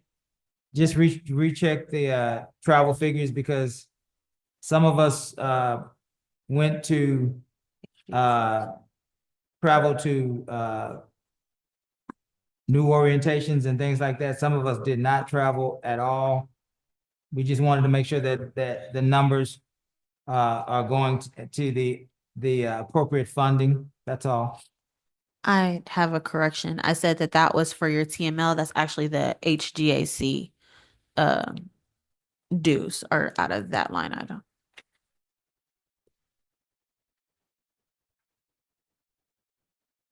Which is, I've always been curious, how much are our dues? HGC, We have budgeted for 1,700 and it looks like we spend that each year. So 1,700, okay.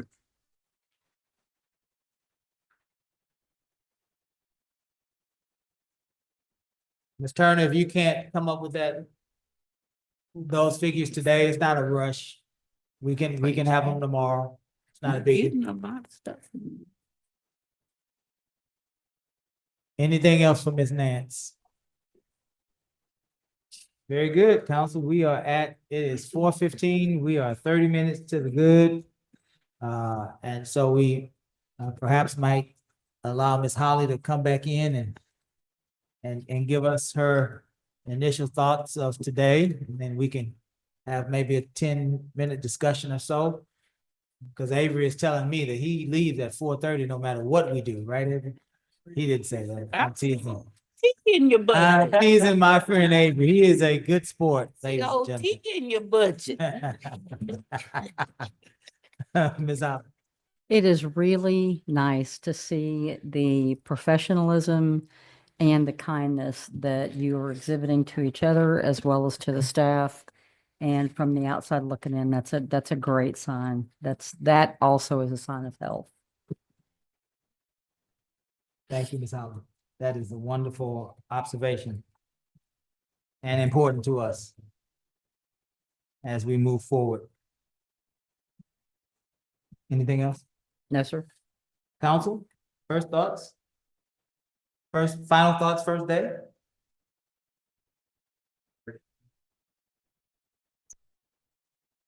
About this budget schedule, and what y'all gonna discuss each day, that's gonna mess me up on down the road trying to be prepared in the evening when I go home. This is the budget schedule we have for today.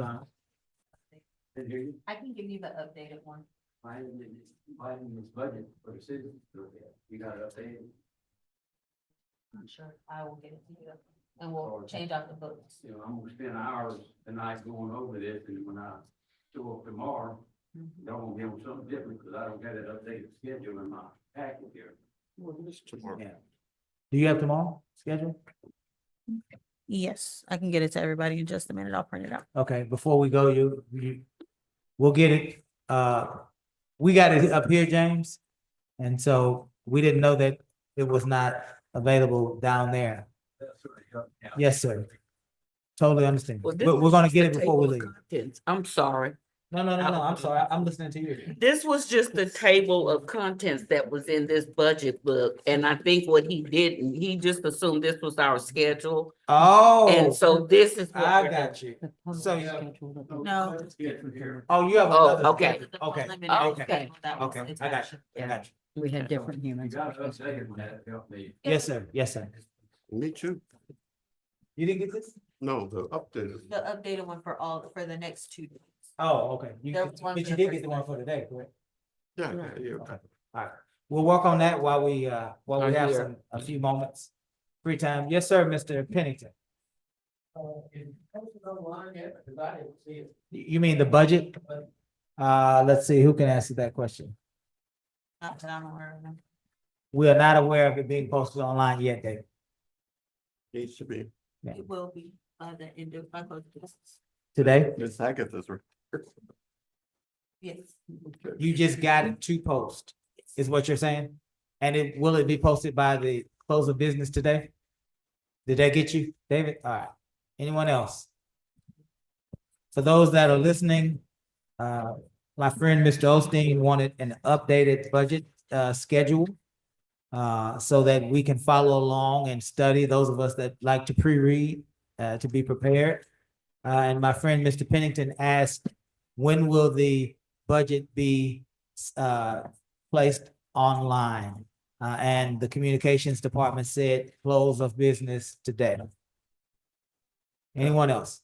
Mayor, and to remind everybody here at the end of the day, the opening comments of our interim city manager, Ms. Holly, that this budget was your exact, if you wouldn't mind repeating your opening comment with regard to the budget document that was presented, which is intended to be known as the city manager's proposed budget.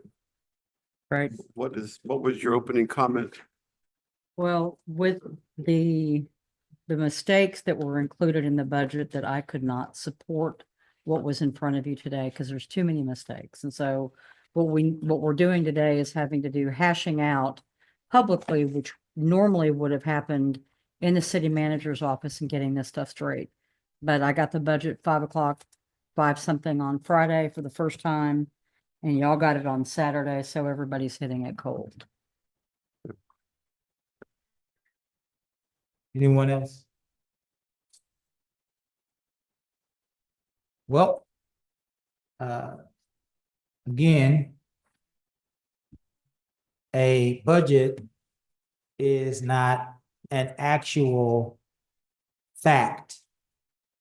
It is a projection. It is the attempt to project out your revenues and your expenditures so that you can create a path to the efficient deliverables of city services. And just like from time to time at our own homes, mistakes are made with numbers and perhaps even some misallocations. During a budget process, there will be mistakes. Even the best of budget presentations have them. If there are mistakes, it does not mean that there is anything nefarious or otherwise going on. It is an attempt for a council to work with a staff on behalf of the community to set forth a path for efficient delivery of city services for fiscal year 2025, 2026, full stop. It would be as if, as I close for us, I can see Clint and Kimberly at their kitchen table working out the budgets for the month of August and September and October, and I can see them debating where to spend resources. And I can see Clint having a horrible time with math. Not you, because you're a school teacher. And so they'll get it right. They'll reconcile it, and it'll be accurate in the end. We are in that process. Last thing I will say, we are in that process. We're working it through.